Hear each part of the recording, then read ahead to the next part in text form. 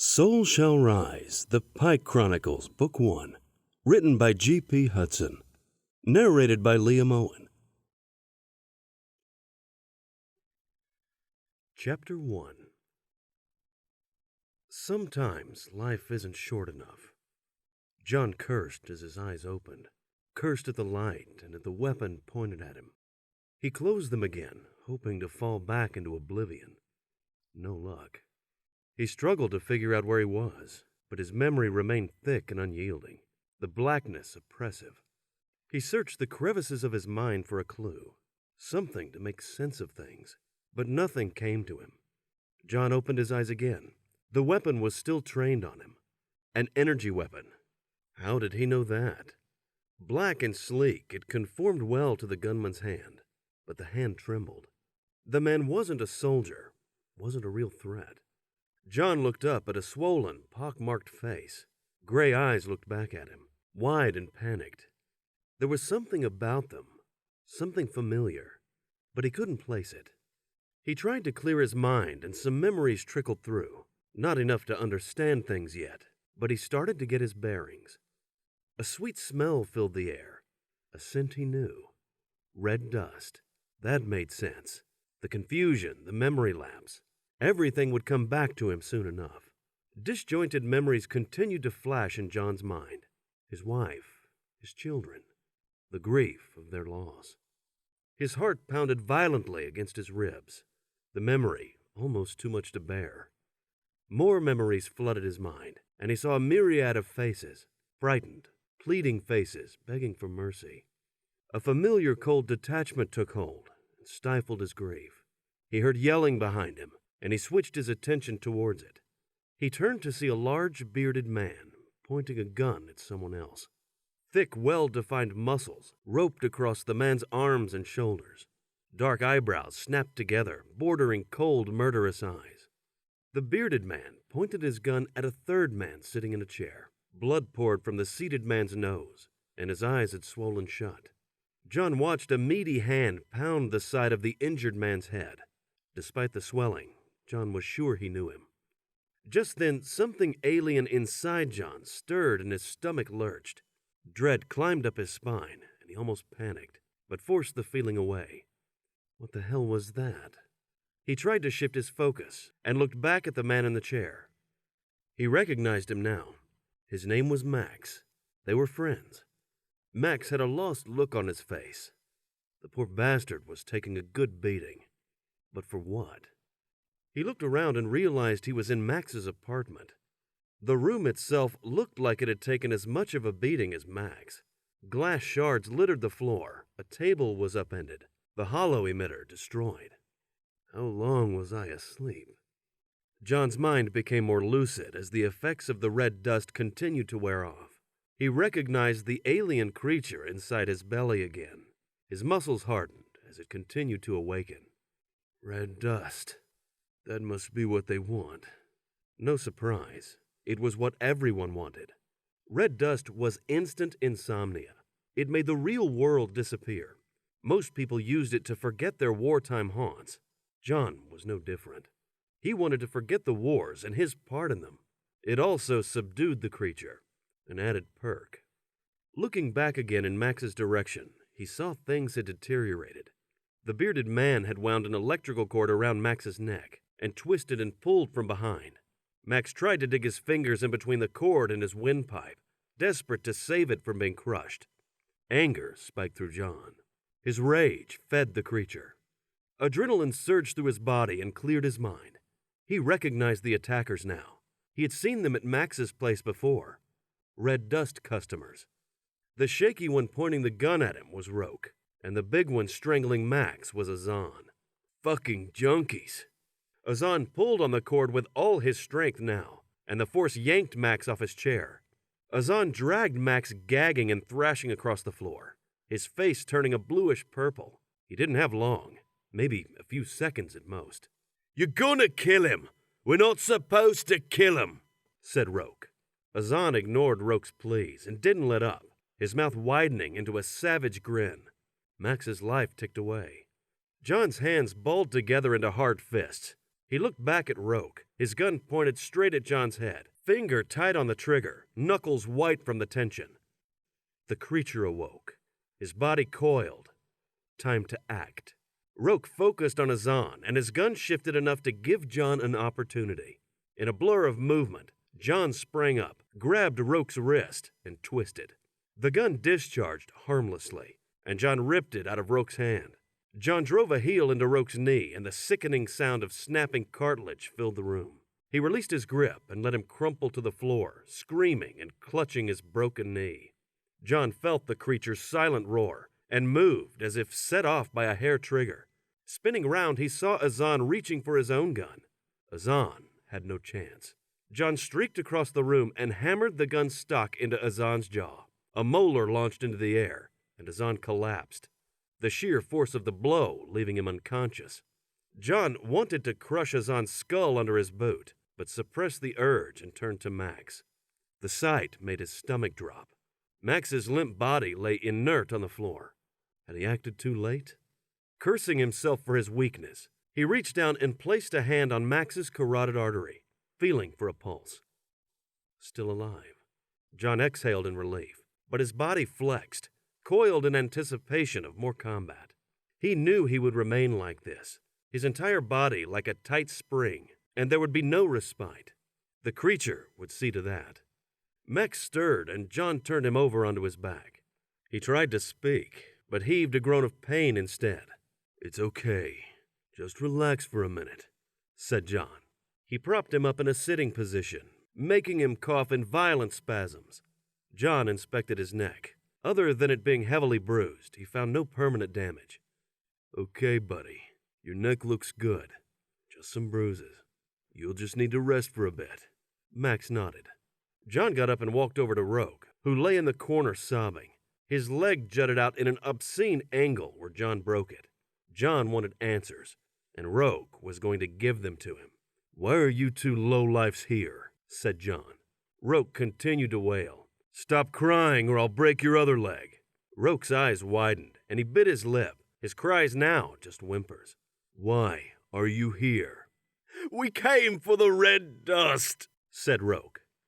Roke was lying. After hundreds of interrogations, Jon knew a lie when he saw one. That these two were trying to steal red dust seemed the obvious answer, and yet Roke lied. Jon stepped on Roke's broken knee, digging the heel of his boot into the mangled flesh. Roke screamed in agony.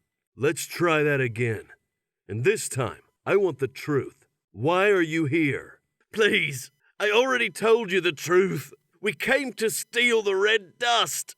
Jon grabbed Roke's ankle and pulled upwards, still grinding his heel into his battered knee. Roke howled. Okay, I'll tell you the truth."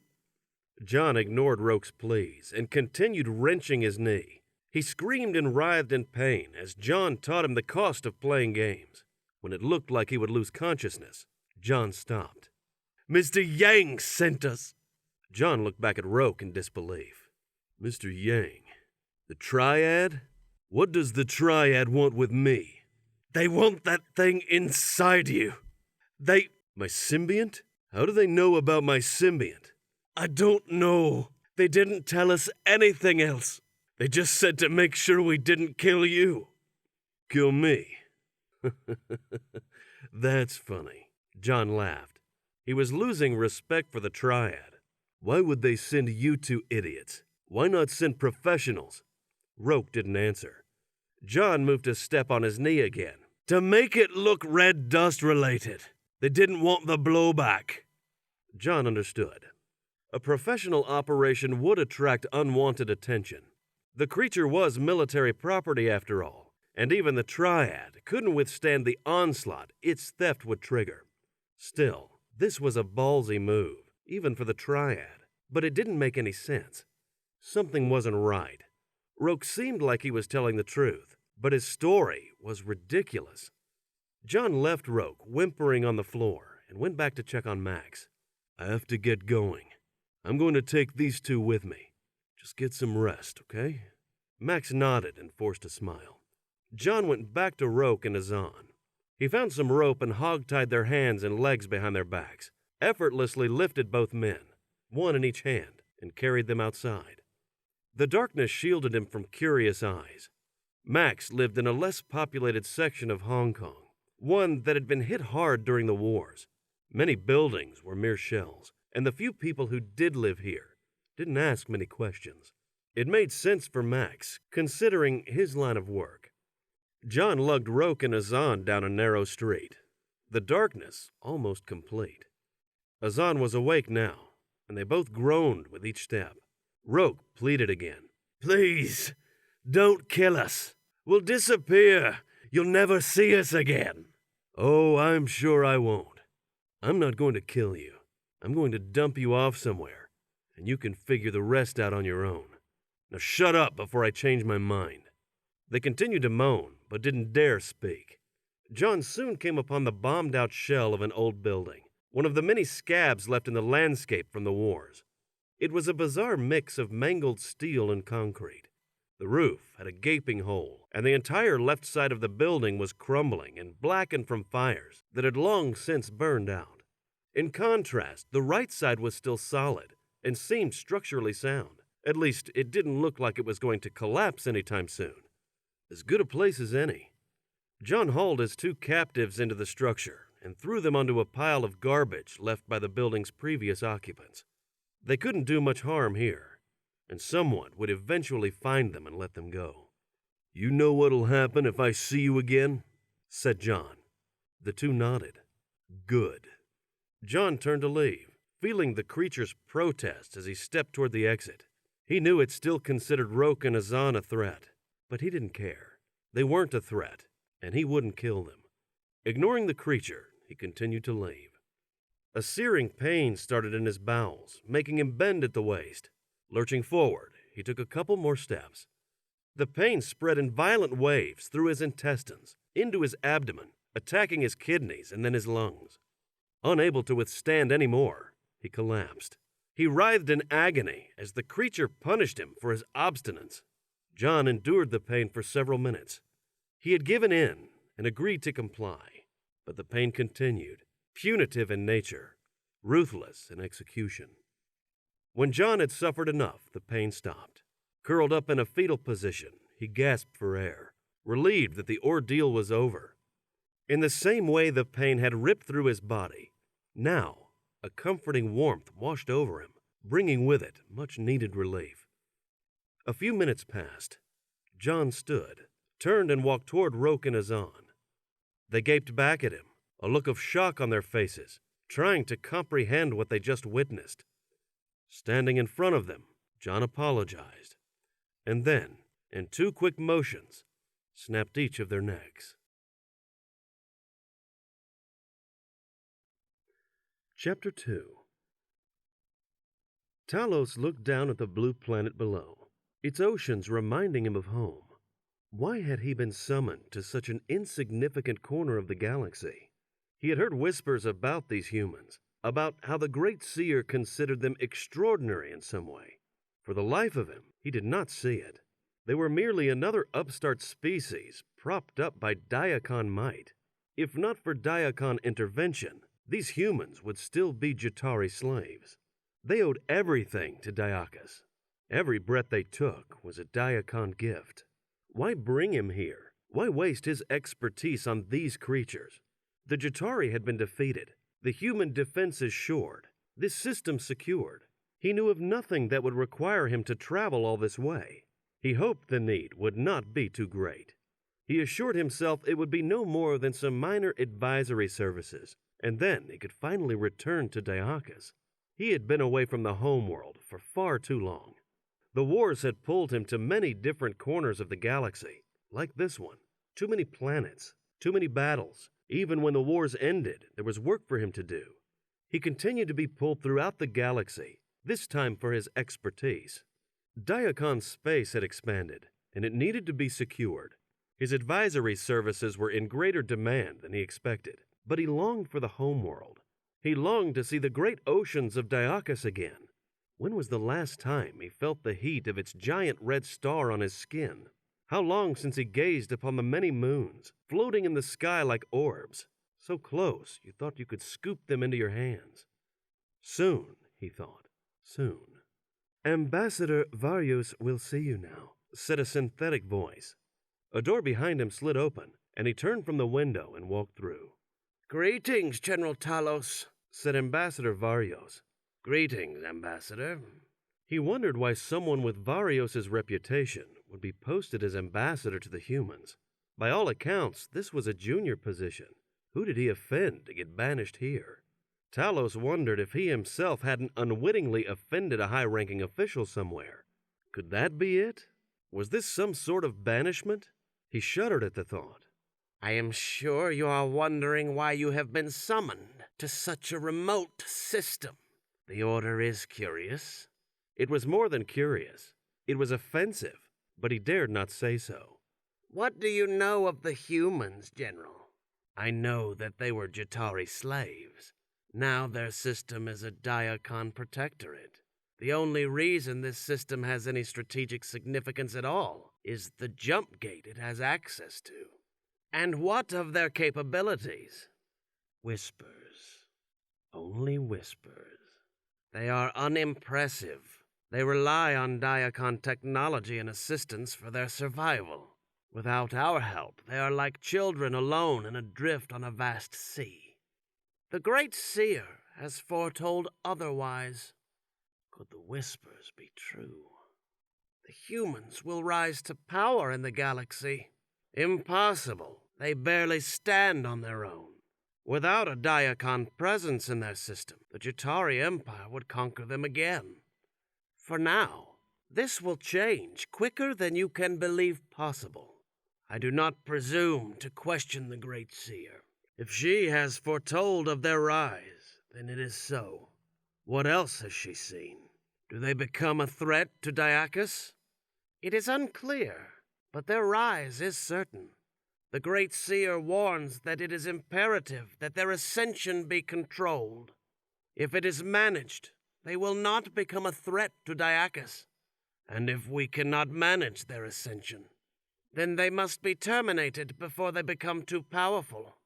Why not terminate their species now and avoid the potential threat altogether? The Great Seer has foretold of yet another threat, one as yet undiscovered.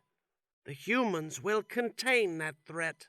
Without them, it will grow unchecked and plague our borders, eventually weakening the Empire. As Diakos weakens, others will grow bold and challenge our power. Over time, Diakos will atrophy, and our enemies will feed on our withering bones. The Empire, a forgotten legend. This cannot be allowed. Diakos has gained too much at too high a cost. By her will, Diakos shall prevail. The Great Seer is wise beyond comprehension." Varios bowed his head in reverence. "By her will," said Talos, bowing his head as well.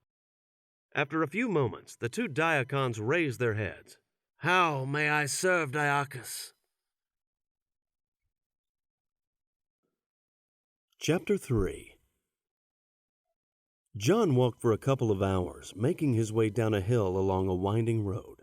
Signs of progress dotted the landscape. Everywhere he looked, he saw growth. Many buildings had already risen from the ruins like defiant fists. It made him hopeful. The Jatari Empire had severely scarred humanity. 500 long years under alien occupation, countless atrocities, orbital bombardment, mass murder, forced labor, stolen children, and then the wars of liberation and their cost. Earth finally had an opportunity to rebuild. Humanity had a chance to recover, even if it was too late for him. Still, the ruins were everywhere. On the walls of one destroyed building were the words, "Soul shall rise," the rallying cry of the revolution. Too few believed those words now. Why fight for something when you're being spoon-fed? At the bottom of the hill, things got busier. It was still night, but the streets filled with people. Hong Kong never slept. An open-air market stretched ahead for countless city blocks. Crowds of people haggled and shouted. The smell of fish and seafood filled the air, making his stomach growl. When had he last eaten? Shaky columns of cages filled with live chickens stood next to the fruits and vegetables. Colorful textiles butted up against the weapon stands, hawking the latest in energy weapons. Anything could be purchased here, so long as you knew what to ask for and how to ask for it. Jon made his way down the street. He had no interest in shopping, but didn't mind mixing in the crowds. He wondered what Yang would do once he realized that Azan and Roke were dead. If he came after Jon again, it wouldn't be with amateurs. Jon wasn't particularly worried, but he still needed to think things through. It was time to get to his ship. R&R was over. A man made eye contact with Jon. It was only for a moment, but that was all he needed. Physically larger than most, he towered over those around him. A battle-hardened face and the menacing eyes of a killer ensured that people got out of his way. The fact that the man made eye contact was the first clue. That Jon always knew a killer's eyes when he saw them was the second. Had the Triad found him? Scanning the crowd, Jon analyzed his options. There was likely more than one opponent, probably 4 or 5. While he used the crowd for cover, he realized his adversaries were doing the same, except they were getting into position, likely putting Jon into a box formation, flanking him on all sides. While not overly concerned with civilian deaths, they would likely avoid attacking in the middle of the market. That reluctance gave him a small edge. He had kept Roke's gun, but needed something more powerful. He turned and walked up to a weapons stand, still scanning the crowd. He spotted 2 more attackers. They had moved into position on his left flank. They were already dead. They just didn't know it yet. The weapons stand's merchant looked at Jon and gave him a knowing smile. This man had obviously spent some time around soldiers. Jon eyed an X-51, a powerful energy weapon. It was perfect. Skipping the formalities, he looked the merchant straight in the eyes and spoke in a low, calm voice. "I'll pay you double if you put a fully charged cartridge into that X-51. The smile slowly disappeared. The merchant became visibly nervous, understanding what was about to happen. He seemed to analyze his option, sizing up Jon and making some quick calculations. It didn't take him long. No fool, he understood that Jon was not someone to toy with. Reaching under the counter, he casually pulled out an energy cartridge, armed the X-51, and placed it back down on the table. Jon smiled at the merchant and nodded his thanks. "Get down."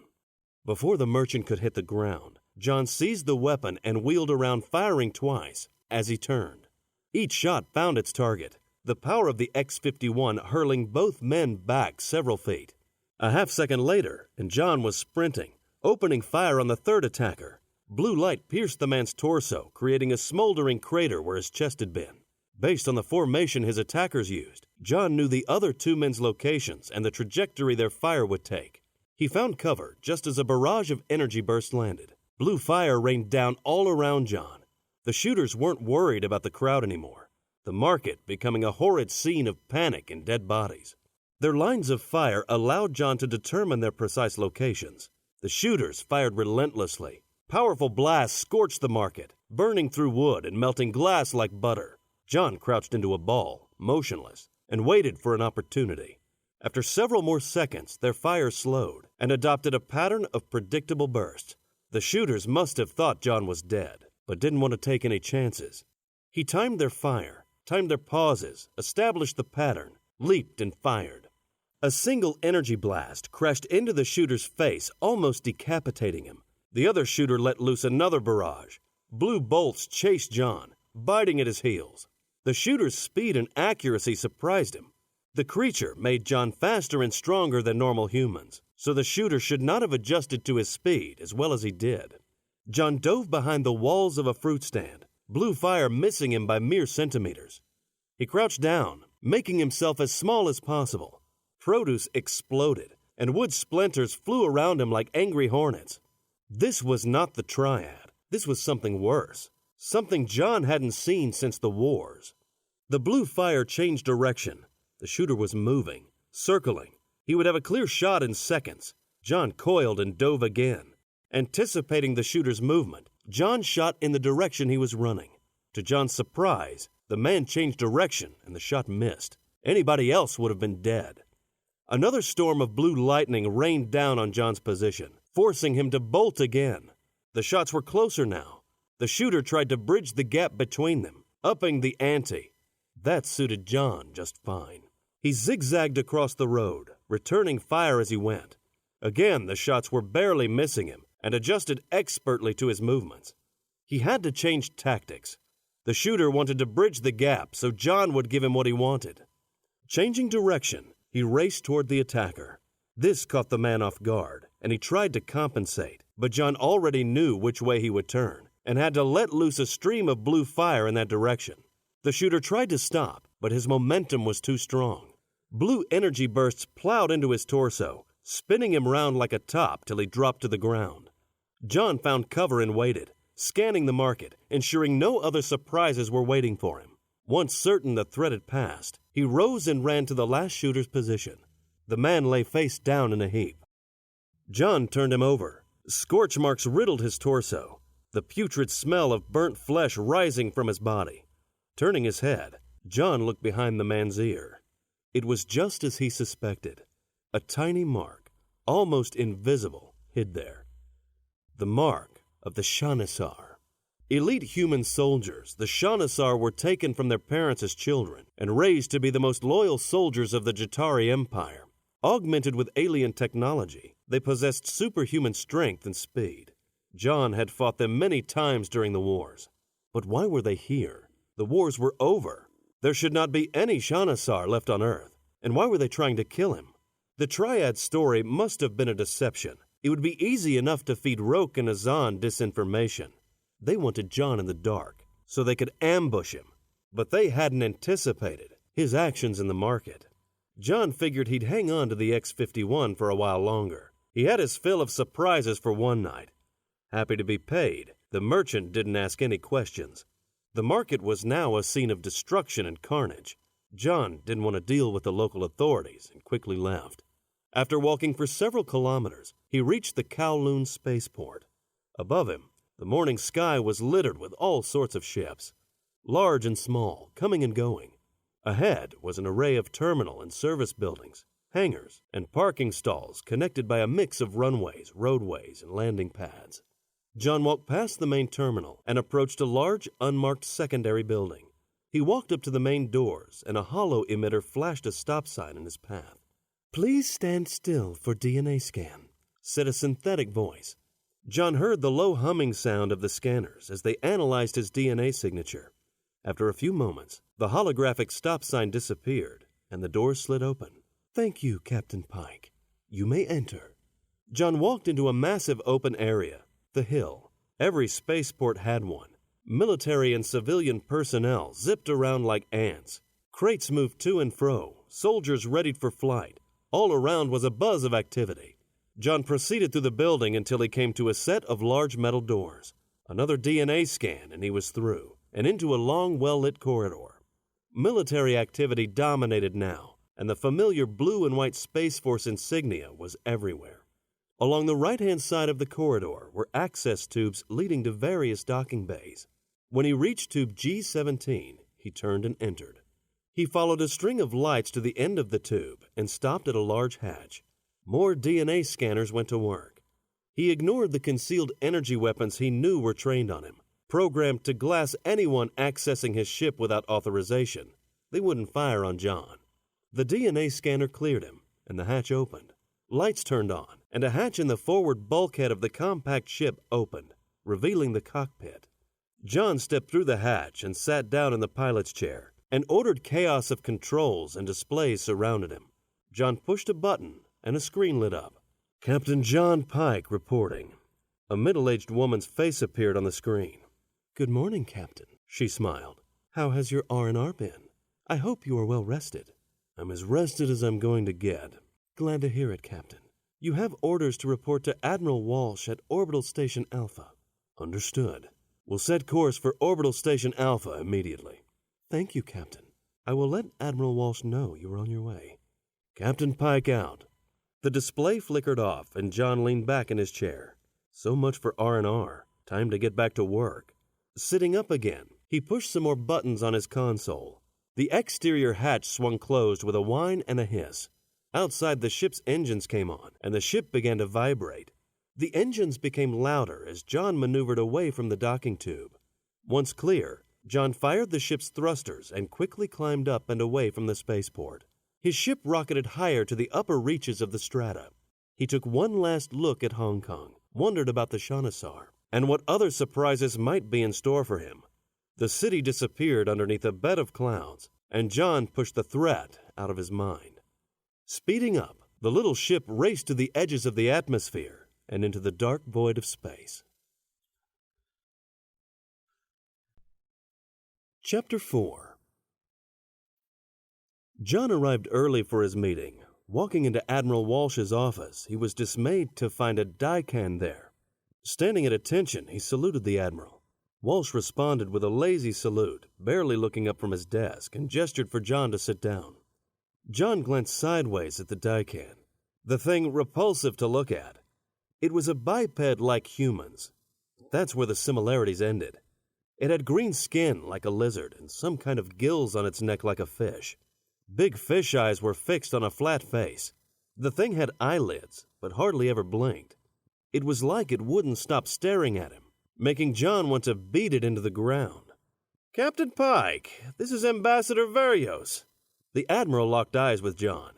His icy stare warned Jon to keep his feelings about the Daikans to himself. "Greetings, Ambassador." Jon almost choked on his words, but gave the Ambassador his best politician smile. "Greetings, Captain." The Daikan spoke with a hiss. Jon wanted to put a hand in front of his face, afraid the thing was going to spit on him. Walsh got straight to business. "Captain, what do you know about the lost colonies?" "Just the same legends everyone else knows, sir. Humans used the jump gates to colonize planets thousands of light years away. When the Jatari Empire invaded the Sol system, the colonists shut down their jump gates to protect themselves." "It isn't legend, Captain. It's fact. We haven't heard from the colonies in over 500 years. But they're out there, and we want to find them again." "Yes, sir. But how is that possible? With their jump gates closed, it would take a lifetime to find them. Maybe 2 lifetimes. "That's why I called you here, Captain. We've been working on an experimental propulsion system in cooperation with the Daikans. It works much like the jump gates do. With it, a ship can jump as much as 50 light years at a time." "Without jump gates?" Jon said. "Correct," Walsh replied. Jon leaned back in his chair and thought about what he had just heard. If true, this would be the biggest advancement since the discovery of the jump gates. "That sounds impressive, sir. I take it you want to use this jump drive technology to find the lost colonies." "That's correct, Captain." "You said the technology was experimental. How long till we can power a ship with one of these propulsion systems?" "We're already there, Captain. We've built a ship and fitted it with the jump system, and we want you to command it." Jon thought the Admiral must have fallen on his head. "With all due respect, sir, I'm covert ops. I kill people. I don't command starships." "Commandeering a starship is part of your training. You know as much as you need to know to command one. Regardless, your experience operating behind enemy lines makes you the perfect candidate. We don't know what we're going to find out there, and I need someone who can adapt to any situation. That someone is you. You're also the only human with a Daikan symbiont, which is why the Daikans prefer you commanding the ship." And there it was. The Daikans were behind it all. They told the Admiral to choose Jon because of the symbiont. Jon's eyes narrowed, and he thought of all the different ways he could kill both Walsh and Varios. It would be over in seconds. The idea comforted him. Jon then thought about the market attack. Was this why the Shanasar tried to ambush him? The Jatari Empire had spies everywhere. Did they know about the jump system? Was there a mole? Jon decided it was best to keep his suspicions to himself for the time being. He didn't want to command this starship. He didn't want the Daikans pulling his strings, and he sure as hell didn't want to keep their symbiont inside him anymore. "About the symbiont, sir, I want the thing out of me." "I'm afraid that is not possible, Captain," said Ambassador Varios. Jon forced himself to look at the Ambassador. "Your physiology is unfortunately not as resilient as the Daikans. While we can remove our symbionts without harm, I'm afraid that it does not work the same way for you. If we remove your symbiont, you will die."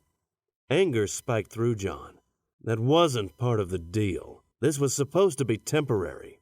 Your symbiont was created specifically for you, Captain.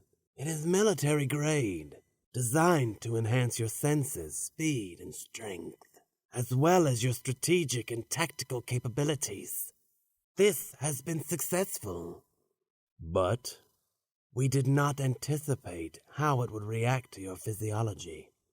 Captain, the symbiont has entrenched itself, fortified its position. So you designed a military-grade symbiont, and now you're surprised that it's acted in a military way, right? Yes, Captain, that is correct. Jon leaned towards the Daikan, ready to pounce. "None of this was intended, Captain. You knew the risks going in," said Walsh. Jon simmered. These Daikans were no better than the Jatari. Aliens. Jon hated all of them. He killed plenty of aliens during the wars. They were all Jatari, but Jon didn't think he'd mind killing a few Daikans too much. And there was Walsh kissing their scaly asses. Jon imagined his fingers wrapped around Walsh's windpipe and wondered how much effort he would need to rip it out of his throat.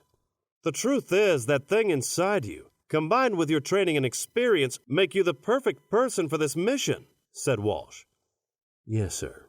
Jon settled back into his chair. The Admiral had made up his mind. There was no point arguing with him. Jon was a soldier first, and this was a mission like any other. Time to get on with it. He would deal with the symbiont issue later.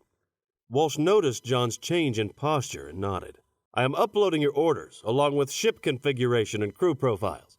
Understood. When can I see the ship? It's named Hermes. I've arranged for your quarters to be relocated to the ship. You'll have a few weeks to get familiar with it and the crew. The engineering team is already on board, as are your security personnel and your XO.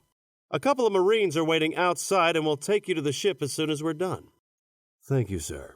If that is all, I'd like to get on with it. Jon wanted to get out of Walsh's office before he was court-martialed for killing a superior officer. That is all, Captain. Dismissed. Jon rose, stood at attention, and saluted.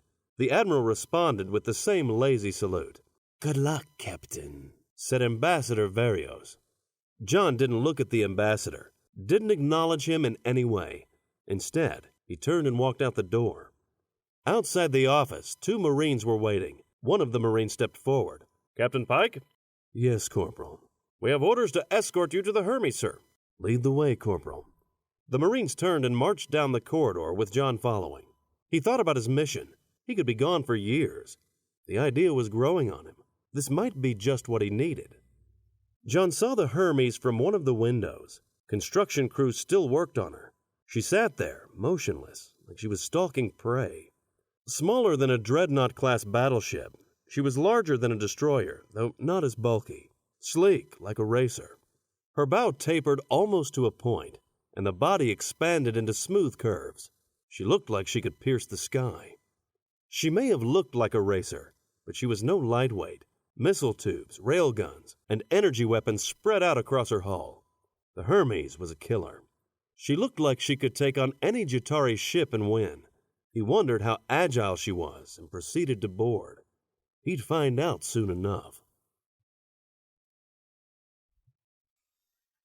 Chapter 5. Captain on the bridge, one of the Marines announced. All eyes turned to Jon. At ease, said Jon. A massive space. The Daikan influences were everywhere, from the giant view screen that dominated the room to the myriad of smaller diagnostic displays. Jon saw Daikan fingerprints everywhere. Even the captain's chair, elevated as it was above all else, could be found on any Daikan warship. Daikan design or not, this was a human ship under human command. His command. Could he do it? Could he command a starship? A tall blonde woman approached and saluted. Commander Linda Wolf reporting. Taller than most women, her broad shoulders and serious eyes gave her a commanding presence. An impressive-looking officer, she had the look of someone who could move mountains if she needed. At ease, Commander. I take it you are my XO. Yes, sir. How long until the Hermes is ready? Our full crew complement will be on board within the next 2 days. There are some minor tests that still need to be performed and some supplemental training. Barring any problems, we should be ready to go in 2 weeks. I'll need a full readiness report, Commander. Tactical, engineering, security, medical, everything. Yes, sir. John scanned the room and noticed a Daikan standing by a computer console. Why is there a Daikan on my bridge? That is Special Envoy Talos, sir. He is here as an observer. How long will he be on board? He is supposed to be with us for the entire mission, sir. John cringed. He hadn't anticipated that the Daikans would have one of their own on board. It made sense, but he wasn't happy about it. Where is my ready room, Commander? Just over there, sir. Wolf pointed to a door on the far left side of the bridge. Very well. I'm going to get caught up on things. Have the Daikan come and see me. Yes, sir. John walked to the door. The Hermes insignia was emblazoned dead center. A black star-covered oval with a sword running through its center. 2 vipers coiled up the blade to a pair of wings spreading out at the hilt. John thought the insignia was fitting. The sword was humanity, and the 2 vipers were the Jatari and the Daikans. The word Hermes bordered the top of the oval, and the word Space Force bordered the bottom. Semper and Primus. Latin for always first, displayed left and right respectively. Fitting indeed. The door slid open, and John entered. The room was like any captain's office he had seen. An oversized faux leather chair sat behind a sleek cedar-toned desk. 2 chairs flanked the desk on the opposite side. Behind were 2 large ancient Earth statue replicas from the Greco-Roman period, and the odd print from the Earth's golden age adorned the wall. Symbols of long-lost human greatness, they seemed out of place and hypocritical. A vertical floor-to-ceiling aquarium stood in the corner. Charcoal-colored walls with chrome accents surrounded the room, and a burgundy carpet covered the floor. A pair of windows offered a view of the wine-dark void outside. John walked over to the desk and sat down. Captain of a starship of all things. What had he gotten himself into? He had always been a field operative, and now here he was sitting behind a desk. Before long, they would have him sitting with the bureaucrats at Space Force Command. The thought sent a cold chill down his back, making him shudder. Special Envoy Talos requests entrance, said a synthetic voice. Come in, said John. Even worse was that a Daikan was coming along for the ride. The door opened and Talos entered. Greetings, Captain. Greetings, Special Envoy. The Daikan sat in one of the chairs opposite John, unblinking eyes fixed on his. I trust your stay on the Hermes has been a comfortable one. Yes, Captain. Your crew has been very accommodating. I've been told you'll be accompanying us on our mission. That is correct, Captain. As an observer? As observer and advisor, Captain. Advisor? Yes, Captain. The Hermes is partially Daikan design. We are here to advise on its many intricacies. What do you mean, we? There are several advisors on board, Captain. There are advisors with expertise in engineering, medical, and tactical. We are all here to assist your crew. All right. Then we need to get something straight right from the start. This is not a Daikan ship. This is a human ship. My ship. I give the orders here. Of course, Captain. Your advisors will assist only. Any decision-making rests solely with myself and my officers. Yes, Captain. I would not have it any other way. John studied Talos. No noticeable reaction. He hid his emotions well. The Daikans were used to giving orders, used to people like Admiral Walsh and President Lewis doing as they were told. It was true that humanity owed a lot to the Daikans. If not for them, Earth would still be under Jatari rule. The Daikans armed Earth with powerful weapons. They helped Earth rebuild. They shared their knowledge. Science, medicine, technology. All aspects of society were advancing at mind-boggling speed. All thanks to the great benefactors, the Daikans. Everyone was grateful and fearful, afraid that they might change their minds. So when the Daikans asked for something, Earth's leaders jumped. It disgusted John. The way he saw it, humanity had gone from being Jatari slaves to being Daikan serfs. Of course, it was better than the alternative. The Jatari occupation had been a horrific piece of human history. When the Jatari Empire first discovered humanity, they sent one of their battle groups to the Sol system. It took them only a few hours to annihilate the flimsy human defenses. Earth then experienced the horrors of Jatari orbital bombardment. Simple, relentless brutality. Major cities on all continents were targeted. repeated offers of surrender ignored. A third of Earth's population died that day. The remainder became a workforce. Exceptionally ruthless humans were identified and made governors. The governors used fear and intimidation to ensure optimal production. They also performed the heinous act of identifying talented children and sending them to Jatari training centers and trained to become the most feared and loyal soldiers in the Empire, the Shanasar. For 500 years, humanity endured this oppression. Then, the Diakans came. While Earth always had resistance movements, they were no more than bandits stealing from the governors and killing them or their staff when the opportunity allowed. The Diakans covertly trained and armed these movements, turning them into a more effective fighting force. Still, they were not powerful enough to liberate Earth. It was only when the Diakans established a foothold in the Sol system that they could be more actively deployed. The Diakans fought the Jatari in space, and the Resistance fought on Earth. As the Resistance gained ground, their ranks swelled with volunteers. Then the Shanasar were sent in. Earth's lost children returned home as battle-hardened super soldiers to crush all hopes of freedom. They punished anyone who helped the Resistance.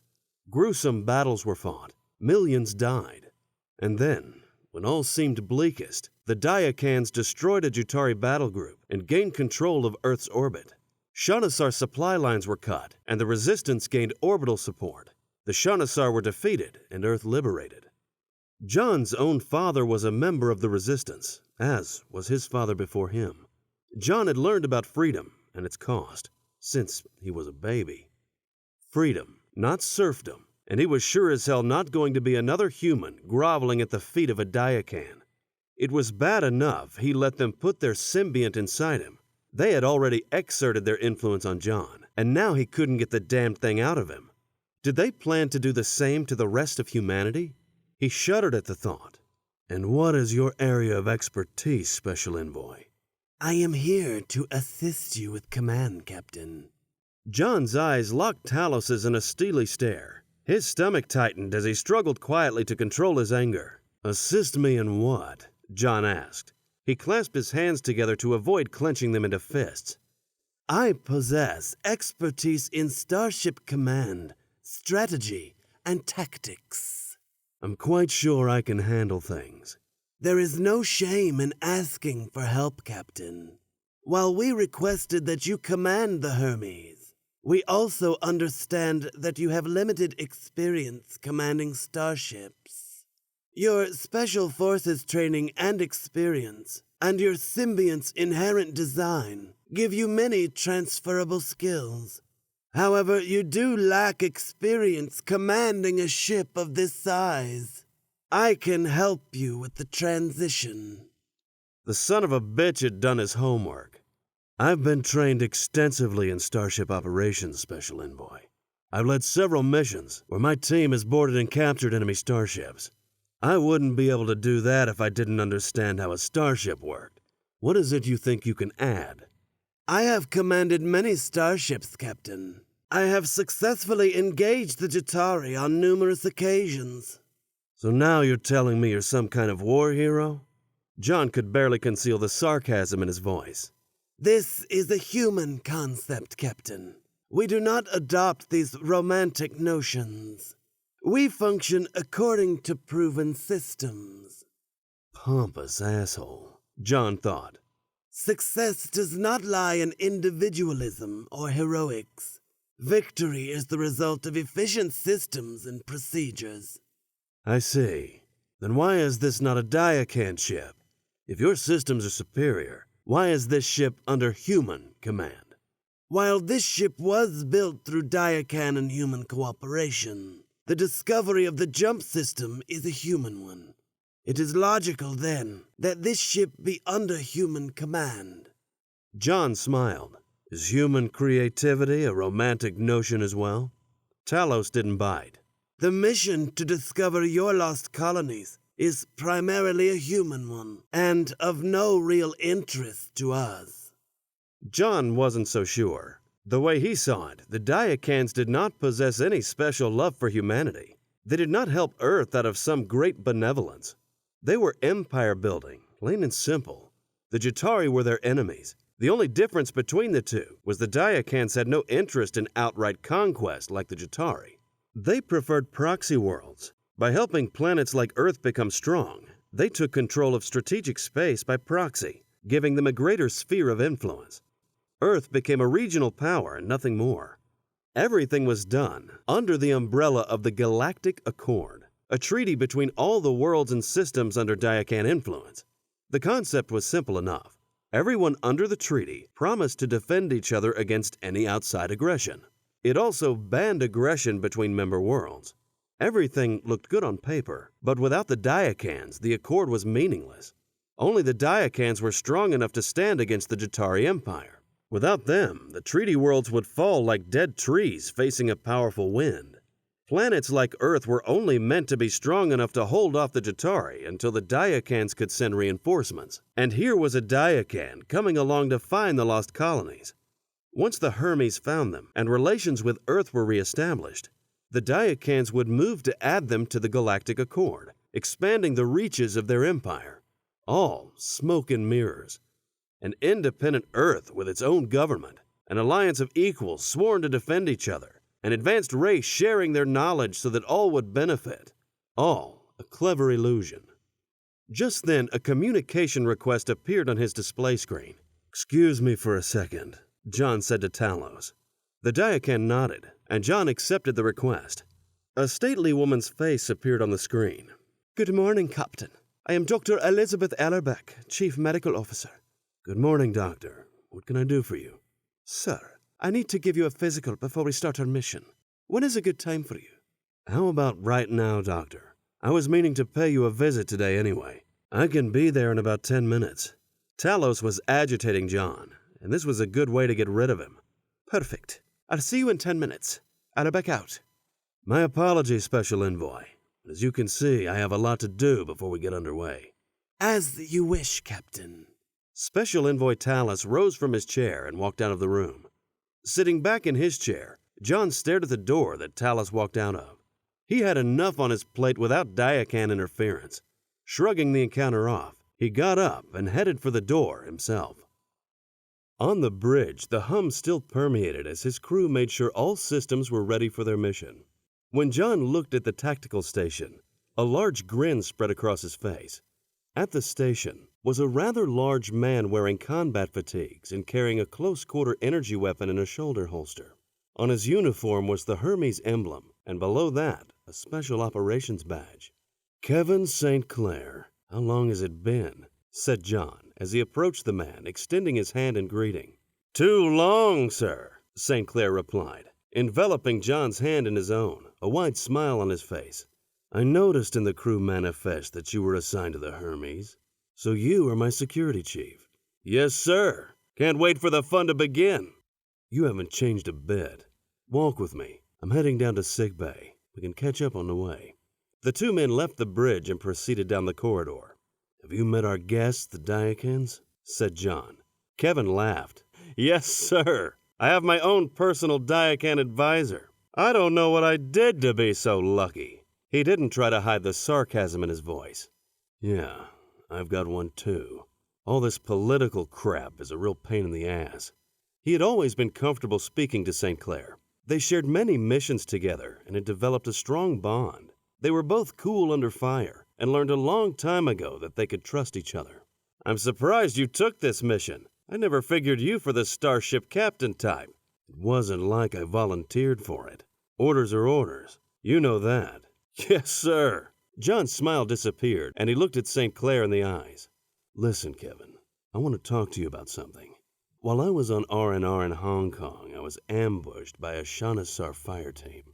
Kevin's eyes went wide. "Shanasar? On Earth? I thought those bastards were long gone." "So did I, but they were Shanasar all right.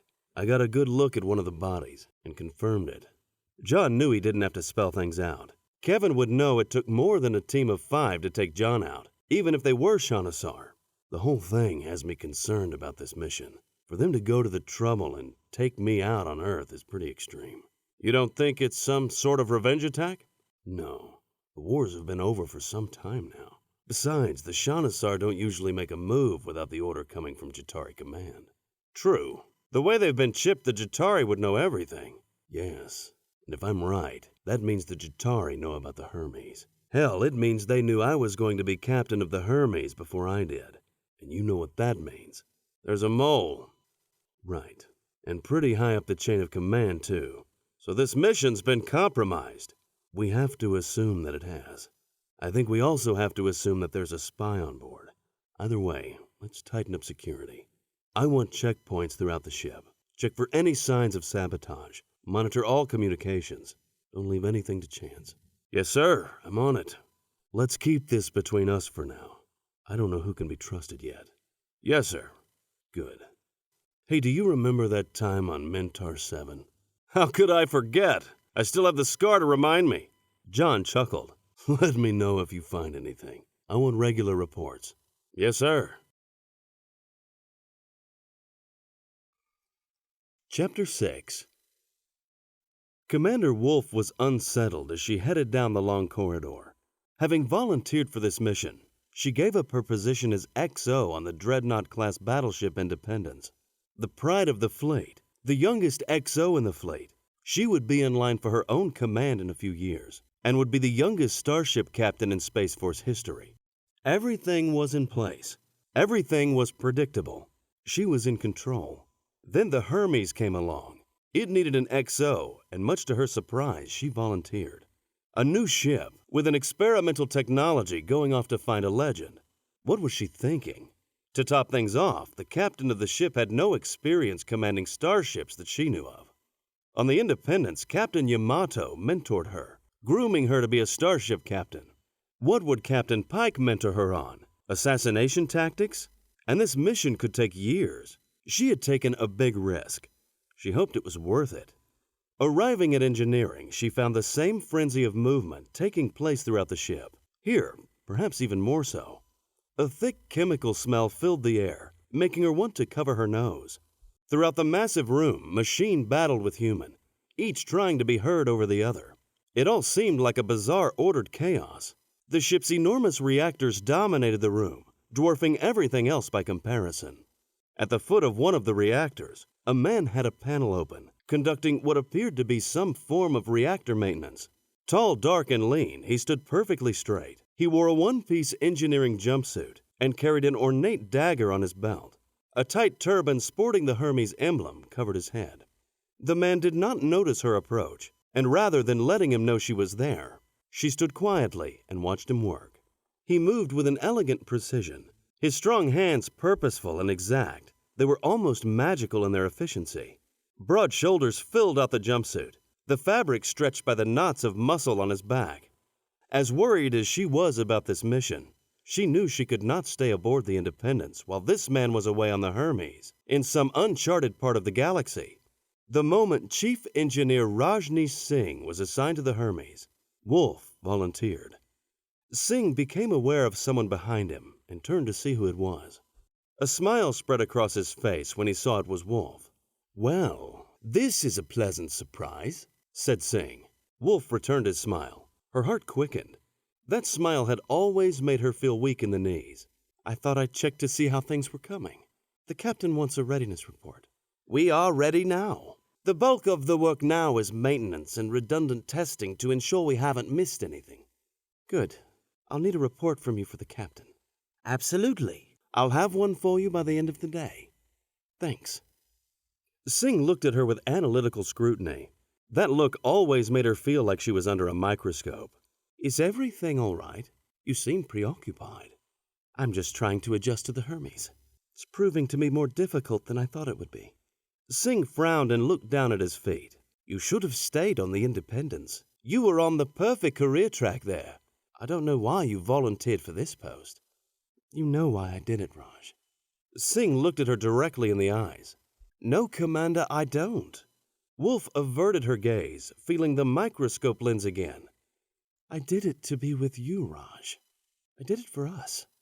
"There is no us, Commander." Singh's eyes darted about, worried that his voice had been too loud. He continued in a more hushed tone. "Whatever we had is over. You need to accept that and move on." Wolf struggled to suppress the emotions boiling over inside her. Her shoulders slumped ever so slightly. and her stomach hollowed out. I know you still care about me, Raj. I'm not going to let you throw away what we have. Singh's tone became tender and apologetic. Linda, please. We've been through this before. Of course I care for you. I always will. But it just can't work between us. The change in Singh's tone lifted Wolf's spirits, slightly, and she inhaled deeply. She locked eyes with Singh again and let him see the confidence and determination that possessed her. You love me, Raj. I know you do. And I love you. That's all that matters. You'll see. Singh frowned again, a look of resignation in his eyes. If that is all, Commander, I have a lot of work to do. Wolf knew they shouldn't be having this discussion while on duty. She straightened her back and adjusted her uniform. That is all. Singh snapped a salute, his eyes expressionless and staring straight ahead at some invisible point behind her. Wolf saluted in return, turned, and walked out of engineering. Chapter 7. Your move, said Security Chief Kevin St. Clair, trying to keep his sergeant's mind on the game. A few meters away from them, a group of off-duty Marines were making jokes and laughing over a game of poker. But that wasn't what had kept the sergeant distracted. Yeah, sure, Sergeant Henderson nodded, scanning the chessboard. His hand came up and raked through his crew cut. Deep craters formed on his broad forehead, accenting his severely crooked nose. He studied the board for a bit longer and looked back up at Kevin. He had small, dark, menacing eyes, which were known to make even the bravest recruit practically crap themselves. The thing is, with this new jump system, we really got a shot. We can install this thing on all our battleships, and then who's gonna fuck with us? Kevin rolled his eyes. Here we go again, he thought. With the exception of Captain Pike, there was nobody other than Sergeant Henderson he would rather go into a firefight with. Smart, tough, and disciplined, Kevin knew he could count on him to get things done. But for all his good qualities, he kept rambling on about his theories and philosophies. Most were afraid to tell him to shut up, and Kevin figured he knew it. It didn't matter much, though. The man had earned the right to talk as far as Kevin was concerned. See, the Daikans, they've been helping us take out the Jatari, but we've got to stand on our own 2 feet. We need to be self-sufficient. Are you going to move or not? Yeah, sure. Sergeant Henderson picked up a bishop and slid it across the board.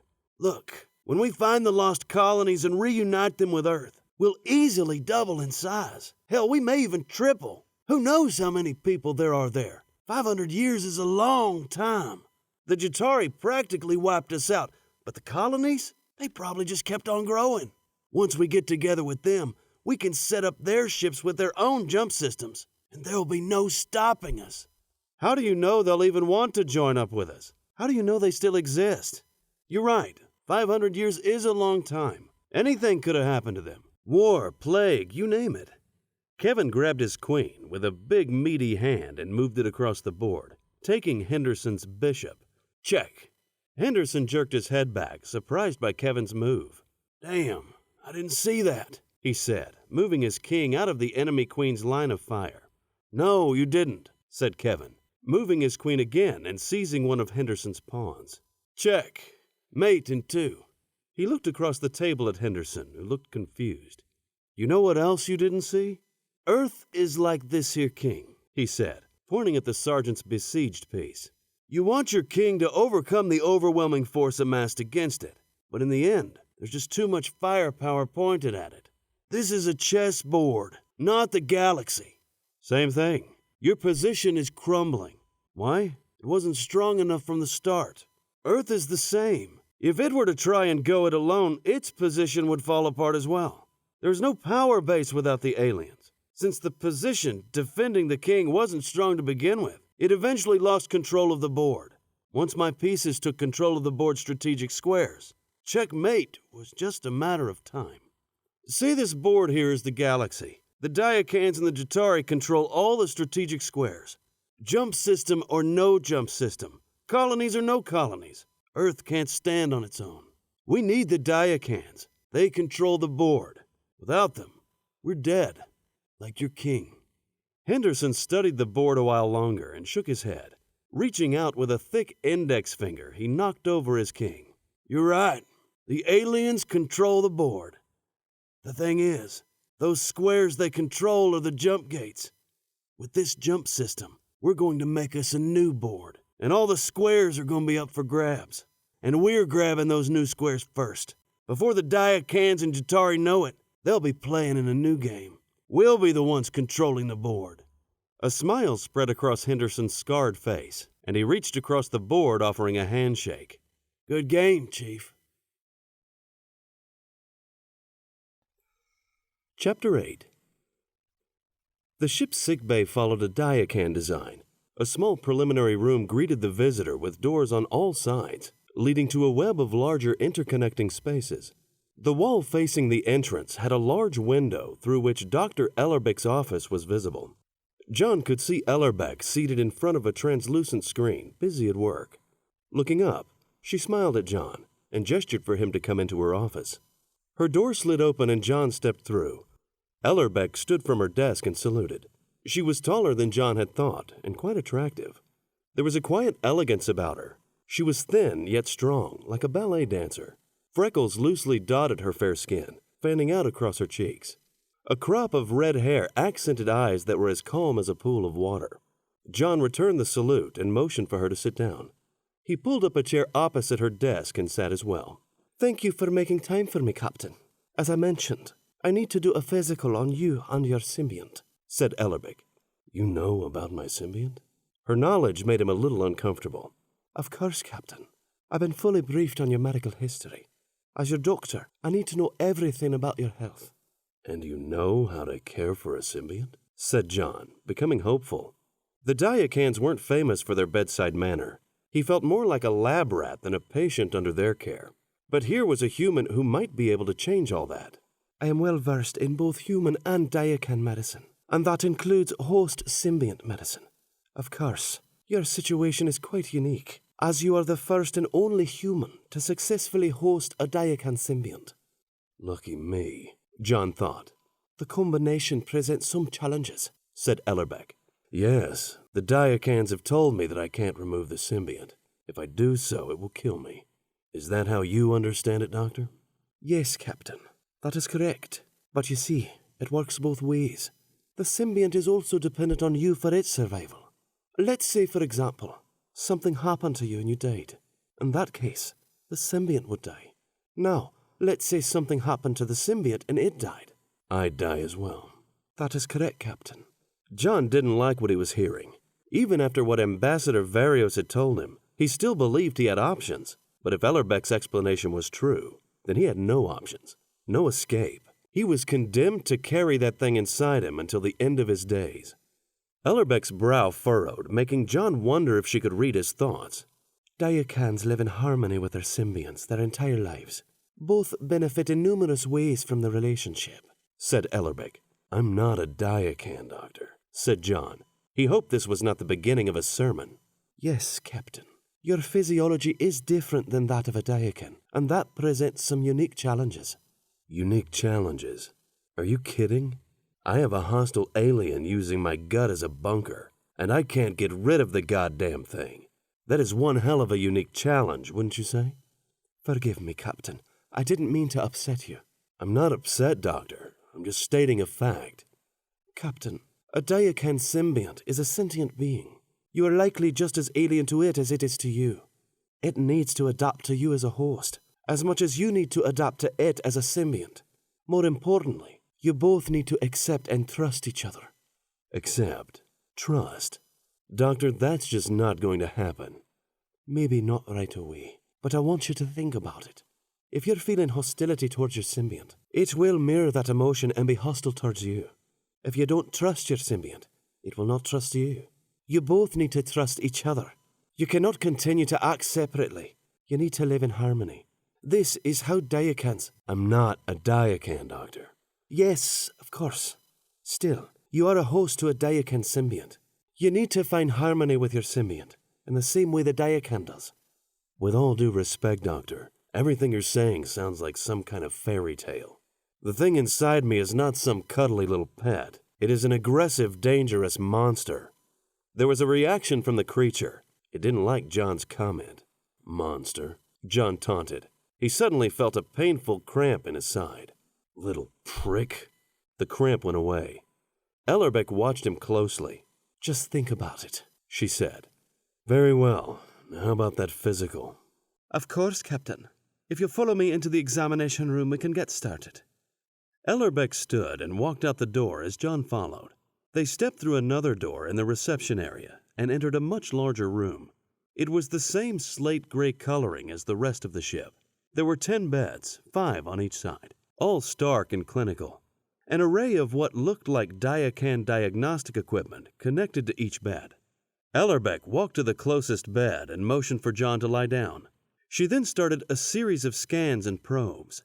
A translucent holographic screen appeared, floating in the air above Jon, and instantly displayed the results of each test. You are remarkably healthy, Captain, as is your symbiont, said Ellerbeck. Jon shrugged. It was nothing he didn't already know. Captain, I am seeing traces of alien narcotics in your system. Ellerbeck looked down at Jon. Care to tell me about it? Jon met her gaze but stayed silent. Captain, I can't help you if you don't tell me what's going on. Jon sighed. There was no point trying to argue with the doctor's scans. Red dust. I use it from time to time when I'm on R&R. Are you addicted? No. It helps me with the creature. You mean the symbiont? Yeah. You take this red dust to quiet it? Yeah. Sometimes it's too much, having that thing in my head all the time. Was he telling her too much? He didn't know how far he could trust the doctor. I understand. Sometimes it can overpower its host. This would be a greater risk in your case. I can't believe countermeasures weren't taken to avoid this. What do you mean? As I've said, you need to learn to live in harmony with your symbiont. But there is an adjustment period, and countermeasures are usually taken to avoid conflict. What type of conflict? He already knew what the doctor was going to say, but still wanted to hear her say it. In rare cases, symbionts have been known to try and take control of the host. Considering the aggressive nature of your symbiont and the fact that you're not a Diacan, you would be at a greater risk. I would think that precautions would have been taken.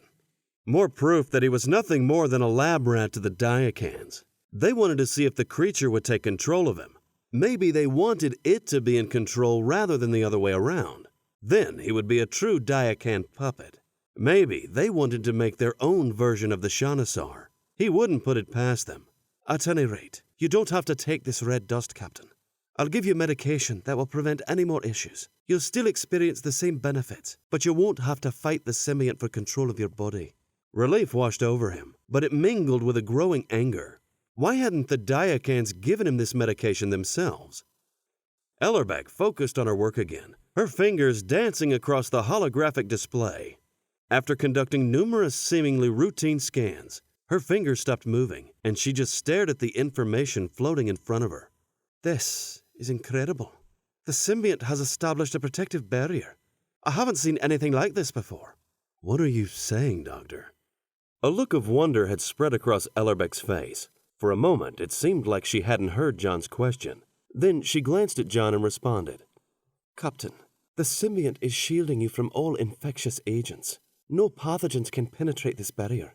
You are essentially immune to any infection or disease. I don't believe any free radicals or parasites can penetrate the barrier either. This is amazing.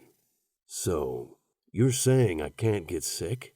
It's more than that. From the looks of these readings, it may be much more. I have to study this information more thoroughly to be sure. Doctor?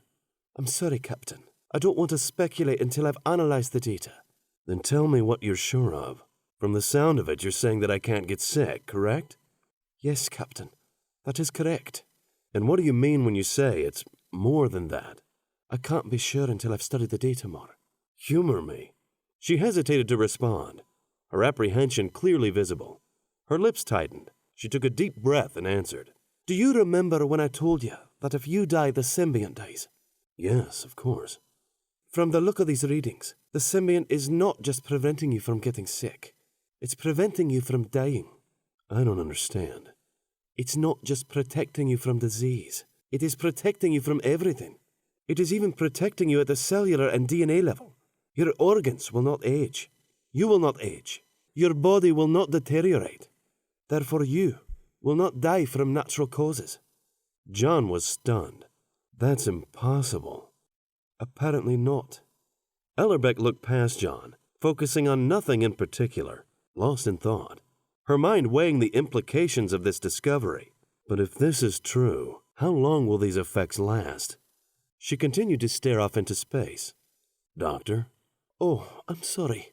The effects will last until your symbiont dies. And how long is that? Each symbiont is different. But on Diakos, the symbionts consistently outlive their Diakan hosts. When the host dies, the symbiont is removed and placed in a new host. The fact that your symbiont couldn't be removed was completely unexpected. Ellerbeck's voice grew soft. She had a mesmerized look on her face. Jon stared at her, unsure if he wanted to ask the obvious question. Doctor, how long does a Diakan live? The question brought Ellerbeck back to reality. She looked at Jon, her eyes wide. The average Diakan lives well over 300 years. The average symbiont can live 3 times as long. Captain, you could live to be over 1,000 years old. Chapter 9. Special Envoy Talos waited for the other Diakan advisors to be seated before speaking. By the will of the Great Seer, I call this meeting to order. The Diakans all bowed their heads solemnly in response. By her will, they all said together. The jump system had been a human invention, but the Hermes was mostly made up of Diakan technology. To him, it would have been simpler to place the ship under Diakan command. The ship would be run efficiently, and the human colonies found with minimal complications. Instead, they settled for Captain Jon Pike, an assassin with a Diakan symbiont. A logical choice so long as the symbiont could be controlled. The other Diakan advisors sat at a large round table, green fingers folded together in front of each, copper-colored eyes focused on Talos. These were all fine officers. They would be a valuable asset on any Diakan battleship. Yet here they were, mere advisors, or simple observers according to the captain. The humans were foolish. How could such a race rise in power? Could the Great Seer be mistaken? You have all been briefed regarding our purpose. We are to oversee this mission and ensure its success. The humans must find their lost colonies, and Diakos will then add them to the Galactic Accord. The humans are to rise. Then keeping all humanity bound by the Accord is the best way to manage them. Under no circumstances can this mission be allowed to fail. The Diakans around the room nodded their agreement. Talos looked to his right at Balfos, the Diakan engineer. He had commanded engineering rooms on the finest battleships in the fleet. If anyone could be trusted to have engines at peak efficiency, it was him. Advise us of what progress the humans have made in engineering. The humans are progressing in an adequate fashion. They will be prepared by the deadline, said Balfos. And what of their jump system? By her will, it performs at optimal levels. Its continued performance is of the utmost importance. It will be done. And our chief engineer, Chief Engineer Singh, is something of a challenge. Why?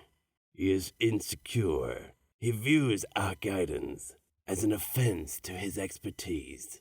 A strong leader would accept all suggestions and come to a decision, but he does not want to hear suggestions. He allows his emotions to govern him.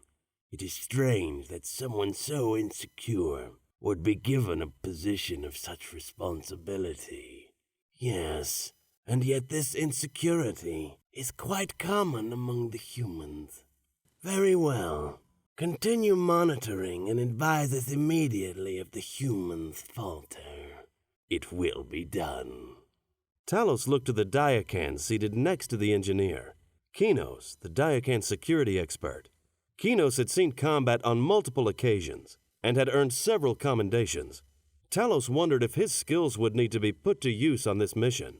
What develops are there within security? The humans fear that their mission is compromised. They have established checkpoints throughout the ship. They also search for signs of sabotage. Is this not standard procedure? No. This is different. It is a change of focus and happened as soon as the captain arrived. Then the captain is responsible for the change of direction? Yes, the captain and security chief St. Clair have shared combat history. If the captain suspects something, he would trust the security chief with the information. Interesting. And our security chief is not providing explanations? No, he is not. We cannot allow this mission to be compromised. Any threats to this mission must be identified and eliminated. It will be done. How do you rate their preparedness? They are an efficient fighting force. Every member of the security team is a combat veteran, and many have experience serving on Diakan battleships. They are well equipped and well disciplined. And our security chief? He is competent. Ensure he remains competent. It will be done. Talos cast an eye to the next Diakon at the table, the medical advisor, Matos. He knew that Matos had standing on Diakos as well as on Earth. He spent considerable time teaching the humans Diakan procedures and medical technology. Dr. Ellerbeck herself had been one of his students. He understood human physiology, as well as that of several other alien species. He would be a valuable asset on this journey. And how is our chief medical officer? Dr. Ellerbeck is examining the captain and his symbiont as we speak.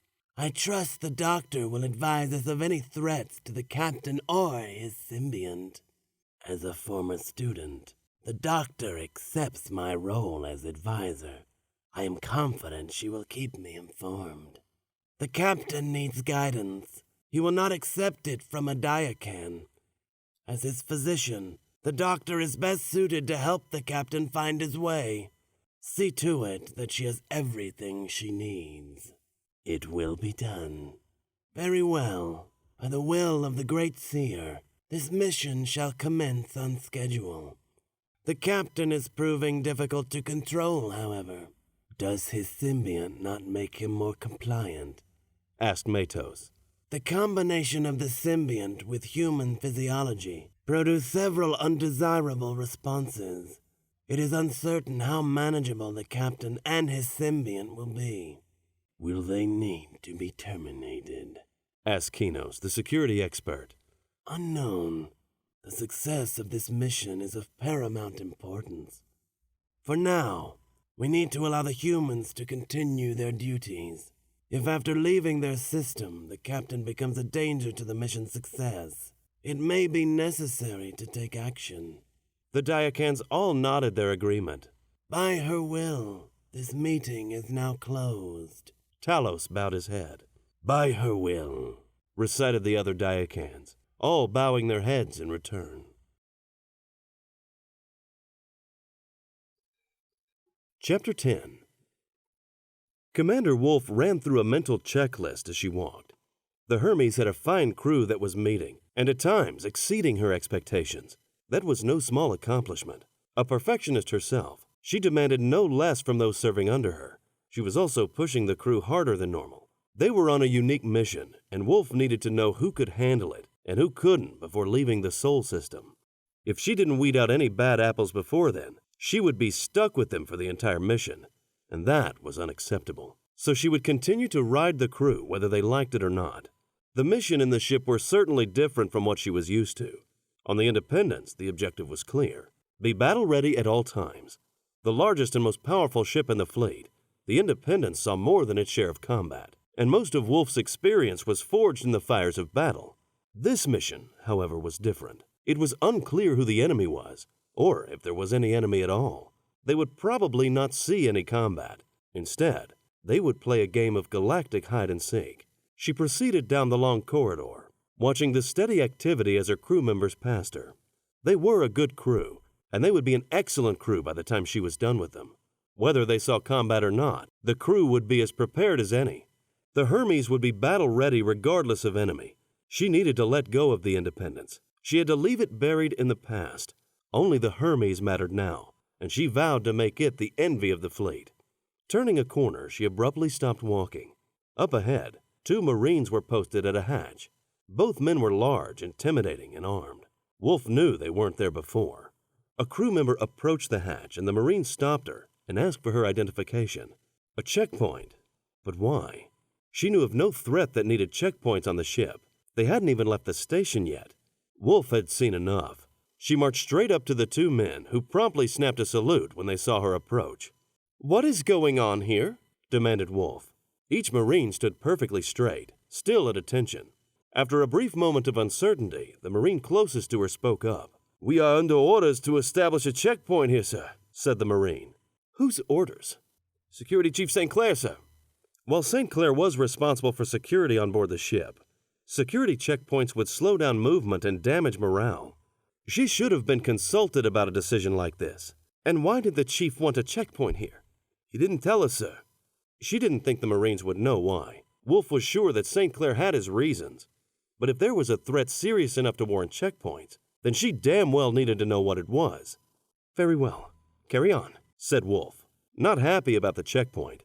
She wouldn't override the chief's orders without more information. Efficiency required order, and order required hierarchy.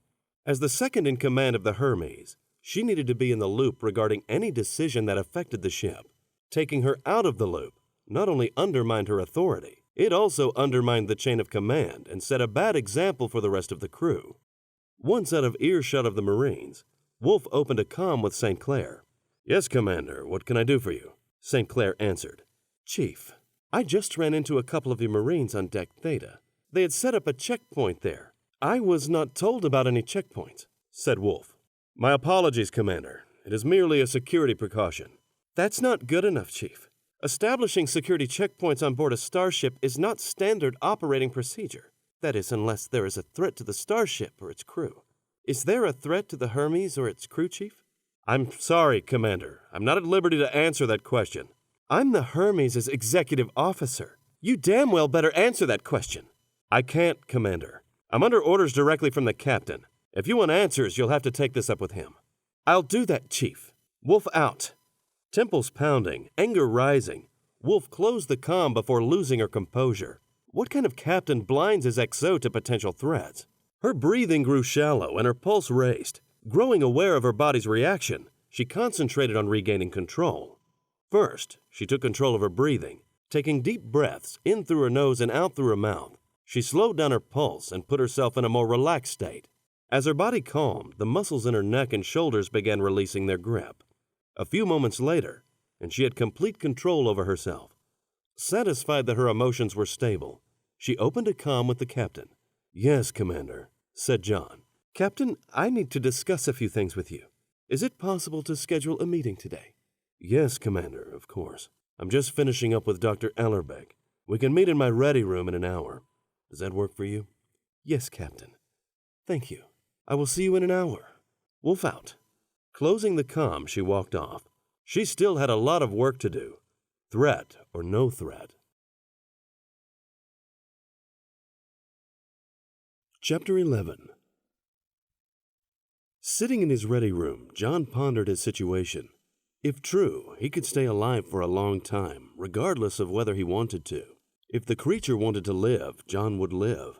Most would be happy to live for 1,000 years. Jon wasn't one of them. To him, it seemed like a 1,000-year prison sentence. He had already seen more than enough pain and suffering for one lifetime. How could he possibly endure a millennium? He called up a picture of his family, his wife and his 2 beautiful daughters. So young, too young. Their deaths had crushed him. He had so little time to grieve. He had always been a soldier. Not knowing what else to do, he returned to active duty. He returned with a score to settle. To say he was angry would not do the emotion justice. No words could describe the torment and fury boiling over inside him. He volunteered for anything that allowed him to kill the enemy. Deep space ops in enemy territory? No problem. Assassination of high-value targets? Sure thing. Extreme interrogation tactics? Look no further. Surprising everyone, Jon beat the odds time and time again and came back alive. He did not fear death anymore. He embraced it. That lack of fear kept him alive. If you are not afraid to die, you do not get nervous. You do not get anxious. You do not hesitate. and you do not make stupid mistakes that get you killed. Nonetheless, everybody figured it was just a matter of time, including Jon. Then an opportunity presented itself like no other. A highly classified experiment had begun, and Jon was one of a handful of pre-qualified candidates. When Jon discovered that this experiment might give him the ability to kill even more of the enemy, he instantly volunteered. He turned out to be the only volunteer, and so he became the first human in history to become host to a Diacan symbiont. True to their word, the symbiont did indeed allow him to kill more of the enemy. It did so by augmenting his abilities. His strength and speed increased tenfold. His senses became so heightened that he discovered a world he never knew existed. He could see like a bird and smell and hear like a wolf. Even his mind changed. When it came to matters of strategy and tactics, he instantly saw the most efficient answer. His success rate climbed alongside his kill rate, and then the war ended. Jon never thought he would see the end of the war. He just assumed he would die on one of his missions. He accepted it.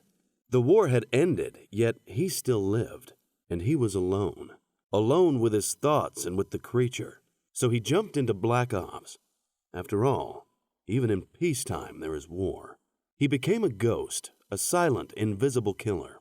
He continued to wage his private war, continued to see justice done on those responsible for the deaths of his girls, certain that one day the time would come when he wouldn't return.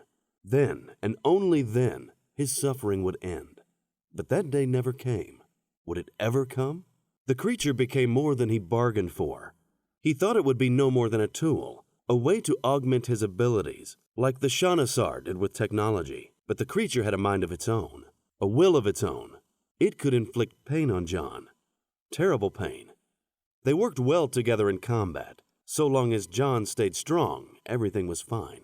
If Jon showed any weakness, however, the creature took over and forced Jon to act. Any potential threat to Jon became by default a threat to the creature. That it did not tolerate. It lived. It wanted to keep on living, which meant that Jon had to keep on living right along with it. Thankfully, the medication Dr. Ellerbeck had given Jon seemed to be working. The creature stayed quiet. Unfortunately, it was not permanent, and Jon needed to take regular doses for it to keep working. He wondered how long he would need to take the medication. Hopefully, the doctor brought enough on board. "Commander Wolf requests entrance," said a synthetic voice. "Come in," said Jon. He turned off his family picture and settled back into his chair. The door opened and Wolf walked into the room. She exuded strength and leadership. Here was a winner. Yet there was also a tension about her. Jon noted the flexed muscles on the side and back of her neck, the slight clenching of her jawbone, the temporal tightness. She pushed herself too hard. Did she do the same with the crew? He had taken the time to review her file. An impressive career, to be sure. Youngest XO in the fleet, decorated with the Space Force Cross for extraordinary heroism at the Battle of Callisto. She had been one of the fleet's rising stars, yet she volunteered for duty on the Hermes. Why? It didn't make any sense. Wolf came to attention in front of Jon and saluted. Jon returned the salute. "At ease, Commander. Please, sit down," said Jon. Wolf pulled up one of the chairs and sat across Jon, her back perfectly straight, eyes level. "What can I do for you, Commander?"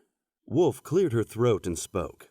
"Captain, I am a little concerned about something I saw today.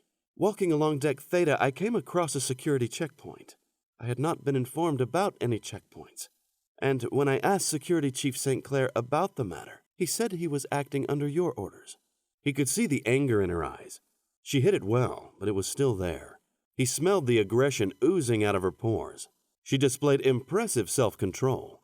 If he hadn't been her commanding officer, she might even take a swing at him. "Yes, Commander, that is correct."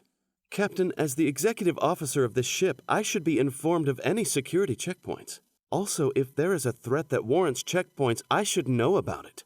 Jon sighed. Worried about a mole being on board, he didn't know who he could trust. Wolf herself could be the mole. He studied her for a long moment. Nothing about her seemed disloyal. She did show some signs of aggression and stress, but that didn't make her a traitor. Jon knew he had to start trusting people. It would be impossible to run this ship if he didn't. "You're right, Commander. You should be informed of any security threats." Jon saw some of the tension leave her face. Commander, I believe that this mission has been compromised. I also believe that there may be a threat on board. The temporal tightness returned, and long-established worry lines deepened, carving jagged trails across her brow. Compromised? How? I don't understand. The Shanasar attempted to assassinate me before I came on board. Before I even knew about my assignment, I believe the Jatari are trying to sabotage this mission. But if you're right, then we need to notify Space Force Command. No, we don't. There is a mole at command. I don't understand. How do you know that? The Jatari knew I would be captain of the Hermes long before I knew. They also knew where to find me. That means someone at command is feeding them information.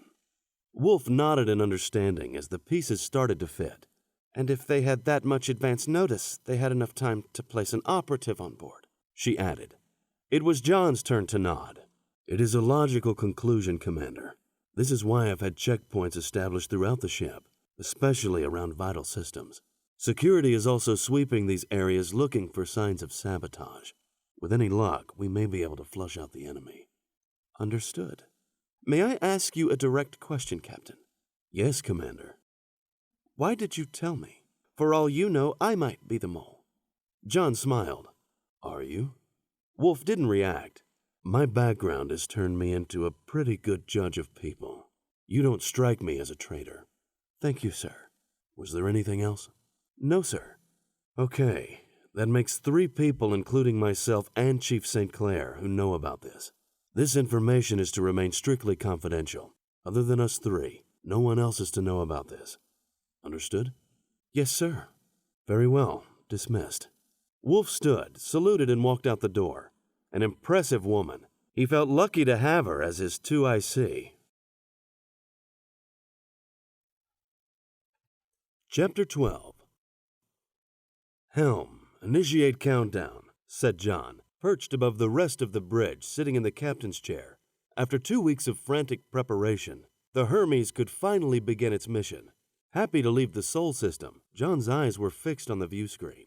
He wondered what jumping without a gate would be like. Going through a jump gate was practically instantaneous. You went in one end and came out the other. The fact that space had been folded to accommodate your jump across hundreds of light years didn't matter. Would folding space with a starship be any different? He didn't really understand how the whole thing worked, and he left the mechanics of it to the scientists. All he cared about was that it did work. Countdown initiated, said Ensign Jack Richards, young, cocky, and talented. Richard piloted the Hermes. In civilian life, Richards had been quite a celebrity on Earth. A natural pilot, he had won every race that meant anything in competitive flying, living life just as fast. He could regularly be spotted at the best parties, surrounded by beautiful women. That's why nobody saw it coming when he enlisted. Jon didn't know his reasons for enlisting. He never made them public. Jon didn't care. If this kid was half as good a pilot as his reputation indicated, Jon would be happy. 5. The computer sounded off the countdown as the entire bridge crew stared at the view screen, holding their collective breaths. 4. Beside Jon stood Talos and Wolf. While the Daikan's face gave away no emotion, Wolf's displayed its usual tension. Like everyone else, they were glued to the view screen. 3.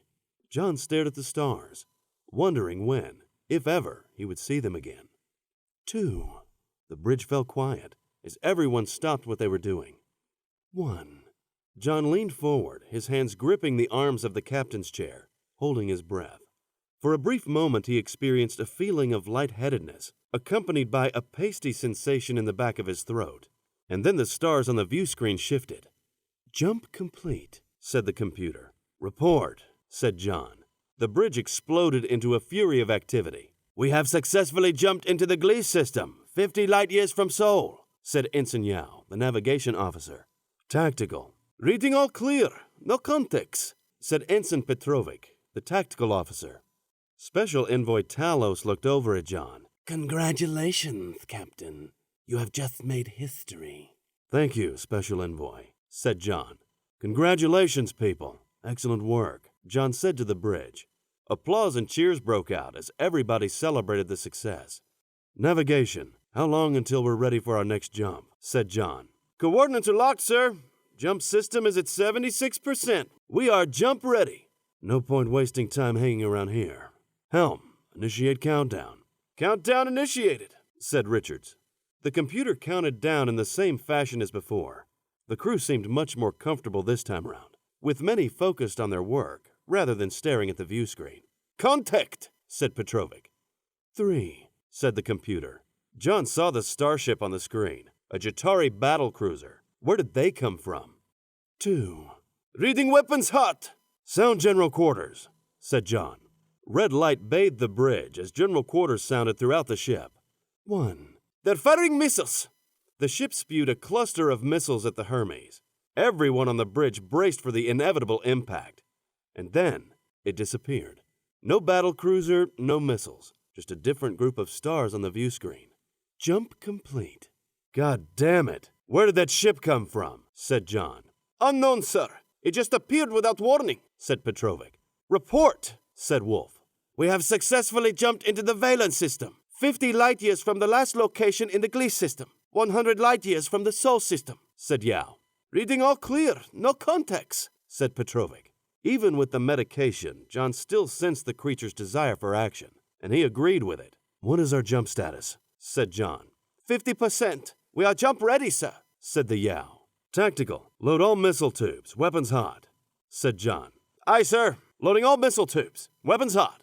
Navigation, can you plot a course back to our previous coordinates, altering slightly to land us behind the Jatari battlecruiser? Yes, sir. Plot coordinates and prepare for jump. Talos stared at John. Captain, we need more information before we engage that vessel. Victory is not certain without more intelligence. John looked at the Diacan and suppressed the urge to kick him off the bridge. That ship fired on us. That is all the information I need. Coordinates plotted, ready for jump, said Yao. Very well. Initiate countdown. Tactical, prepare to fire missiles the moment we land. Yes, sir. The jump sequence began and the computer counted down. 3, 2, 1. Jump complete. Contact! Fire missiles. Missiles away! The view screen showed the Hermes missiles, 8 in all, speeding towards the Jatari ship like tiny supersonic snakes. Jatari vessel deploying countermeasures, said Petrovic. The Jatari ship launched a cluster of drones, which immediately dispersed in random directions away from the vessel. Their engines burned disproportionately to their size in an attempt to draw the missiles off target. They were also broadcasting the Jatari vessel's signature, trying to fool the missile's targeting computers. At the same time, the ship's railguns fired, establishing a point defense field to protect it against any missiles that got past the drones. Fire another round of missiles. Lock energy weapons on enemy's defensive systems. Missiles away! Energy weapons locked, said Tactical. Another 8 missiles raced towards the Jatari ship, which launched another cluster of drones in response. At the same time, a salvo of missiles shot out of the Jatari ship, heading straight for the Hermes. Jatari vessel is firing missiles, said Petrovic. Launch countermeasures. Railguns in point defense mode. Not one of those missiles is to touch the Hermes. Is that understood? Yes, sir. Helm, bridge the distance between us and the enemy. Attack pattern Epsilon. Aye, sir. The Hermes shot forward, zigzagging through space towards the Jatari battlecruiser, like a giant hawk closing in for the kill. Fire energy weapons, said John. Firing energy weapons. The view screen lit up as streaks of blue light painted their way across the blackness of space, towards the enemy. Finding their marks, the beams locked on and intensified, burning through the enemy's armor plating. The Hermes weaved through space, and the blue beams stayed glued to their targets, making the Hermes look like a marionette playing on a tangle of blue strings. Orange flashes colored the darkness as the beams pierced the armor, destroying the enemy turrets. Direct hit, said Petrovic. Fire missiles, said John. Missiles away. The streaking missiles danced with the blue light and the new wave of drone decoys, but with her point defense system disabled, the Jatari ship didn't have much hope of fending them all off. 2 missiles bypassed the drones and closed in for the kill. They locked onto the ship's critical systems, certain of maiming, if not destroying the Jatari vessel. Then, a split second before impact, the Jatari vessel vanished into thin air, the Hermes missiles sprinting off harmlessly into the emptiness of space.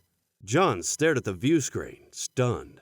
In sharp contrast to the excitement of the battle just a moment earlier, the bridge was now enveloped by an uncertain silence. Tactical, Scan surrounding area. Find that ship. Scanning, sir. Reading all clear. No contacts. John's stomach lurched as understanding started to dawn on him. They have a jump system, said John. Agreed, said Wolf. Commander Wolf, Chief St. Clair, report to my ready room. Maintain general quarters. I want full combat readiness in case that ship shows up again. Yes, sir, said Petrovic. John got up and walked to his ready room, with Wolf and Kevin following. The door slid open, and they all filed into John's office. John turned and faced his two officers. How did that ship find us? Jump system or not, how did they know our exact location? Said John, barely concealing the anger in his voice. I think it is safe to conclude that we have a spy on board, said Kevin, avoiding eye contact with John. Agreed, said Wolf. There can't be any doubt about that anymore. So how do we flush them out? Kevin, said John. Our checkpoints haven't uncovered anything suspicious. We haven't found any sign of sabotage. Although I think after what just happened, the spy will probably be a little more nervous. Surely they'll know that we would figure it out now. So we monitor all communications on all frequencies and wait for them to make a mistake, said Kevin. I want them found. Do you understand me? Said John. Yes, sir. Now how about that ship? It's still out there somewhere. How do we find them? That'll be tough, sir. They could be anywhere within 50 light years, said Wolf. That's assuming their jump system has the same capabilities as ours. For all we know, they can only jump 10 light years at a time. That is possible, sir. But with all the evidence of espionage, I think it's safe to assume that their system is built off our schematics. You're right. There's been a mole in place throughout this entire project, which means they likely have detailed plans of the Hermes as well. What if there isn't a spy on board? Said Wolf. John saw his own confusion mirrored on Kevin's face. I don't understand, said John. Chief, I assume you have been monitoring all communication channels, correct? Yes, that is correct. And you found nothing out of the ordinary? Correct again. Then it's safe to assume that if there's a spy on board, they're not in communication with the Jatari ship. True, but they could have communicated with the Jatari while we were still at the station. Yes, that seems more probable, said John. Perhaps. Sir, I believe that what is more likely is the Jatari have a copy of our jump path. While we have the flexibility to change, we do have a predetermined jump path based on where we think the lost colonies are, said Wolf. That's logical. They only needed to know our first jump coordinates in order to ambush us. All they needed to know was when we jumped away from Seoul. Then they just follow and attack while we're getting our bearings. I don't think they expected us to jump so soon, said John. Lucky for us, said Kevin. Yes, lucky indeed. They had us with our pants down. So, do we change our jump path? Asked Wolf. I think we have to. Otherwise, they have too much of a tactical advantage. That said, if they have our jump path, we in fact have their jump path. We can turn the tables on them. We become the hunter rather than the hunted, said Kevin. I like it. A broad smile spreading across his face. They'll need to make some repairs before they can think of attacking us again. Once those repairs are finished, though, they would merely follow our jump path until they found us. Like us, they'll have limitations as to how many consecutive jumps they can make. They would have to wait till their system recharged. That's when we attack. But how can we know when and where that will be? Said Wolf. They have likely jumped away to a location not on the jump path. So we jump ahead and find a location where we can wait to ambush them. Say an asteroid field. I think we can safely assume that their next jump will be into the Valence system. They will likely have 3 more full jumps left before they'll need to recharge their jump system.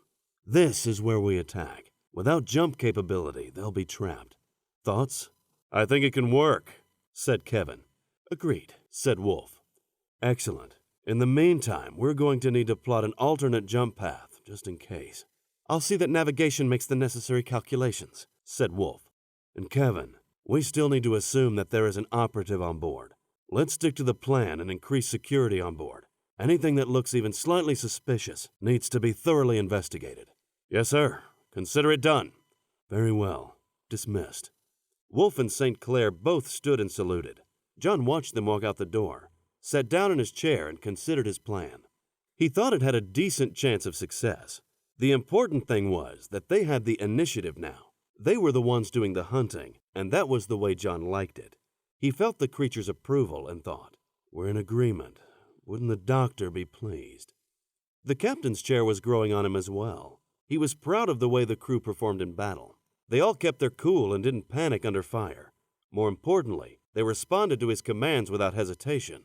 Commander Wolf performed exceptionally on the bridge and proved to be very perceptive afterwards. The ship itself lived up to his expectations, and then some, fast, agile, and powerful. Jon preferred it to the hulking battleships of the fleet. The Hermes could move and pack a powerful punch at the same time. Unlike a ship of the line, the Hermes had finesse, like a well-trained boxer. Jon couldn't wait to have another shot at that Jatari battlecruiser, and something told him that he would get his wish soon enough. Jon opened a comm with Wolf. "Yes, Captain?" Wolf answered. "Commander, how long until the jump system is fully charged?" "Approximately 8 hours, sir." "Very well. Maintain current position and keep watch for the Jatari. In the meantime, I'm going to get some rest. You have the bridge." "Yes, sir." Chapter 13. Jon's quarters were minimalist in design, resembling a hotel room more than anything. Compared to what he was used to, however, the place might as well have been a luxury resort. The entrance revealed a large room, which seemed to cross between an office and meeting area rather than a living room. At the far end sat the captain's desk, with the requisite oversized faux leather chair and work area. At the opposite end was a seating area with a faux leather couch and a couple of lounge chairs. The walls were a deep royal blue and accented by impressionist area reproductions. On one side of the room, floor-to-ceiling windows revealed the desolate blackness of space. The only luxury Jon was looking for, however, was a good night's sleep. The pace of the last 2 weeks had left him exhausted. The crew had worked around the clock to have the Hermes ready for its launch date. For Jon, it had been twice as hard. For 2 weeks he slept no more than 3 hours a night. On top of making sure the Hermes was ready on time, he also had to learn a ton of new information. He needed to know the Hermes inside out, brush up on starship battle strategies and tactics, and become familiar with his officers and the rest of his crew. His Special Forces training had prepared him well for it. As a covert operative, he had the ability to become an expert on any subject matter in a very short time. So along with the Hermes, Jon had been ready by the deadline, but now he needed rest. And with the Jatari ship out there, he didn't know when he would have another chance for sleep. He walked through a sliding door into the bedroom. A queen-sized bed dominated the room. 2 side tables flanked the bed. On one was a comm system, and a chair had been positioned for quick access. The same floor-to-ceiling windows looked out into the void. Jon sat on the end of the bed and thought again about the Jatari and their motives. He understood that they wanted the jump system. That technology would give the Diakans an overwhelming strategic advantage. If the Jatari had the same technology, however, the balance of power would remain. So why were they out here trying to ambush the Hermes? It had to be the lost colonies. If they destroyed the Hermes and found the colonies themselves, then they would gain control of that region of space and deny the Diakans access to it. Just another move in the galactic chess game. Satisfied with the conclusion, Jon undressed, lay down, and fell asleep. The creature had given Jon a number of exceptional abilities. Most people noticed his combat prowess. They saw speed and power. They didn't see the more subtle traits, like his sense of smell. Jon knew people simply by their odor. He could be blindfolded and still know who was in the room, and even who had been in the room recently. He could also identify emotions. Most people are unaware of the odors their body secretes when they are happy or sad, hostile or scared. A person's smell, for example, tells a dog if you are a threat. And it was that odor in particular that woke Jon. The intruder moved stealthily, but to Jon, he could have been a rampaging elephant. He heard the man approach the foot of his bed. He smelled the mix of fear and hostile intent. He recognized the subtle sound of his shirt sleeve brushing against his side. Jon knew what that sound meant. Jon dove off the bed and hit the floor just as an energy blast burned a hole through the mattress. The assassin shifted and continued to fire, following Jon's movement. Jon rolled just as another burst hit the floor. Jon's eyes had adapted to the darkness, and he could see the gunman, who wasn't trying to take cover at all. He could obviously see as well, making Jon wonder if the man had been augmented. The man continued to fire, and Jon moved again. The bedroom did not offer too many options for cover, so Jon did the only thing he could and attacked. Jon tumbled across the floor at a speed the assassin couldn't match. He then sprang up off the ground and struck the man's arm, making him fire at the ceiling. Jon's elbow came up at the same time, catching the man perfectly in the throat. A killing blow. The man recoiled backward, his momentum bouncing him off the wall and onto the floor. The man made a horrible gurgling sound as he choked on his own blood and then fell silent. Blood streamed from his mouth down his cheek and began to pool on the floor. Jon stripped the gun from his hand and checked his vitals. He was dead. Kevin's voice came over the comm system. "Captain, we're reading multiple energy discharges in your quarters. Are you all right?" "I'm fine, although my guest here has seen better days." "A security team has been dispatched. They should be there momentarily. I'm en route as well. St. Clair out." Jon got up and put on his clothes. He looked over at the time display. 4 hours of sleep. I suppose it's better than 3, he thought. The security team arrived with Kevin following closely behind. Kevin had the team run a full scan on Jon's quarters to ensure there were no other surprises hiding there. Jon and Kevin both studied the corpse. The man wore a medical uniform. A good cover. Medical personnel did not have access to vital ship systems, so wouldn't be under as much scrutiny as, say, someone in engineering. Dr. Ellerbeck soon arrived and identified the body. "His name is Brian Miles. He was one of my junior officers," said Ellerbeck. "Do you remember him acting strangely, doing anything out of the ordinary?" asked Kevin. "No. He was a competent medical officer. Always did a good job. I never had any problems with him. Frankly, I'm shocked." "I probably shouldn't have killed him," said Jon. "Kind of difficult to interrogate him now." "Well, he was only firing an energy weapon at you. You probably should have taken it easy on him," joked Kevin. Jon glanced at Kevin and suppressed the urge to laugh. He returned to Ellerbeck. "Doctor, I'll need a full autopsy on Mr. Miles. Let me know if you find anything out of the ordinary." "Yes, Captain. Is there something in particular you're looking for?"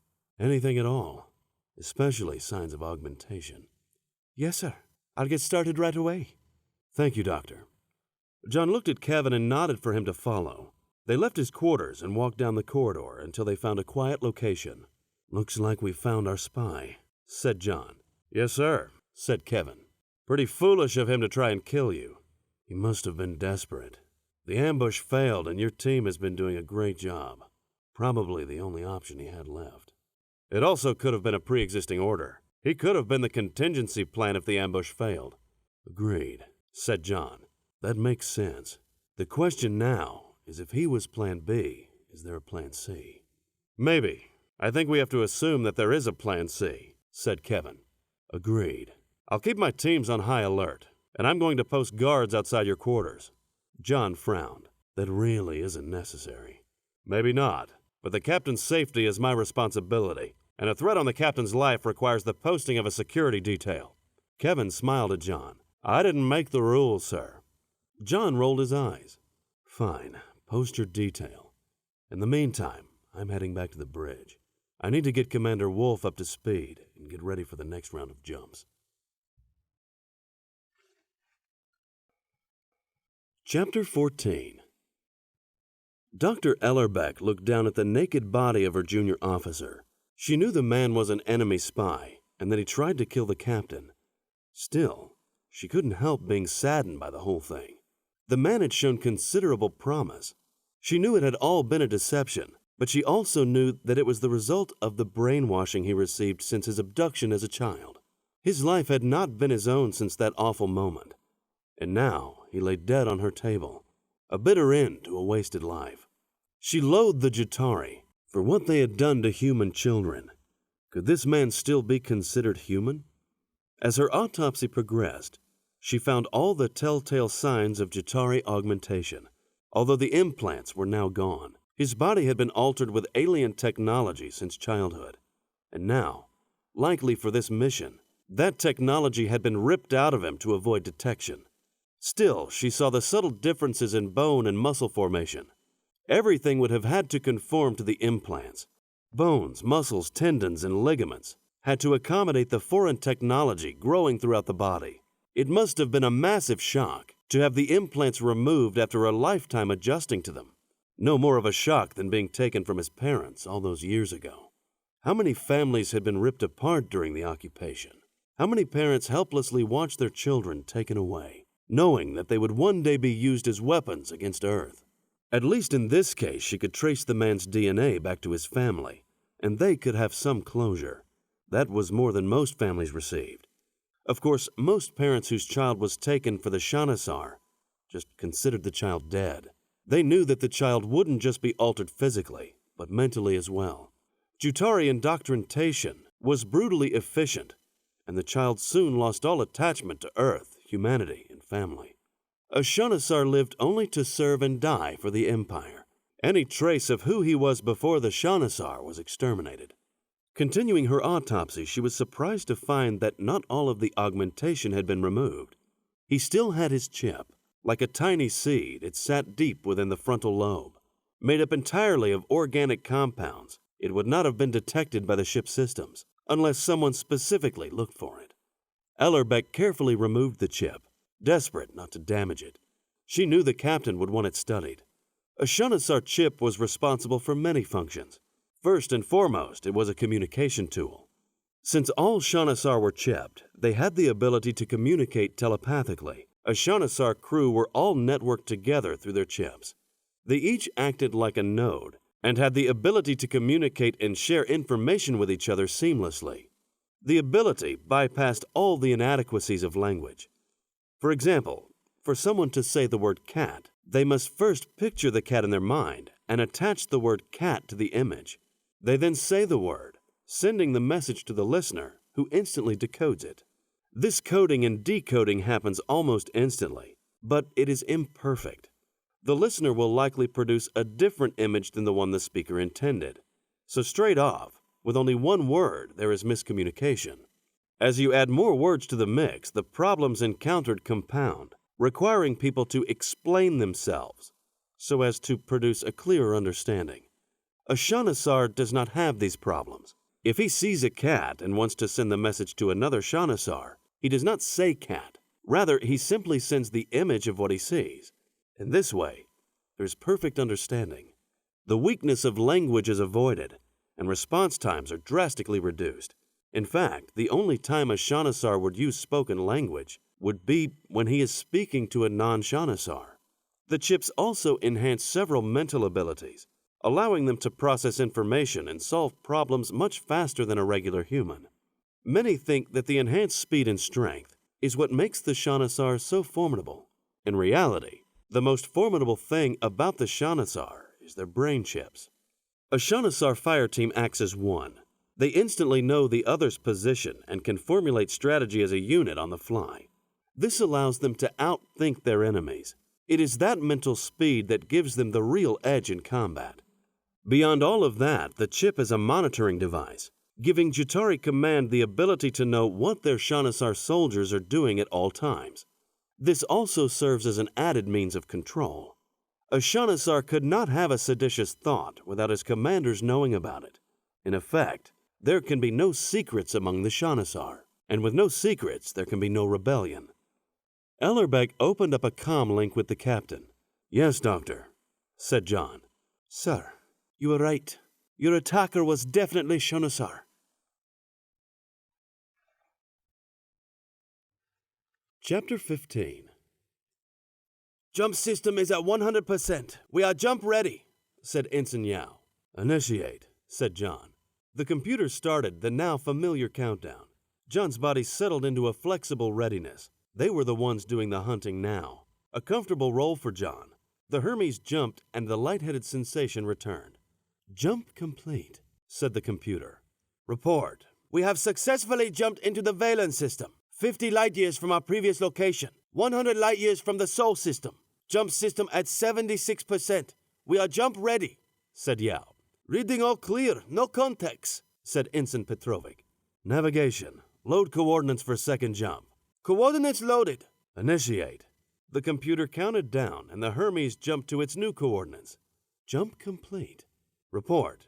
"We have successfully jumped into the Drayden system, 50 light years from our previous location, 150 light years from the Sol system.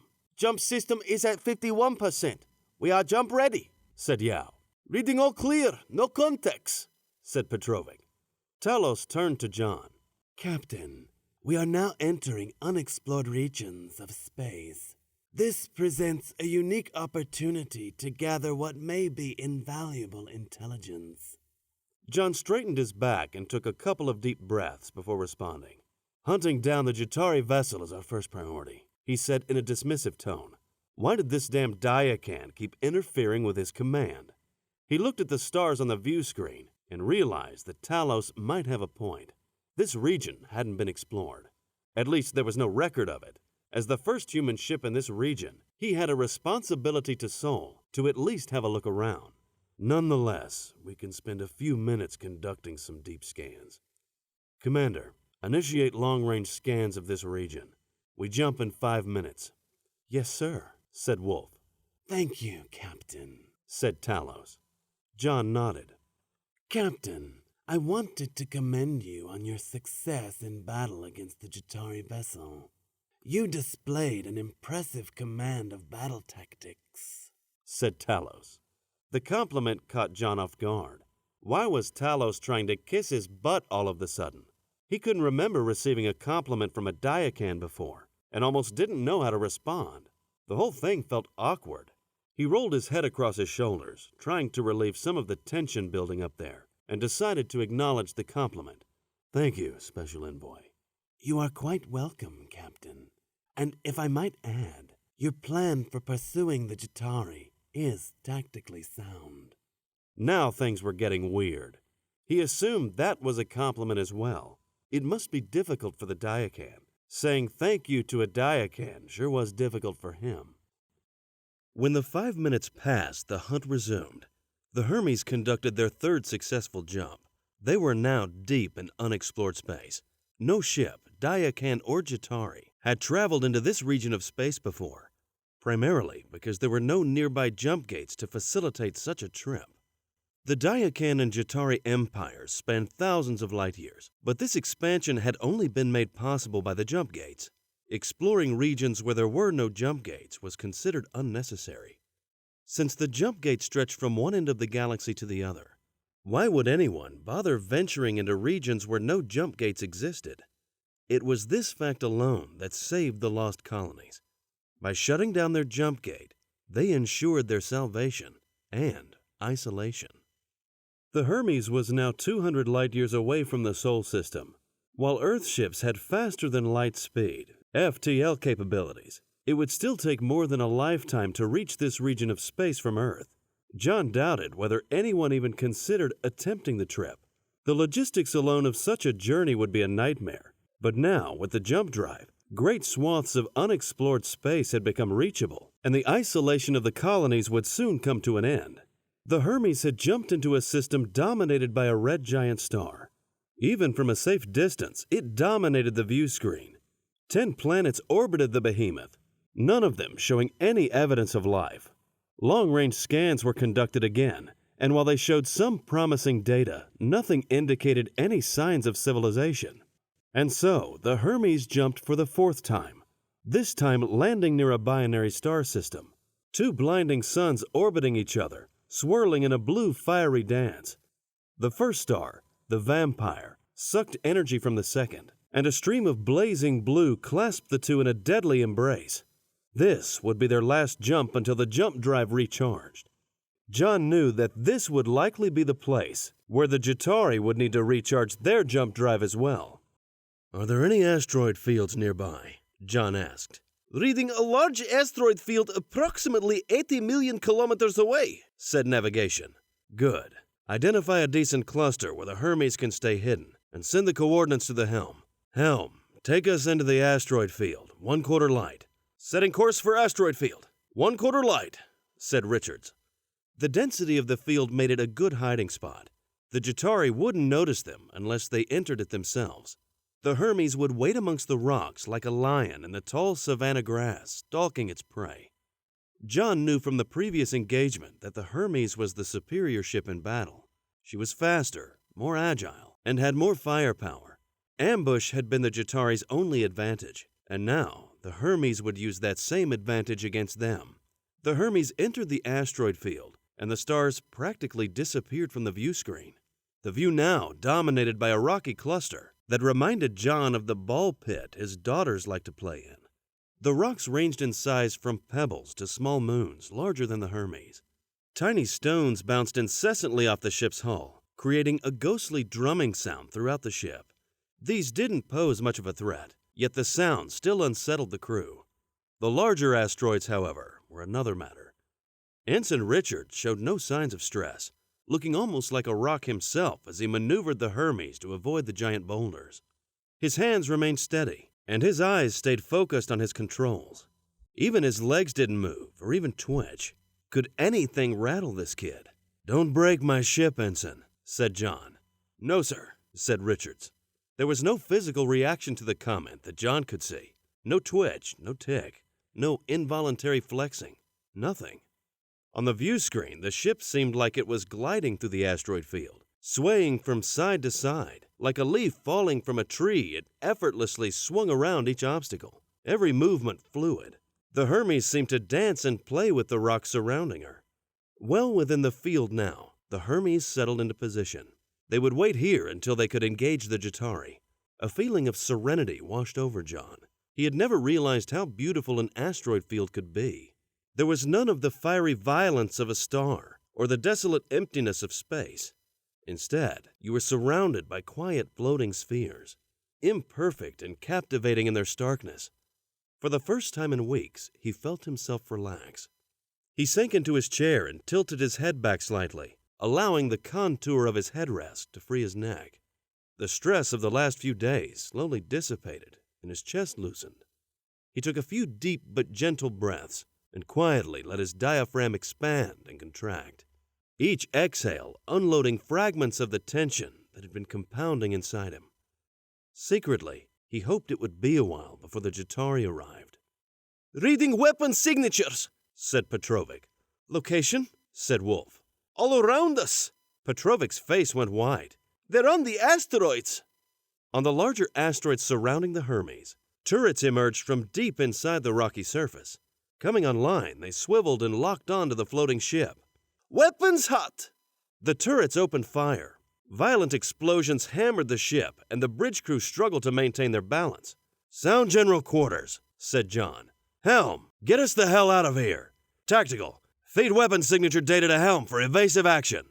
On the view screen, the serene landscape from a few moments earlier now erupted into a hellish gauntlet of cannon fire. Red tracer lines zigzagged across the sky like a celestial spiderweb. Streams of plasma fire sprayed out from the large asteroids, hammering the Hermes and pulverizing any rocks getting in the way. Unable to return the way they came, Richard plowed deeper into the asteroid field, looking for a way out of the rocky labyrinth. His head jerked from side to side, trying to keep track of the multiple information feeds lighting up his console. His hands moved like pistons, making split-second course corrections to compensate for the constant wave of new threats. Jon noticed a few beads of sweat appear on his temple, convincing him that the kid was human after all. Cannon fire continued to pound the ship, the explosions combining with the rapping of rocks against the hull, fraying the nerves of all on board.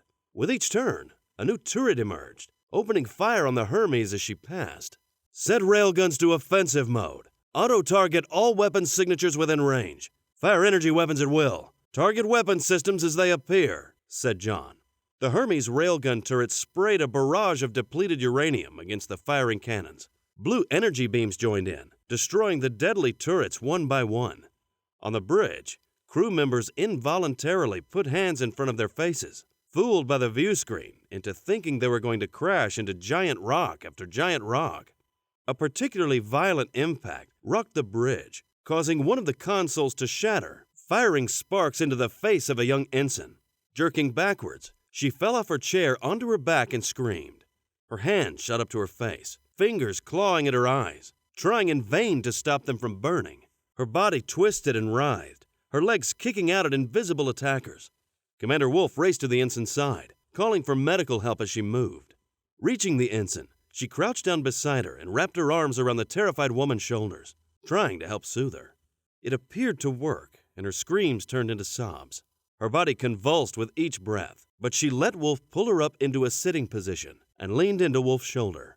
hands still fixed on her eyes. She sat there until the medics arrived on the bridge. Wolf waved them over, and they began treating the ensign.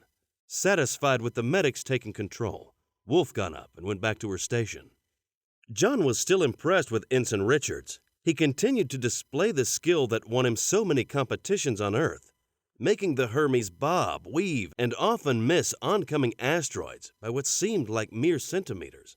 His hands now moved with lightning precision, but his shoulders were hunched and tight, and his chin was tucked in, pressing hard against his clavicle. Jon was pretty sure nobody had fired on him when he was racing back home. Still, the kid handled the pressure well. "Hull breach, deck Gamma," the computer announced. "Seal off deck Gamma," said Commander Wolf. "Fires on decks Beta, Kappa, and Theta. Fire suppression systems activated," said the computer. They continued to adapt to their situation. On the view screen, a turret fired off a couple of shots and was immediately destroyed. The Hermes turned and faced more enemy fire, which was immediately suppressed. They were still being shot at from multiple directions, but they now began to mitigate the damage. The ship's AI had quickly analyzed the installations and started predicting their placement. This advantage allowed the Hermes to quickly destroy new turrets, sometimes before they could open fire. Nonetheless, she still took a serious pounding while trying to escape. The density that made the field a great hiding place now turned into a maze of horrors, with each turn revealing a new threat. Ensign Richards continued to show his flying prowess, evading threat after threat, and impressing Jon with how well he handled the pressure. Jon swore he would buy the kid a drink if he got them out of the field alive. And much to everyone's surprise, Richards did get them out of the field alive, albeit with heavy damage. The Hermes had a hole in its side from the hull breach, and fires still raged in several sections of the ship. The armor plating on the hull had been hammered hard, and had surely been weakened as a result. "Damage report," said Jon. "5 casualties," said Wolf. "All a result of the hull breach on deck Gamma. The deck has been successfully sealed off. There are a number of injuries, but nothing serious, mostly contusions and the odd broken bone. Multiple fires have broken out throughout the ship, but suppression systems appear to have them under control. There is some minor damage in engineering, but neither the reactors nor the jump system have been damaged. Weapons systems have not been hit and are operating at 100%. "Have engineering pull together a—" "Contact!" shouted Petrovic. "2 unidentified ships closing fast." Jon twisted around in his chair. "On view screen." The view screen's orientation changed and 2 starships appeared, steadily becoming larger as they approached. They were smaller than the Hermes, each about the size of a frigate. Definitely warships. They lacked any identifiable markers that might link them to a larger fleet. Jon wondered if they weren't pirates. "Reading weapons hot," said Petrovic.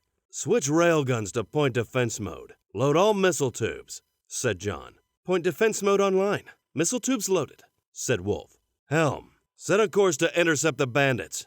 "Aye, sir. Setting course to intercept." "Captain, considering the damage we've sustained, shouldn't we try to outrun them? We're likely faster than they are," said Talos. "We don't know this region of space. They do, and they probably have friends nearby who may be able to cut off our escape. I'd rather fight 2 now than more later." "But, Captain, that conclusion is far from certain." "We don't have the luxury of certainty out here." The Hermes raced towards the oncoming warships. As it bridged the gap and came in range, both attacking ships fired off a volley of missiles. 12 in all, they streaked toward the Hermes, glowing red like tiny, sinister comets. "Launch countermeasures," said Jon. "Countermeasure away," said Petrovic. "Target the lead ship. Fire missiles." "Missiles away." The lead ship launched its own countermeasures, but had no point defense capabilities. Its countermeasures were not nearly effective enough, and 4 missiles continued toward their target. The Hermes missiles were designed to intelligently target critical systems, unless programmed differently, and all 4 plowed into the rear section of the ship, finding its reactors in short order. The resulting explosion lit up the void, and concussive waves rocked the Hermes, but caused no serious damage. Sporadic cheers broke out on the bridge. The mood was improving now that they could lash out at someone for the damage and loss of life suffered in the asteroid field. Jon felt the creature's elation at the kill, and he knew it was not just the creature's feeling. They shared the emotion and were experiencing it together. Cringing at the thought, He shook it off and focused on the task at hand. Sir, second ship is firing energy weapons. They are targeting our engines. The second ship let loose a barrage of energy beams that scored direct hits on the Hermes. The concussions rocked the ship, and the bridge crew braced themselves against the force of the impacts. Return fire, all weapon systems. The Hermes wheeled around to face its attacker, releasing a salvo of missiles and energy weapon fire. The other ship launched countermeasures, but it was too close for its drones to have much effect. Beams of blue sliced through the weak armor plating, producing ugly-looking hull breaches. Machinery and personnel alike were sucked through the gashes into the vacuum of space, creating a ghastly floating debris field. Within seconds, the Hermes missiles plowed into the weakened ship and detonated. Multiple explosions ripped through the vessels, amputating large chunks of the ship's hull. Then, the reactor exploded, annihilating the rest of the alien ship. More cheers broke out on the bridge, and Jon almost joined in. It wasn't the Jutari, but it was still 2 kills. The Hermes had proven herself again. She was certainly growing on him. Sir, engineering is reporting damage to some of our propulsion systems. FTL is still operational, but our jump system has been damaged and is offline. Repair crews are en route, but it will still take some time to repair, said Wolf. How much time? At least a day, sir. Sir, ship sensors are picking up a small vessel, likely a lifeboat from the destroyed ship, said Petrovic. Sir, we could be in this region of space for a while. The survivors could provide some valuable intelligence, said Wolf. Agreed. Retrieve the lifeboat and bring it into Hangar Bay 1. Seal off the hangar bay and deploy a full security detail. Assume all occupants are hostile. Yes, sir. Chapter 16. Underneath the Hermes, a door opened, and a cluster of cylindrical drones were deployed. Firing jets, the drones fanned out and raced towards the lifeboat. Bridging the gap in short order, the drones swarmed the lifeboat, hovering only a few feet from the vehicle's hull. Once in position, the drones fastened themselves to a lifeboat and reversed their thrusters in unison, halting the lifeboat's forward momentum.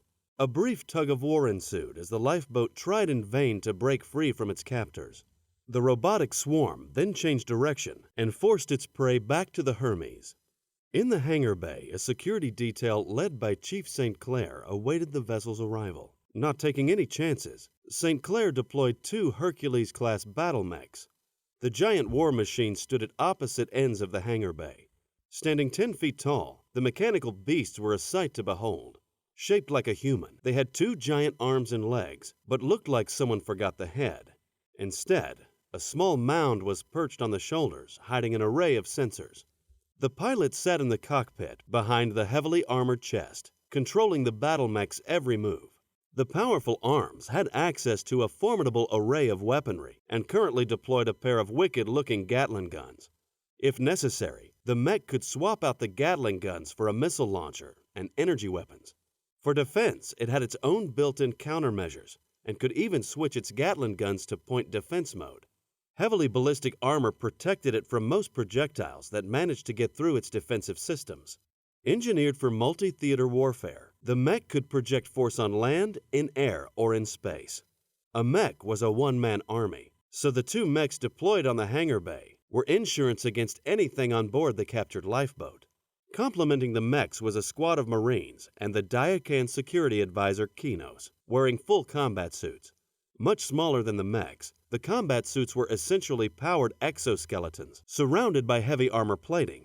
Like the mechs, the combat suits were self-contained with their own life support systems and could keep their occupants alive in the most hostile conditions, including space. Once inside the combat suit, the Marine would move normally, but would be augmented with superior speed and strength. Each suit had its own power source and AI, and all suits and mechs were interlinked over their own military-grade network. The strength of the combat suits allowed each Marine to carry huge, vicious-looking weapons, which in this case were predominantly energy weapons. Kevin was the exception, carrying his own personal Gatling gun. He didn't know what to expect in the lifeboat, but he sure as hell was going to be ready for it. The drones entered the hangar bay with the lifeboat in tow. They set the vessel down on a pad, and metal arms came up from the floor and secured it in place. Multiple mechanical whines were heard as the Marines pointed their weapons at the lifeboat. Several tense minutes passed with no activity, and then with no warning, the vessel's hatch slid open and a small ramp dropped to the ground. "Hold your fire," said Kevin, placing the doorway between his crosshairs. He wondered what type of monstrosity would climb out that door. What he saw next stunned him. The first thing to emerge from the open hatch was a woman, a human woman. She wore a brown jumpsuit and looked like she was in her mid-30s. Her eyes were wide, and a horrified look spread across her face as she surveyed the military machinery surrounding her. She held her arms up, palms open, to show she was unarmed, all the while shaking her head no, presumably pleading for the soldiers not to shoot her. There was more movement behind her, and the Marines shifted their weapons from the woman back to the doorway, making the woman wave her arms frantically, yelling something unintelligible. "Hold your fire," Kevin repeated. A small hand emerged from the doorway and gripped the side of the vessel. Slowly, furtively, a small face peeked out from behind the wall at the Marines. There was a high-pitched scream and the face disappeared. The woman faced the doorway, arms still up, and now spoke calmly to the person inside. With a bit of coaxing from the woman, the little face emerged again and finally walked out of the vessel. A little girl. Kevin couldn't believe his eyes. The woman and girl were both unarmed and didn't seem to pose a threat, but he still needed to clear the vessel. He gestured for the woman to take the girl and move off to the side. The woman hesitated, and the Diacan charged at her and the girl, energy weapon at the ready. The woman screamed and fell backward, arms squeezed around the girl. "Kino, stand down!" Kevin shouted. The Diacan had reached the woman and pointed his energy weapon at her head. He was motioning for her to move to the far wall. The woman was still screaming, but seemed to understand and rushed the girl to the wall. "Kinos, back your ass up!" The Diacan slowly moved backwards, his weapon still pointing at the woman's head. Kevin then ordered 2 Marines to clear the lifeboat. The Marines rushed to the vessel and flanked the doorway. One Marine entered the vessel while the other covered him. After a brief search, the Marine came back out and signaled the vessel was clear. Kevin looked back at the woman and the girl and opened a comm link with Jon. "Sir, are you seeing what I'm seeing?" said Kevin. Jon had watched the entire scene unfold on the bridge and was practically speechless himself. "Yes, I am," said Jon. "What do you want me to do with them?" asked Kevin. "Take them to sickbay. I'll meet you there. I want the doctor to check them out. Make sure they aren't Shanasar. Keep them under guard, and be careful. If they are Shanasar, a combat suit may not be enough protection." "Yes, sir. Leave it to me." Kevin walked up to Kinos, who was still pointing his weapon at the woman's head. "The next time you pull a stunt like that, I will lock you up for the rest of the mission. Am I understood?" "Yes, Security Chief. You are understood."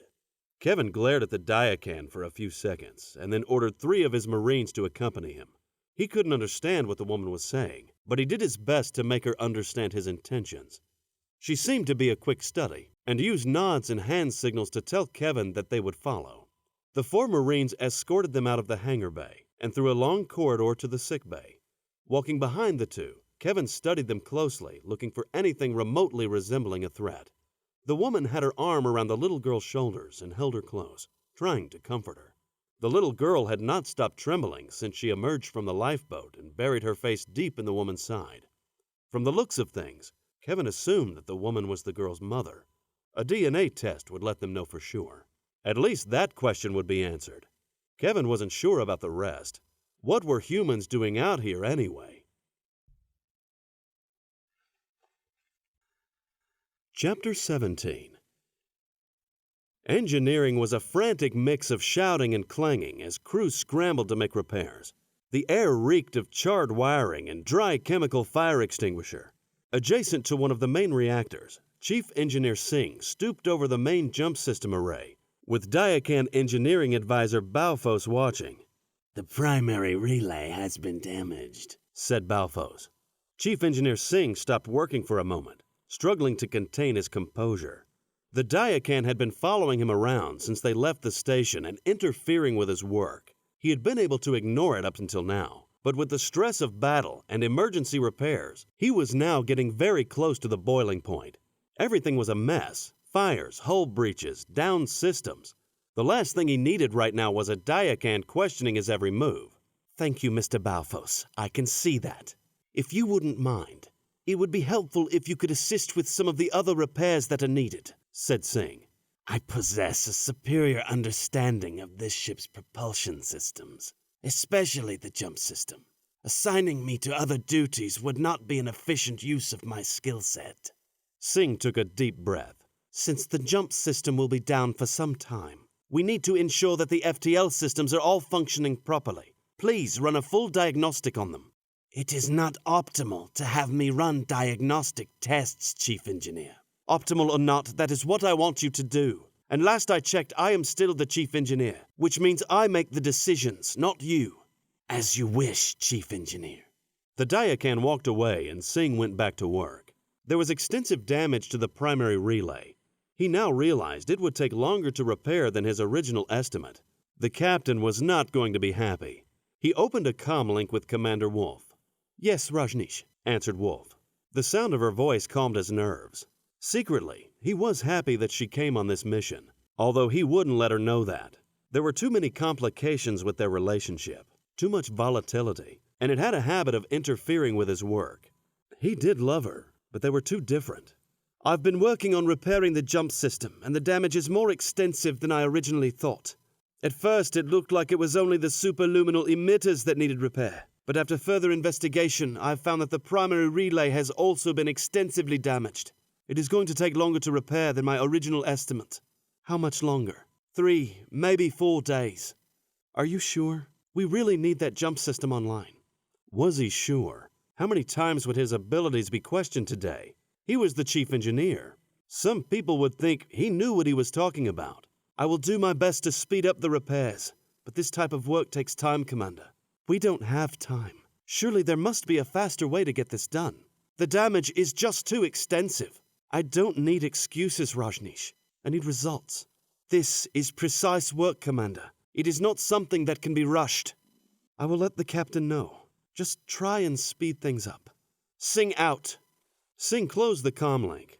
How did she do it? How was it that with one word she could soothe him and with another have him ready to explode? He didn't understand it. He didn't want to understand it. He had work to do. Fuming, he returned to his repairs. Chapter 18. How did humans end up 250 light-years from Sol? Jon struggled with the question. None of this made any sense. The lost colonies could be 1,000 light-years away. It didn't seem possible that they came from the colonies, and it wasn't realistic to think they came from Sol either. Even with FTL, it would take them at least 25 years to make it this far. That was not possible for a number of reasons. So how did they get here? Arriving at the sickbay, Jon found Dr. Ellerbeck examining the woman and child, while Kevin and the 3 other Marines stood guard. The woman pulled the still trembling child closer to her when Jon approached. Jon cringed. Apparently, he could still scare women and children. "Well, Doctor, are they Shanasar?" asked Jon. "No, Captain. There are no signs of augmentation," said Ellerbeck. "Have you been able to communicate with them?" "No, sir. They haven't spoken since they got here." Jon looked at the woman and spoke directly to her. "I'm Captain Jon Pike. You were on board the Hermes. May I ask what your name is?"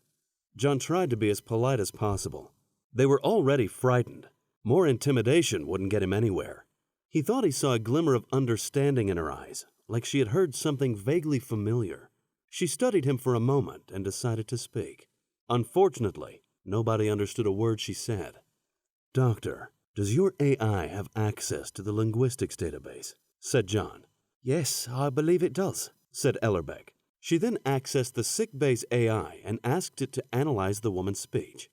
"From the sample provided, Germanic and Russian languages are identified," said the AI. AI, using current knowledge, ask the subject to continue speaking so as better to analyze and interpret the language spoken, said Jon. The AI said something to the woman, who seemed to understand it and spoke again, this time at greater length. The AI continued to engage the woman in conversation to better calibrate its understanding. Finally, the AI spoke in English. "Analysis complete. The language spoken has Germanic, Russian, Dutch, and English influences. Linguistic database has been updated." "Good. AI, you will act as interpreter to facilitate dialogue," said Jon. "Understood." Jon looked at the woman again. "My name is Captain Jon Pike. You were on board the Hermes. May I ask your name? The woman listened to the AI and responded, Bria Mink. Nice to meet you, Bria. Is this your daughter? Asked Jon. This is Unky, my daughter. What were you doing on board that ship? That was my husband's ship. The little girl started crying. Unky's father. Why did your husband attack us? You entered the asteroid field. We were protecting our home. Your home? You mean you live in the asteroid field? Bria gave Jon a suspicious look. She composed herself now, snapped back to reality by the realization that she had already said too much. Jon tried to calm her fears. We mean you no harm, Bria. Your ships attacked us. We were only defending ourselves. We are not here to harm you. Bria stayed silent and just gave Jon a cold stare. Jon tried a different approach. How long have you lived here? We have always lived here. You obviously came here somehow. How did your people first come here? We have always lived here. You are human. Humans haven't always lived here. Your people had to come here from somewhere. We are reavers. What does that mean? The AI answered the question. The reaver is technically someone who reaves or steals. Where do you reave? Asked Jon. We cross through the gate to reave. Then we cross back. The gate? You mean you have a jump gate? Bria gave Jon a questioning look, apparently not understanding his question. A jump gate. You cross through and end up in a different region of space. Yes, we have a jump gate. Jon gave her a blank stare. These people had a jump gate. That answered his question on how they got here. They must have crossed through the gate at some point and settled here, but it couldn't have been from Soul's Gate, since there was no knowledge of a gate in this region of space. Therefore, the only logical conclusion was they came from the lost colonies at some point. Jump gates don't follow a linear path. The jump gate routes often seem totally random. One jump gate usually connects to another jump gate in a different region of space. One jump gate could be 1,000 light years in one direction, and the next could double back and be only 250 light years away. Most jump gates make only two connections, one connection to the next gate and one to the previous one. In rare situations, a jump gate can make multiple connections. Those jump gates are very strategic, creating interstellar choke points. During the wars, most of the really major battles were fought over these gates. How many different places can you go with your gate? How many places? The gate only sends us to one place. We go, we reave, we return. When you travel through the gate, are there humans on the other side? There are no humans. We were the only humans until your people arrived. Jon tried to hide his disappointment. He hoped this might be a link to the colonies. Still, it was a link to something, or else there would be nothing for them to reave. If there are no humans, are there aliens? Yes. On the other side, there are many planets. Many aliens live there. I'd like to see your gate and your home. Will you show them to me?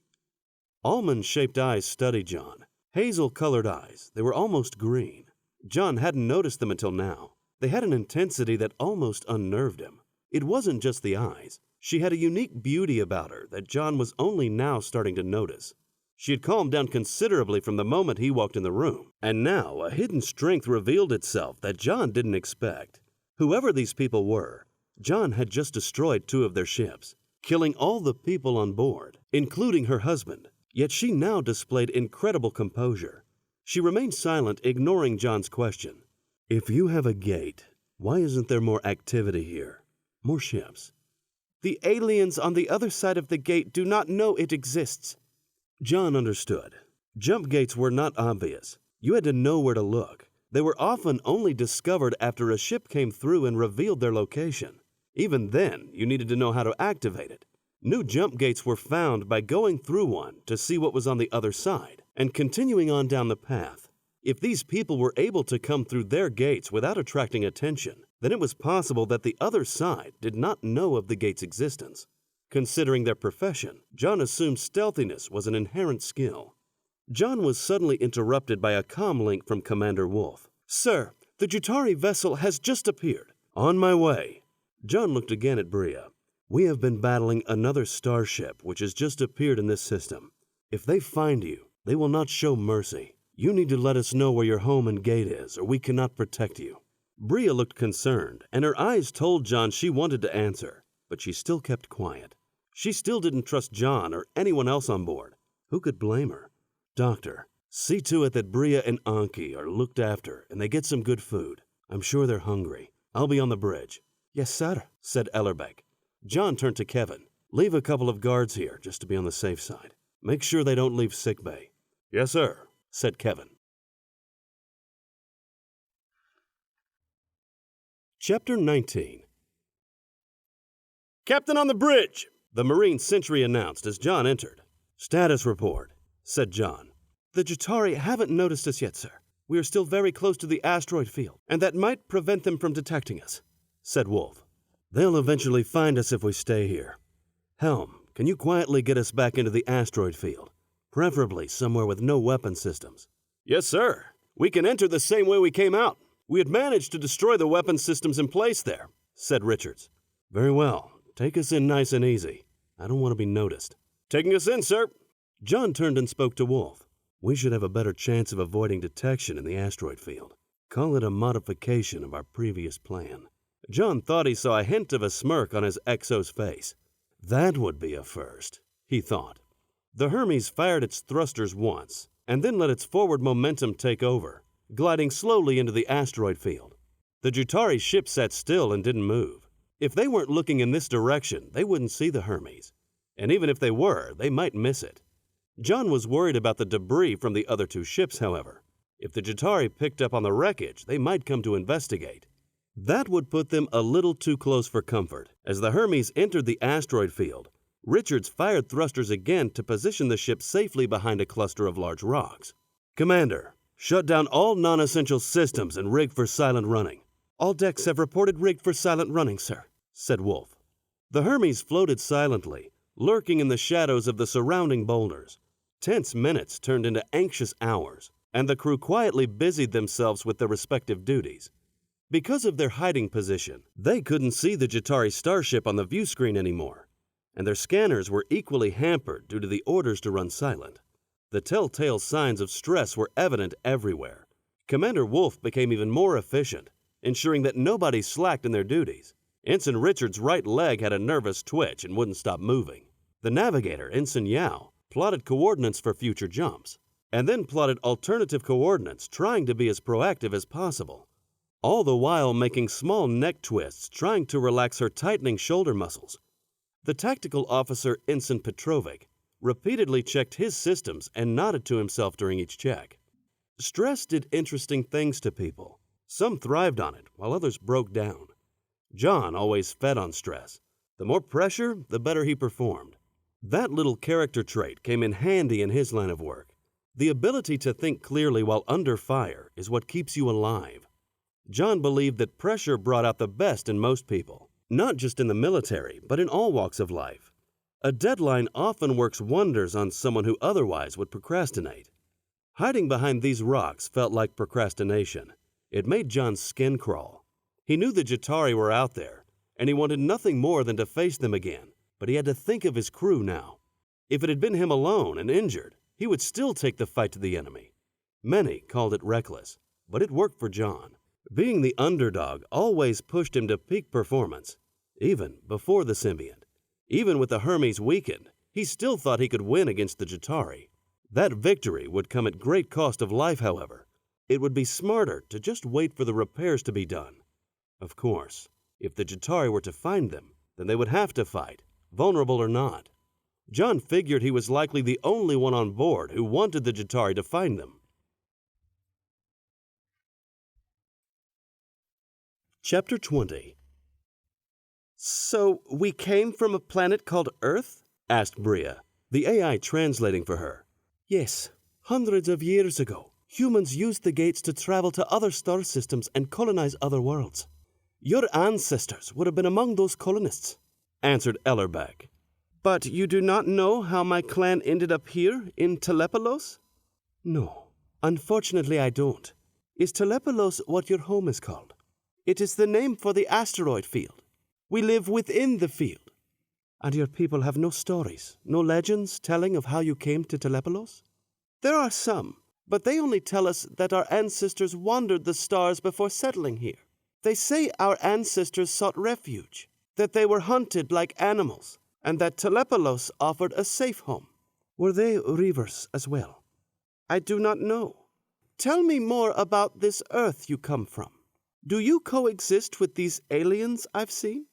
The memory of the alien on the hangar bay angered Bria. It was much more aggressive than the humans. She knew that the humans would not fire on her. She saw it in their posture, even with their battlesuits on. The alien behaved differently, though, and Bria knew it could kill her and her daughter without remorse. And the man they called Chief barely had control over it. It was like a vicious beast that needed to be put down. The Diakans, we are allies. They have been a tremendous help to us. Much of the technology you see here is Diakan. I do not understand. They give you their technology freely? Why would they do that? The Diakans liberated us. We have been enslaved by other aliens, the Jitari. The Diakans helped us defeat them. They helped us rebuild. I see. The Jitari are enemies of the Diakans. They strengthen you in order to weaken the Jitari. It's more than that. The medical technology the Diakans shared with us alone is hundreds of years ahead of anything we understood, if not more. Much of the knowledge we had prior to the occupation was forgotten. We were like lost children. The Diakans helped us find our way. Are they now your masters? They are our allies. We govern ourselves. Bria found Ellerbeck to be somewhat naive when it came to these Diakans. Still, she paid close attention to her. This elegant woman, this healer, was unlike anyone she had ever known. There were no female healers in her clan. Yes, the women helped the other women with childbirth and other feminine needs, but no woman had been a healer. She never quite understood why. Her grandmother always seemed to know what ailed her and what the proper treatment should be. People would often consult her before calling for the healer. Even when the less trusting called the healer, he would often come to the same conclusion as her grandmother. Yet she had no healer training, no healer title. She simply had the wisdom of her years. And even when the healer came, he often did not have the medicine needed to treat the ailment. If the reaving raids were fruitful, there would be medicine. If not, then the healer would rely on the same treatments her grandmother used. The woman speaking to her was different. She not only had the title of healer, but also had knowledge with not even half her grandmother's years. And she had medicine, enough to treat everyone on board this immense vessel. She also had technology that worked wonders. Alien or not, Bria hadn't encountered anything like it on either side of the gate. These people seemed to lack nothing aboard this vessel. How do your people govern? Does your clan have a leader? Said Ellerbeck. We have a council of leaders, said Bria. She thought about her husband again. As captain of a warship, her husband was one of her clan's leaders. She enjoyed many benefits through her marriage, as did her daughter. With his death, however, her status was gone. She would lose all her privileges, as would Anki. Her husband had been a fool, a reckless fool, and he brought disaster upon them. She did not miss him, nor did she grieve his loss. She had to think of her daughter now and the future. How are members of this council chosen? Asked Ellerbeck. Bria didn't answer. She considered her situation. Everything had changed for her. While she would not betray her clan, there was nothing for her to go back to now. She wondered whether staying on this ship was possible. They were obviously the same species, and according to the healer, they both came from the same planet long ago. Perhaps she should help them. If she showed them the gate's location, they might agree to let her and Anki stay on board. Anki might have a brighter future with these people. Still, she needed to be sure. She glanced at the guard standing by the door. While obviously advanced, these people were dangerous. These aliens were dangerous. She needed to be careful. I wish to speak to your captain, said Bria. Chapter 21. Bria and Anki had adjusted better to their surroundings since the last time Jon saw them. Anki wandered around the room looking closely at the technology. Every so often her mother would utter a warning, and the child's arms would quickly drop to her sides. She would take a step back and shake her head to remove some errant bangs from her eyes. Then she would resume her exploration of the sickbay. The doctor's scans showed the girl to be 7 years old, and her behavior clearly backed that estimate. The scans showed her mother to be 35. Where the daughter was naturally curious, the mother seemed more calculating. She had quickly come to terms with her predicament and now analyzed her options. There was a shrewd intelligence about her that Jon liked. "I will show you where the gate is, but not our home," said Bria. "You really should tell me where your home is. If our enemy finds it, things will not go well for them," said Jon. "You mean the Jatari?" said Bria. Jon looked at Ellerbeck and frowned. "Apparently Dr. Ellerbeck has been giving you a history lesson." "She has explained some things about Earth to me." "I hope she has explained how dangerous the Jatari can be. The last thing you want is for them to find your home." "I will not reveal its location, Captain. I will only show you where the gate is, and only if you let us stay on board." "You don't want to return home?" Jon hadn't expected that Bria would want to stay. "No, Captain. My husband is dead. There is nothing left for us there. I want a better future for Anki. From what I have seen, that future is with your people." Bria's request was a logical one. Her people lived in an asteroid field and supported themselves through theft. Not the best way to raise a child. The Hermes, in comparison, must seem like a sanctuary to her. She didn't appear to be too much of a security risk. The main risk would be her stealing things which could easily be controlled. When compared to the intelligence value she presented, it was an easy decision. If the gate was what he thought, it could cut their trip in half and put the Hermes well ahead of the Jatari. "Very well. I will grant your request to remain on board, but there are a few conditions. You will show us where the gate is, and you will act as a guide to help us better navigate the region on the other side of the gate, and there will be no reaving on board my ship. Do you agree with these terms?" "Yes, Captain, I agree. Thank you." A smile spread across Bria's face. She called Anki over to her and gave the child a hug. The expression on the little girl's face didn't change. She just stared at Jon, making him wonder what she thought of him. He didn't see any fear in her eyes, just a hint of childish curiosity. Jon opened a comm to Commander Wolf. "Wolf here. Commander, our 2 guests will be joining us for the rest of our trip. See to it that some suitable quarters are assigned to them. I'll explain everything later." "Yes, sir," said Wolf. "As I'm sure you've guessed, this is a military vessel. There are no other children on board.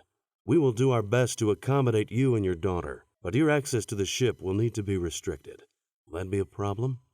While their home may have been an asteroid field, Jon wondered how well she understood what life would be like on board. Allowing them freedom of movement would be dangerous.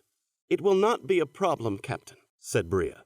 "Not only will there be nobody for Anki to play with, but we have no school for her either. She will get bored quickly." "I will see to my child's education, Captain. Surely you can provide us with some computer access to facilitate this." "Yes, we can provide limited access to the ship's database so that both of you can learn about us." "That will be sufficient, Captain. Thank you." "Good. My navigator will retrieve the gate's coordinates. Now what can you tell me about what's on the other side of that gate?" "The space directly on the other side is safe. There is nothing there and it does not see any traffic. That is how we have not been noticed using it. The region of space is controlled by a species known as the Kimar Empire. They control several star systems. Their empire is stable and is a source of considerable commerce. It is common to have other species traveling through their space for trade. When reaving, my people target lone trading freighters. They offer little resistance and their cargoes are usually valuable." "You don't target these Kimar?" Bria cocked an eyebrow at Jon. "No, Captain. It is not wise to provoke the Kimar. While they prefer to trade, they are powerful and have a reputation for being ruthless. To provoke the Kimar would mean slavery or death if you are fortunate. While we do break their law, by not targeting the Kimar we have avoided any direct action against us." Jon was amazed at Bria's transformation. She had changed from a screaming prisoner to a galactic tour guide in the blink of an eye. "You have been on these reaving raids with your husband?" "Yes, Captain. When my husband crossed the gate, Anki and I always went with him." "Is that common among your people?" "Yes. It is how we teach our ways to our children." Jon was afraid to ask, but he suddenly realized that the 2 ships he destroyed likely had entire families on board. Soldiers accepted that they might die in battle. But children? Revulsion gripped him, making his stomach lurch, and he suppressed an urge to vomit. He silently prayed that he was wrong. Bria studied him, and a look of understanding swept across her face. "You could not have known, Captain," she said, as if she had been reading his thoughts. There is always the risk of death. It is our way of life. We accept it. This truly was a remarkable woman. He killed members of her family, her husband, her friends, children. Yet she showed him compassion and forgiveness. Was it all an act? He didn't see deception in her eyes. He didn't sense any ulterior motives. An impressive woman indeed. He made a mental note not to underestimate her. So these Kimar are used to different species traveling through their space. Would we be able to travel through without raising much suspicion? That I do not know, Captain. Your ship is not a freighter. It is clearly a warship. That alone would attract some attention. We avoided the more populated regions and instead targeted known freighter lanes. Yes, I can see how a warship would raise some concerns. I suppose we'll just have to introduce ourselves and show we have no hostile intent. I cannot advise you on this, Captain. Jon shrugged. Thank you for your time, Bria. I will need you to advise us again when we embark. Of course, Captain. Jon turned and walked out the door, the thought of dead women and children floating in space haunting him as he left. Chapter 22. From all the evidence he had seen, Jon was sure that the Jatari had stolen the jump system design. It likely had identical features to the Hermes system. Based on that assumption, it would take the Jatari about 8 hours to recharge their drive. He added some extra time as a buffer on top of that, and then ordered the Hermes to venture out of its hiding place to have a look around and verify that the Jatari had jumped away. Sure enough, they were gone. "Helm, take us to the jump gate coordinates," said Jon.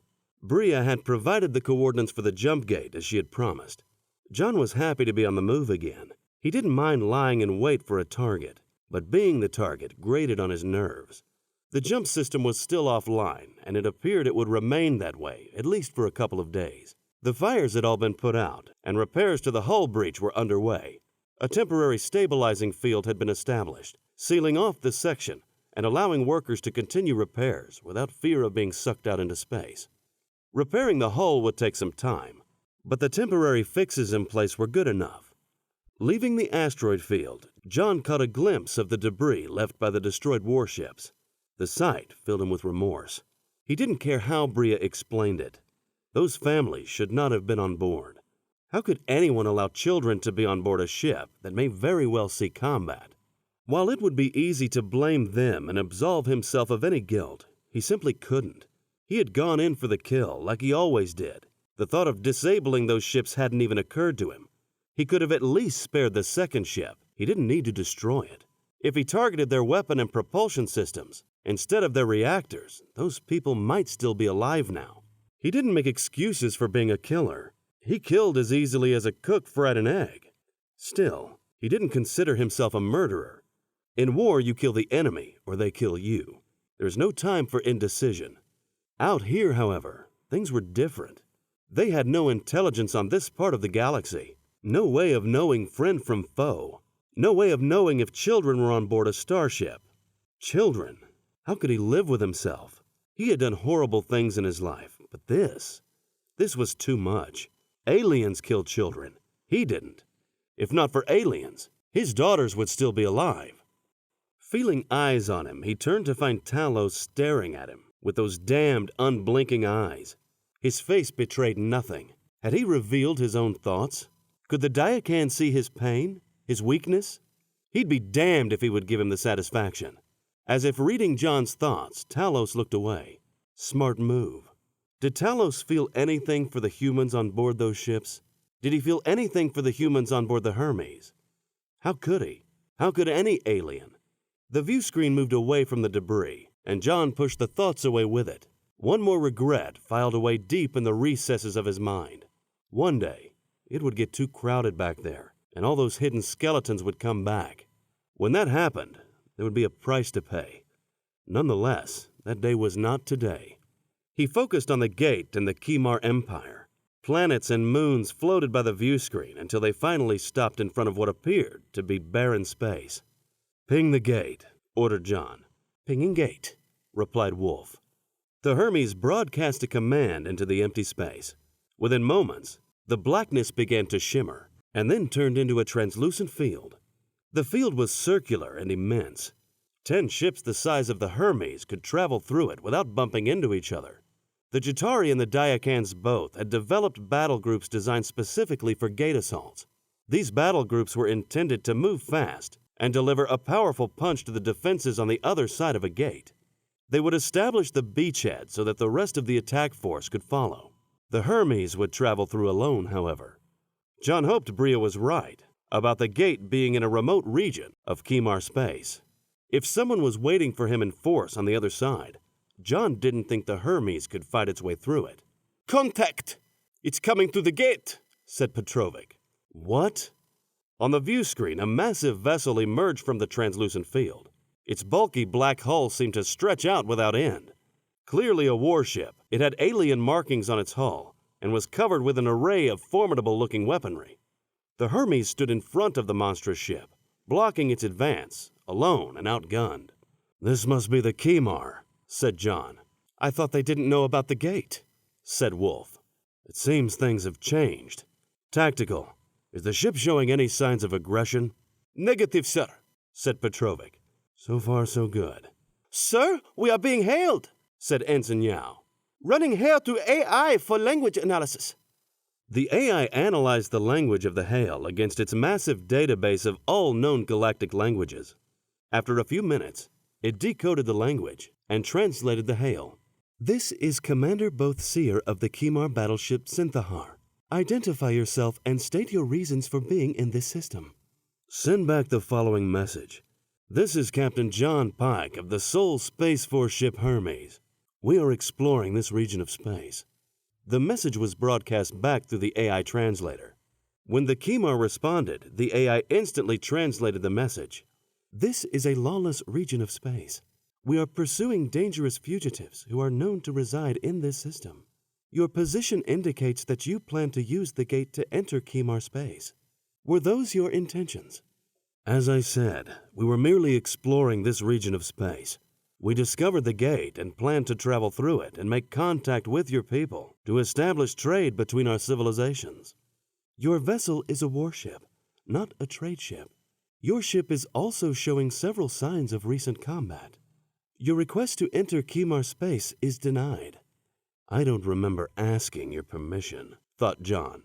"Commander, we have a very long journey ahead of us, which the gate would greatly shorten. We mean no harm to the Kimar. We merely seek to travel peacefully through Kimar space. Your request to enter Kimar space is denied.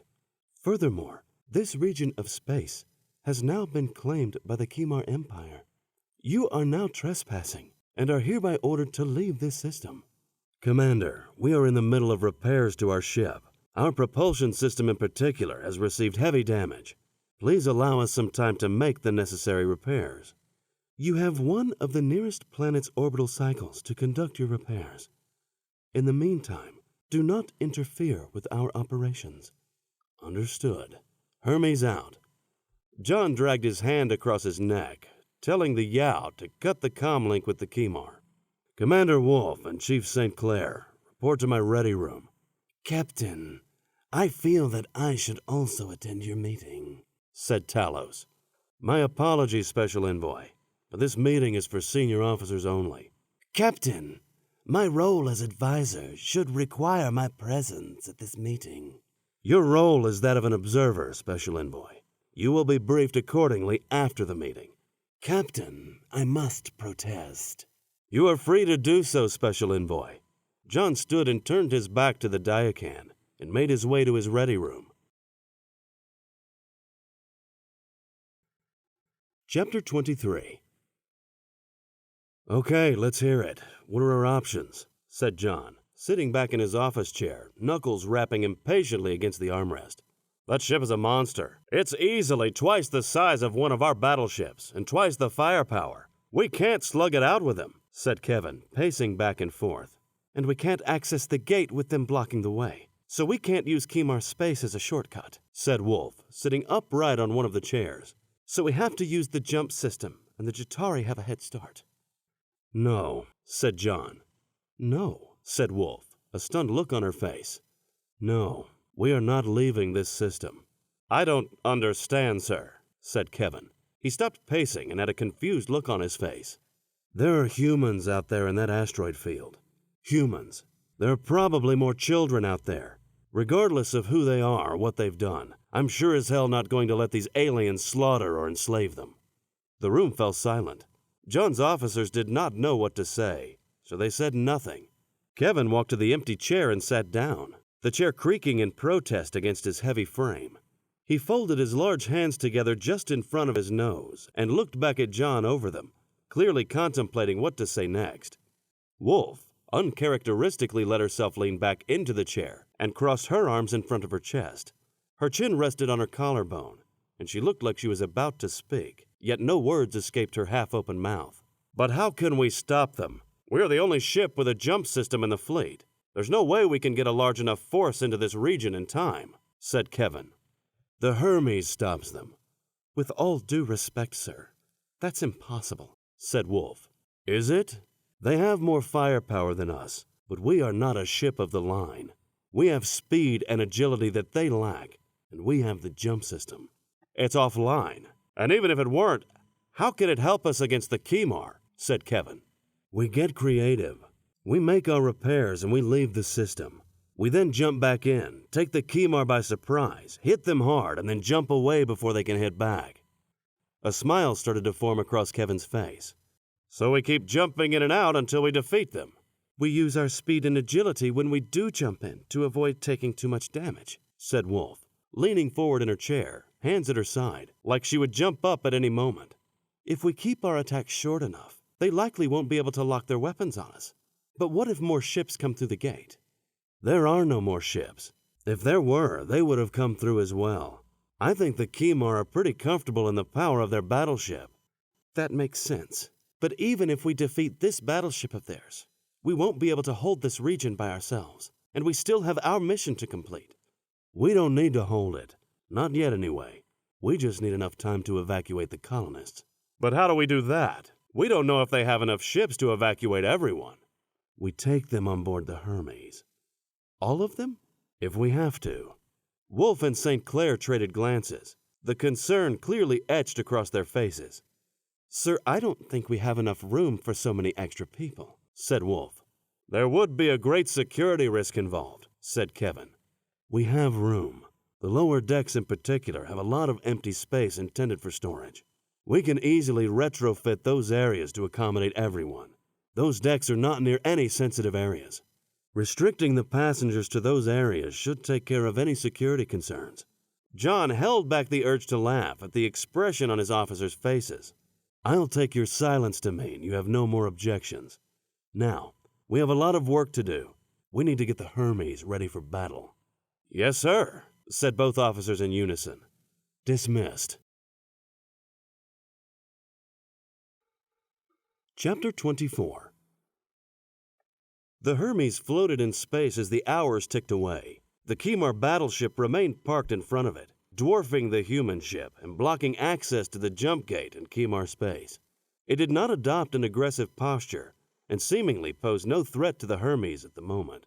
It merely sat there, immovable. The battleship likely hadn't encountered too many ships that could intimidate it and wouldn't consider a ship less than half its size something to worry about. It had no reason to believe the human ship would not be cowed to do as told. Without warning, drones launched from the giant ship and fanned out in all directions, searching for the Reaver colony. Cylindrical objects the size of a small automobile, they carried sophisticated scanning equipment. Heading toward the various planets and their moons, they would enter into orbit and scan the surfaces for signs of life. None entered the asteroid field, but it would only be a matter of time. Searching the planets and moons would be a drawn-out process, but once they concluded that the colony wasn't anywhere else, they would turn to the asteroid field. The cannons would be discovered first, and the drones wouldn't survive the barrage. The battleship was a different story. It would identify all the weapon systems, target and destroy them one by one.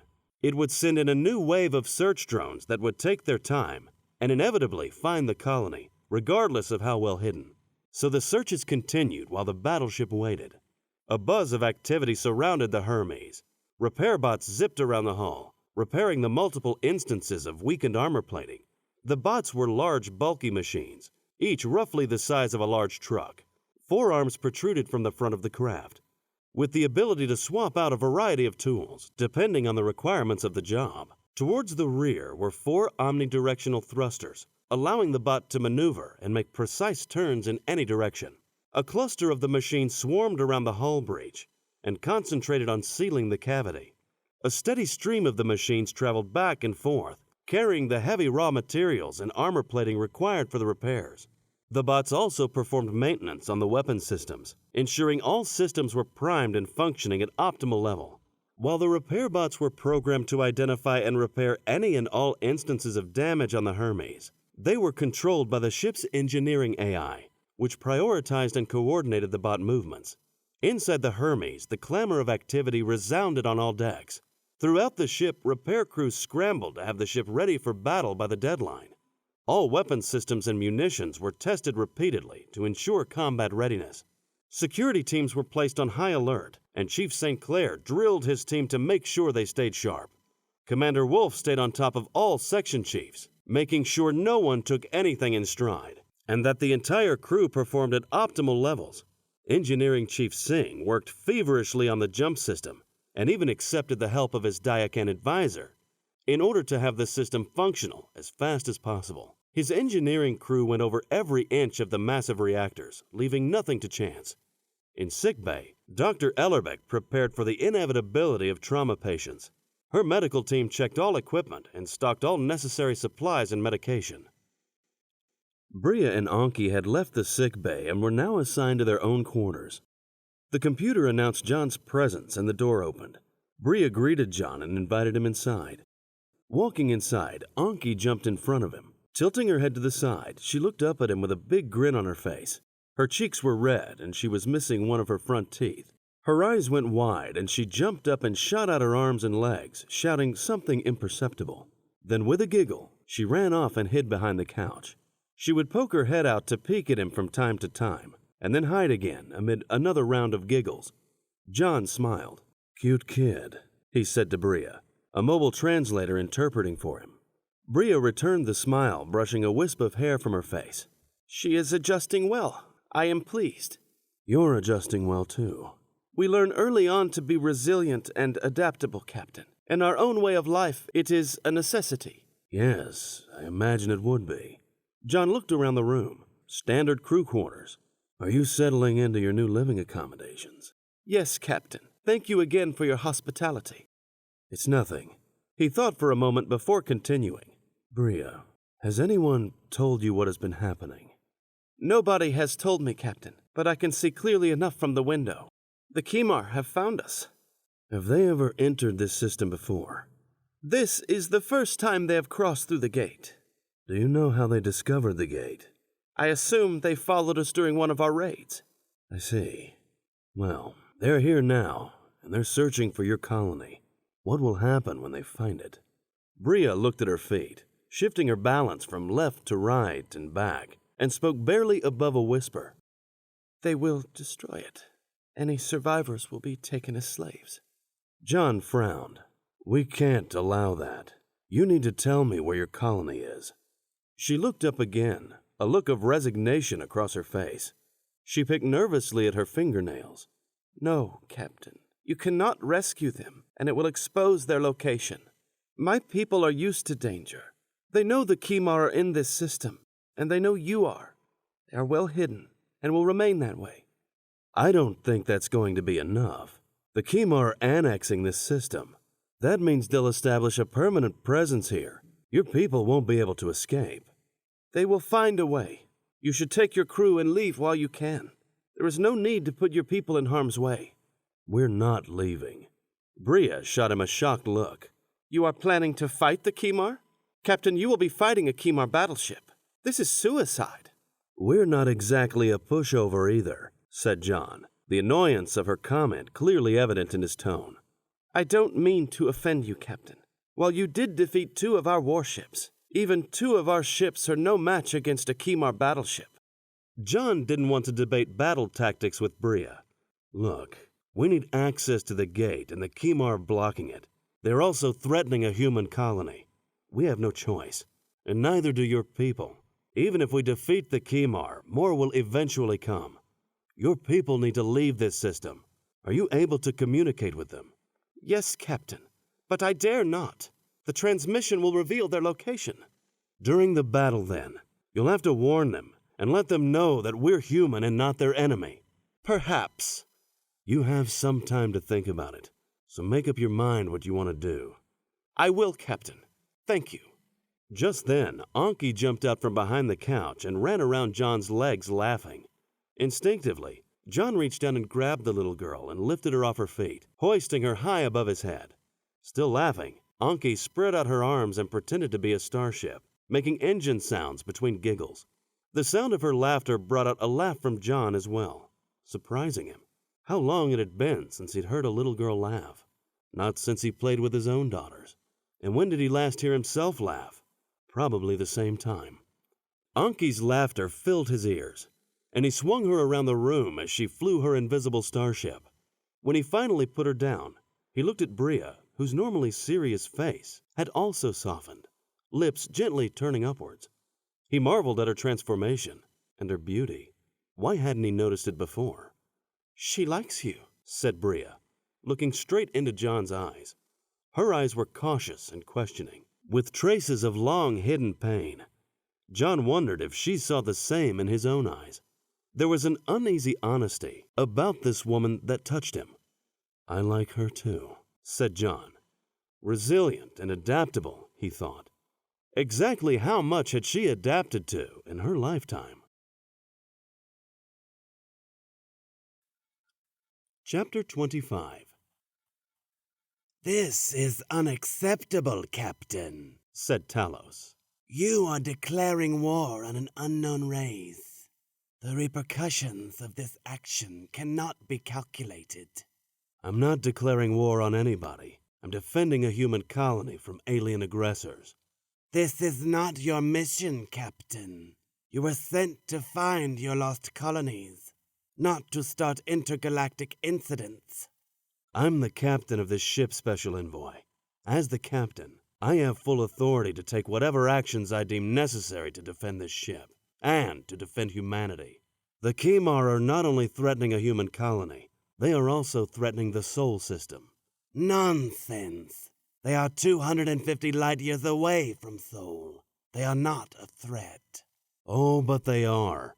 Once we outfit more ships with jump drives, this region will be much more accessible, as will the jump gate here. This is a very strategic region of space, and is vital for future access to the lost colonies. Letting the Kimar control this system is what is unacceptable.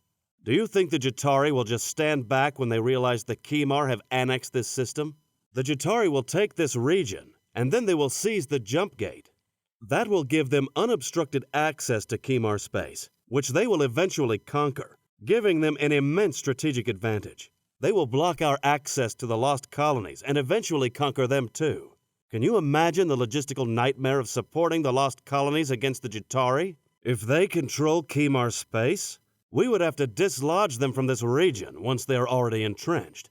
This would be a strategic defeat for Sol as well as Diakis. Your symbiont has indeed made you an exceptional strategist, Captain.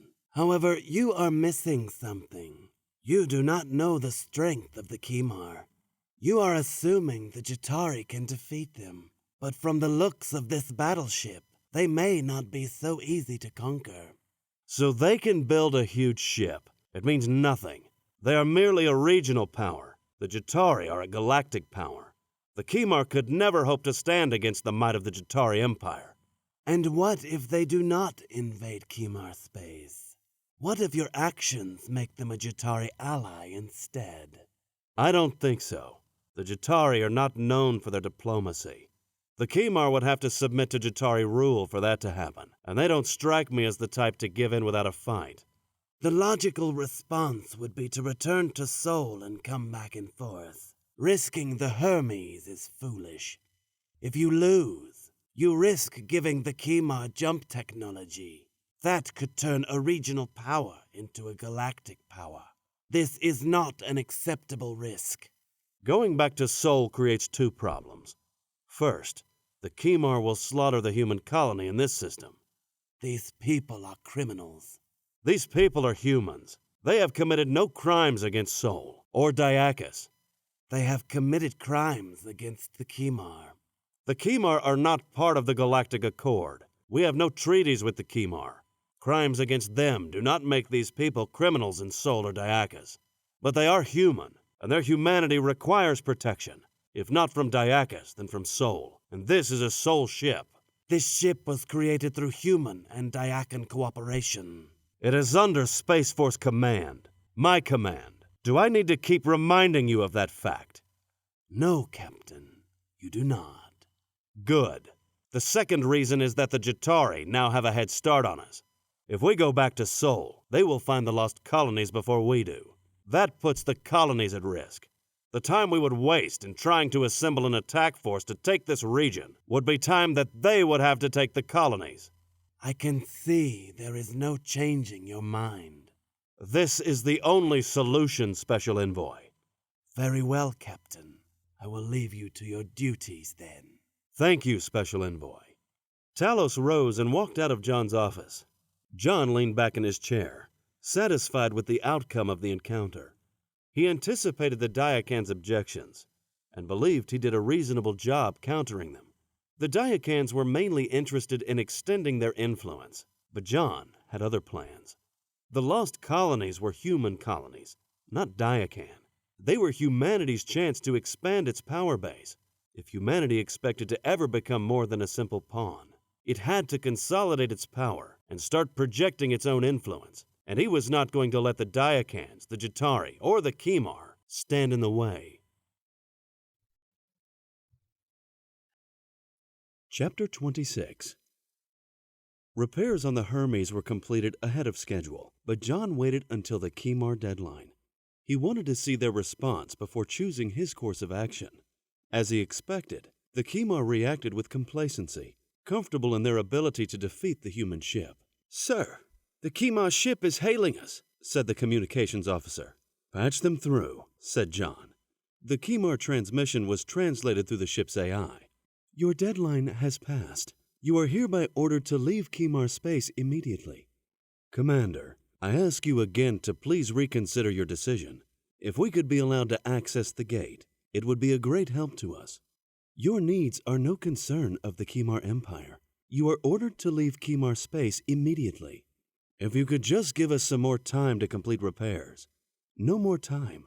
If you do not leave Kimar space immediately, you will be destroyed." "Commander, are you saying you will fire on us?" "That is correct. Leave now, or you will be destroyed." "Understood. We will comply." The comm link was disconnected by the Kimar. Jon looked around the bridge. He saw no apprehension. They were ready. "Helm, take us out of this system." "Taking us out, sir," said Richards. The ship's reactors kicked in, and the emitters lining the hull created an FTL bubble around the ship, allowing it to travel faster than the speed of light. The ship's inertial dampeners ensured that none of the reality of the ship's speed was felt on board. For everyone on the bridge, it felt like the Hermes stood still. On the view screen, the asteroid field disappeared, as did the planets and their moons. The binary star blazed across the screen, and then it too was gone, leaving only the empty region between systems and the uncountable stars shimmering in the distance. They needed to be convincing without giving away their hand. Even at FTL speeds, it took a lot of time to travel the immense distances between planets and planetary systems. Jon knew it would be a while before the Kimar finally turned to the asteroid field. He wanted to be convincing, so he waited until there was sufficient distance between the Hermes and the Kimar. After several hours of travel, Jon decided to spring his trap. "Jump system status," asked Jon. "Jump system is at 100%. We are jump ready," said Yao. "Plot a jump directly behind the Kimar ship." "Course plotted, sir." "Tactical. Load all missile tubes. Railguns in offensive mode and ready energy weapons." "Missile tubes loaded, sir. All weapon systems are ready." "When we jump into the system, we will immediately fire all missiles at the Kimar ship and engage them using attack pattern Sigma." "Yes, sir." "Navigation. Once we conduct our sortie, I want to jump out of the system. A couple of light years should be good enough." "Yes, sir. Coordinates are plotted." "Sound general quarters. Helm, initiate jump countdown." "Jump countdown initiated, sir."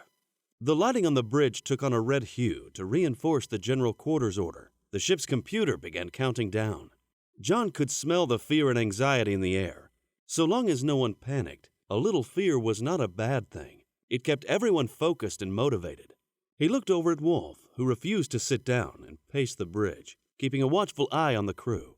Jump complete. The view screen instantly filled with the rear of the Kimar ship. Jon couldn't help but feel awed by the sheer size of it. Why would anyone need a ship that big? It couldn't be practical. Perhaps these giant ships were intended to merely intimidate. After all, who would be stupid enough to stand against anything that big? As if on cue, 8 missiles appeared on the view screen and streaked straight for the massive ship. Missiles away! The Hermes began its assault. It raced towards the top of the ship, blue energy bursts impacting the giant ship's hull, railguns pulverizing it with a barrage of uranium. The Kimar were taken completely by surprise and could not launch any countermeasures. The missiles found their mark. The battleship was rocked by jarring concussions. The behemoth had been hurt, but not defeated. As per Jon's orders, the jump countdown began. Before the Hermes could take any return fire, the Kimar battleship disappeared from the view screen. Sporadic cheers broke out throughout the bridge, and the fear felt minutes before had been replaced by the euphoria of imminent victory. "Focus, people. The battle isn't over yet," said Jon. The bridge quieted, but the taste of victory still hung in the air. "They're going to be ready for us next time. Switch railguns to point defense mode and load all missile tubes." "Missile tubes loaded, sir. Railguns in point defense mode," said Petrovich. "Navigation. Can you put us directly underneath them?" "Yes, sir." "Good. Enter the coordinates.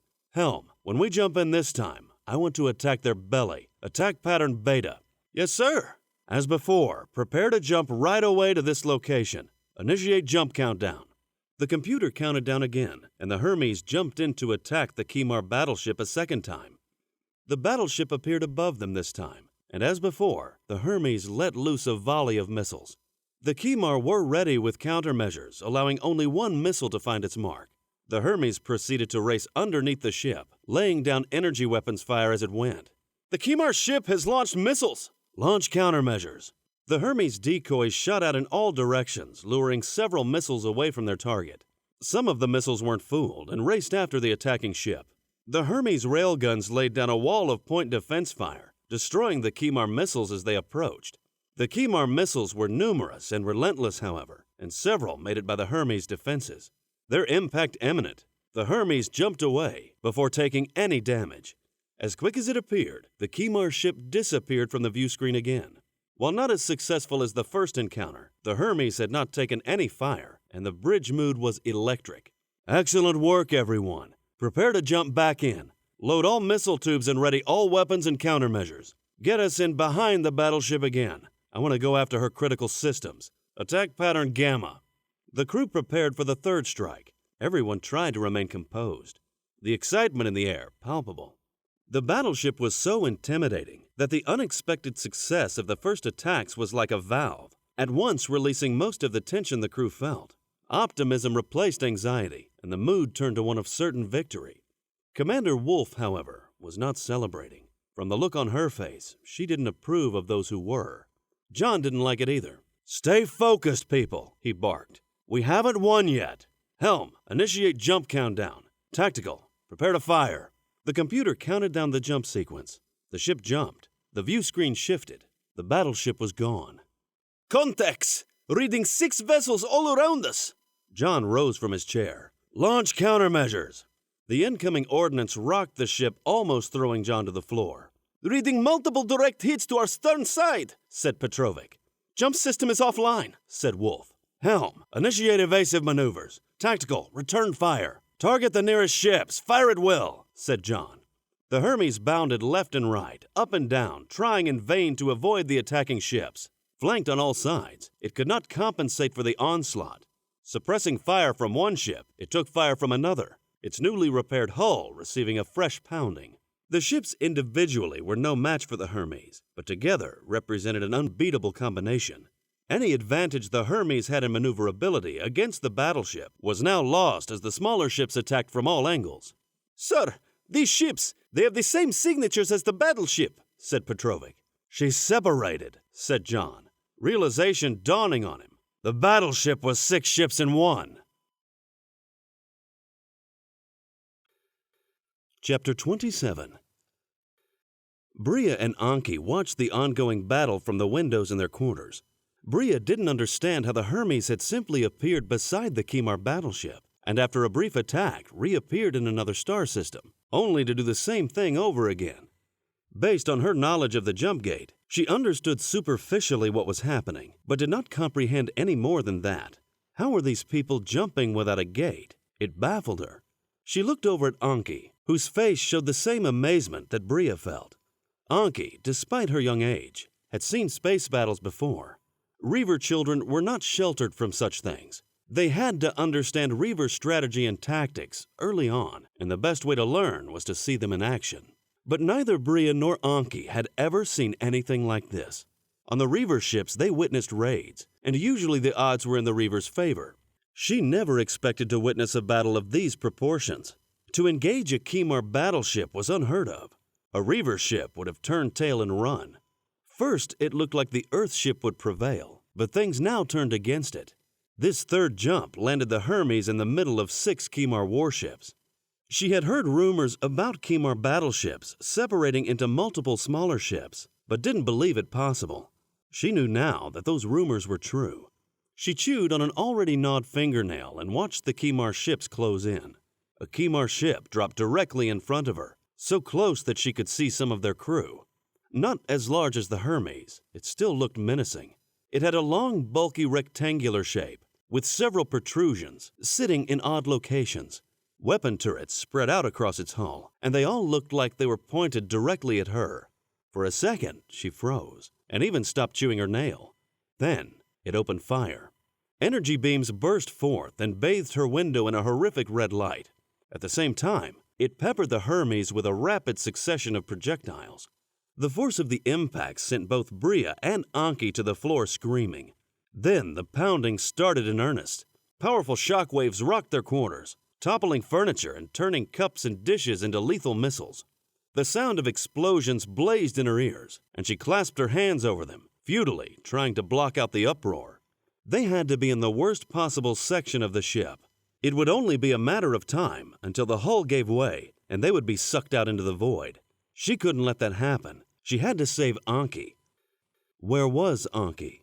Bria lifted her head, trying to locate her little girl, and spotted her several meters away. She had curled into a ball, her small arms wrapped tightly around her knees, face pressed hard against them. Her body convulsed in gasps and cries. She was panicking. Bria had to reach her. "Anki!" Bria screamed, as she began to crawl across the floor to her daughter. "Anki, I'm coming!" The ship pitched again under the force of the Kimar onslaught, each impact bouncing her off the ground. She fought back the urge to vomit, her stomach lurching with each bounce. She tried to hang on, tried to continue crawling, but forward movement was impossible. The Hermes heaved and her face smashed into the floor. Her eyesight blurred and she fought back the blackness, desperate to stay conscious. She tried to see, but couldn't make anything out. "Anki!" No response. "Anki!" Still nothing. Mustering all her strength, she dragged herself forward. Something blocked her path. A chair. It had fallen on its side. Gripping its frame, she used it as a crutch and lifted herself up. Her vision started to clear, and when her head came up high enough, she could finally get a view of the room. "Anki?" She wasn't there anymore. She continued to scan the room but couldn't find her.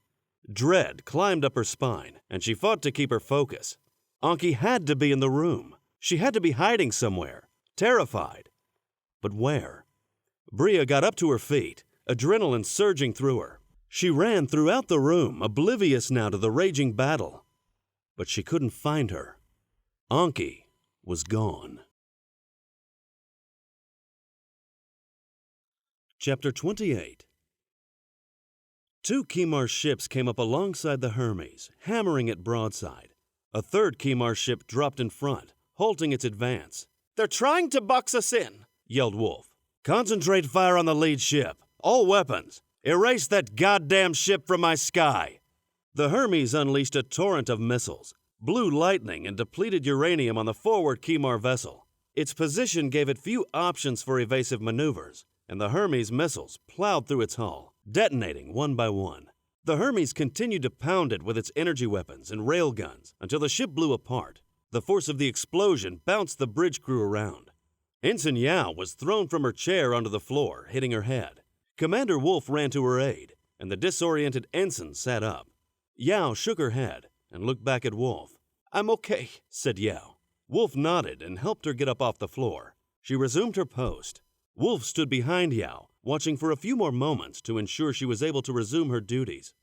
Around the Hermes, the battle continued to rage relentlessly. The remaining Kimar ships maintained their position and continued to hammer the Hermes broadside. The Hermes was sandwiched in between the two and had few options. At the same time, another ship strafed it from below. "Resume evasive maneuvers," ordered Jon. As the vessel underneath made contact, a massive concussion rocked the Hermes. Mechanical arms shot out from the ship and sunk long, armor-piercing claws into the Hermes' belly. The arms pulled the enemy ship close to the Hermes until the two vessels were almost touching. A cylindrical apparatus emerged from the Kimar ship and made contact with the Hermes' hull, establishing a secure seal, and powerful blades went to work, cutting a hole through the Earth ship. Wolf had returned to her console, but the force of the impact made her grip its sides in a struggle to maintain her balance. Her display told her she had bigger problems. Tapping her console, she opened a comlink. "Security to deck Lambda. Enemy infiltration underway. Prepare to repel enemy boarders." Chapter 29. Kevin raced down the corridors with his team, their combat suits enhancing their speed and agility. Their combat suits were capable of running as fast as 60 kilometers per hour and could jump as high as 5 meters, and they effortlessly jumped through hatches and cleared staircases with single leaps. Kevin's AI displayed the ship's layout on his visor, giving him the precise location of the enemy infiltration. All the combat suits were tied into the ship's systems, providing all troopers with a real-time display of each other's and the enemy's positions. The Kimar soldiers that entered the ship were marked in red, members of the crew in blue. There were already casualties among the crew. Kevin's display gave him more information. Not only could he see the locations of all his team members, but he could monitor their vital signs in real time. He could see any injuries and get an instant diagnosis from their combat suits. He could see their heart rates, as well as a myriad of other indicators letting him know how they were holding up, both physically and mentally. He also had real-time updates on the condition of their combat suits. He could see how much damage they received, their suit's integrity, and the status of all the combat suit's vital systems. Nearing the enemy, they slowed their pace. While Kevin's team knew the Kimar positions, the Kimar wouldn't have the same intel. No point in running in blind. The visor showed 4 Kimar approaching. Kevin's men spread out along the corridor, energy weapons at the ready. Kevin backed them up with his monstrous Gatling gun. When the Kimar soldiers turned the corner, the lead Marines opened fire. The Kimar wore combat suits of their own, and when the blue energy fire hit, it simply bounced off, splaying out in all directions. The Kimar stood their ground and returned fire. Vicious-looking red bolts plowed into the human positions. Kevin's visor showed his trooper suits taking heavy damage. Worried about his men, Kevin lunged forward and opened up his Gatling gun on the enemy. The enormous projectiles cut through the Kimar combat suits like they were cardboard, killing the first 2 Kimar and forcing the others to fall back. "Their suits have some kind of reflective coating. Energy weapons are useless against them. Switch to railguns," ordered Kevin through his suit's comlink. Most of his team preferred the power and versatility of their energy weapons, but all carried railguns. They fired tiny bullets, allowing each soldier to carry massive quantities of ammo with them. Each magazine held 500 rounds. While small in size, they used depleted uranium, which gave them very high density. That density and their speed made them especially effective against armored combat suits. They held their position while each soldier swapped weapons. Then Kevin's visor showed the Kimar moving quickly in the opposite direction. Kevin opened a comlink with Sergeant Henderson. "Enemy boarders are coming your way, Sergeant. I need you to cut off their advance." "Yes, sir," said Henderson. "Don't use energy weapons. They have no effect on the enemy." "Acknowledged." Henderson led a second security team, advancing from the opposite end of the infiltration. They were trying to flank the Kimar, forcing them into a crossfire. Unfortunately, it looked like the entire boarding party was heading in Henderson's direction. If his team couldn't hold them off, the Kimar would have access to the rest of the ship. Kevin had to act. Now was the time to advance. "Let's waste these fuckers! Move out!" "Hoorah!" yelled the Marines in unison, the sound almost deafening over the comm system. The troopers surged forward. They turned a corner and faced a long straightaway. The infiltration point was visible in the middle of the corridor, a massive hole in the floor of the bulkhead. Around the hole, a group of Kimar stood guard and opened fire as the human soldiers approached. "Hit the dirt!" ordered Kevin, dropping to the ground. Red energy bolts sailed over his head as his troopers dropped and returned fire. The Kimar took cover and seemed to sustain only minor damage. The two groups fired at each other while Kevin's team slowly advanced. Just then, a nasty-looking weapon popped out of the opening and started lobbing baseball-sized ordnance at the humans. They were explosives, similar to grenades, and they landed right in the middle of the lead troopers, detonating with incredibly concentrated force. They ripped through Kevin's troopers, making them disappear from his display. "Fall back!" ordered Kevin, as more grenades bounced into their ranks. Chapter 30. Sergeant Henderson led his security team up the opposite side of the infiltration. He saw the advancing Kimar on his visor. His team would engage them in seconds. Just ahead of their position was a junction which branched off into several corridors. They had to get to that junction before the enemy. Rounding a corner, he saw the junction and the Kimar. "Open fire!" ordered Henderson. His team opened up on the enemy, and a hailstorm of bullets crashed into the Kimar positions. The lead Kimar took the worst of it and dropped almost instantly. The remaining force took cover and returned fire, halting the human advance. The corridor lit up with an eerie crimson light show, forcing Henderson and his men to seek cover. Henderson crouched behind an iron post just in time. Several of his men took hits, but their combat suits' integrity stayed intact. They were taking damage, and he wasn't sure how much enemy fire they could withstand, but his troopers were all still alive and able to continue fighting. "We can't let the enemy take that junction," Sergeant Henderson said to his men. "We need to advance." "Yes, sir," they replied almost in unison. The Hermes troopers started leapfrogging forward. They fired at the enemy, providing cover while each soldier advanced. With many corners and posts, the corridors offered plenty of cover for each soldier. Henderson's team continued making a slow, steady advance, while the enemy stood their ground and didn't seem interested in contesting the junction. Sergeant Henderson didn't understand the strategy, nor did he care. If they wanted to stay put, it suited him just fine. Then they charged. The entire group suddenly jumped from cover and surged forward, unleashing a tidal wave of energy fire in the process. Surprised by the sudden change in tactics, the Hermes troopers took cover. It took Sergeant Henderson only a few seconds to realize he was going to lose the junction. He had only one option left. Charge! The humans leaped from the security of their cover and ran forward, railguns firing, into the Kimar stampede. Soldiers fell on both sides in seconds, and they crashed into each other in the middle of the junction. The battle now turned into a hand-to-hand melee. The weapons that were so effective from a distance were now nothing more than fancy clubs. Shots were still being fired from both sides, but aiming was almost impossible, and everyone switched to their bladed weapons. The Hermes troopers used a long ionized blade that looked very much like a huge bowie knife. Plasma surged from the hilt, enveloping the blade, making it an effective close-quarters weapon against the armor of a combat suit. The Kimar used a similar weapon, although their blades were shorter, wider, and featured hooked prongs which jutted out from the hilt. All around Sergeant Henderson, the battle raged, sparks flying as the blades made contact. With the power and agility of the combat suits, the whole bloody encounter looked almost like an acrobatic performance. The sergeant dispatched 3 Kimar with relative ease when he noticed a group moving away from the battle and heading down one of the adjoining corridors. The charge had been a distraction. Tying up the Hermes defenders, it allowed a smaller group access to the rest of the ship. It was a good strategy. The smaller group would then attempt to disable the Hermes so the Kimar could capture it. Sergeant Henderson turned and moved to intercept them.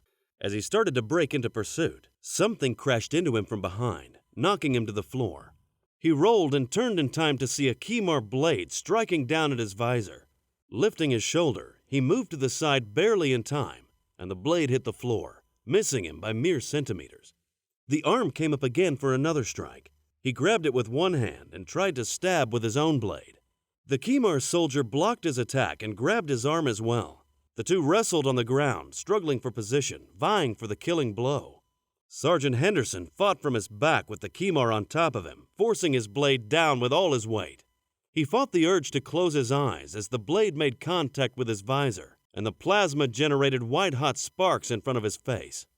The enemy committed to the kill, leaning forward to force as much weight as possible into the thrust. The movement unbalanced him, a fatal mistake.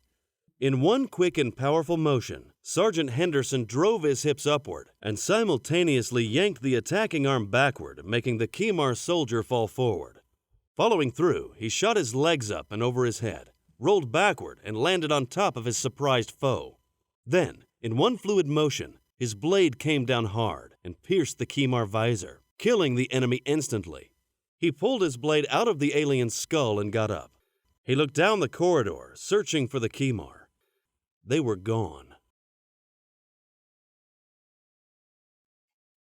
Chapter 31. The Hermes continued taking fire from all directions. Its attempts to evade the other ships was rendered useless by the attached Kimar ship. Unable to evade its attackers, the Hermes stood its ground and tried to slug it out against the overwhelming power of the enemy swarm. On the bridge, sparks sprayed the crew from damaged consoles, their white lines creating an eerie fireworks display amid the backdrop of the flashing red battle station lights. The acrid smell of scorched electrical circuits filled the room, and several crew members fought back coughing fits trying to stay focused on their duties. Jon looked down at the array of displays in front of him. On one, he tracked the battles with the boarding parties. On another, he received up-to-the-minute damage reports from throughout the ship. Multiple fires raged on several decks, but surprisingly, there were no hull breaches other than the one the boarding party used to enter the ship. Still, it was only a matter of time until the inevitable hull breaches. The Hermes was a powerful ship, but it was not a ship of the line. Built to be fast and agile, it had not been created to stand and trade blows like a battleship. Jon knew she couldn't take much more of this. "Commander, any progress with the repairs to the jump system?" "It is partially online." "Are we jump ready?"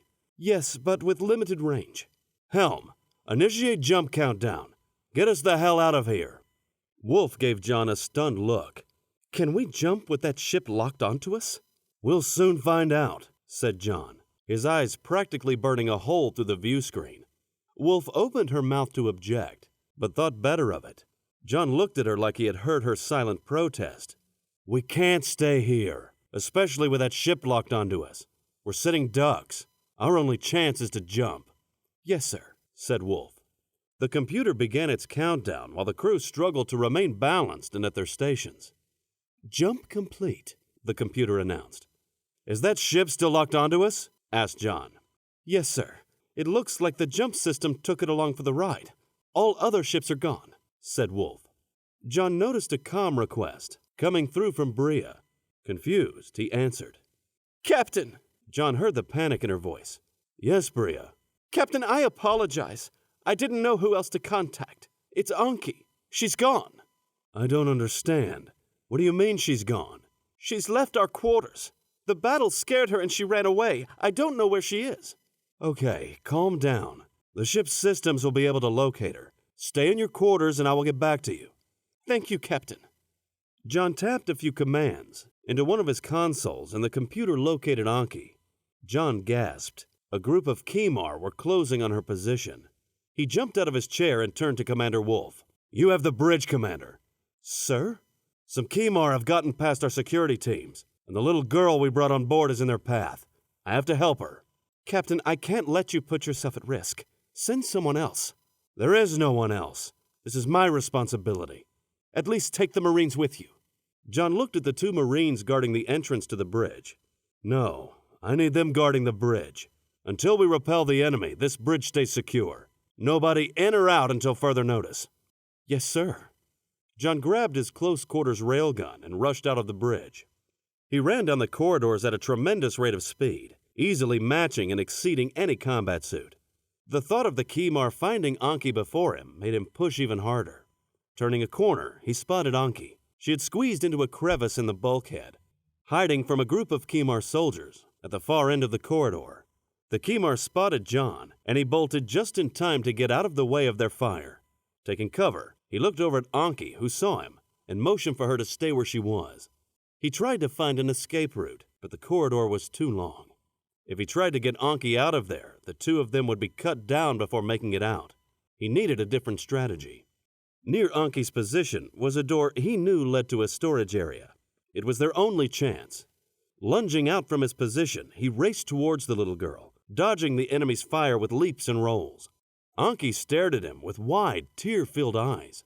She sobbed, but didn't make a sound, not because she had any control, but because she strained to take a breath, gasping for air in panicked heaves.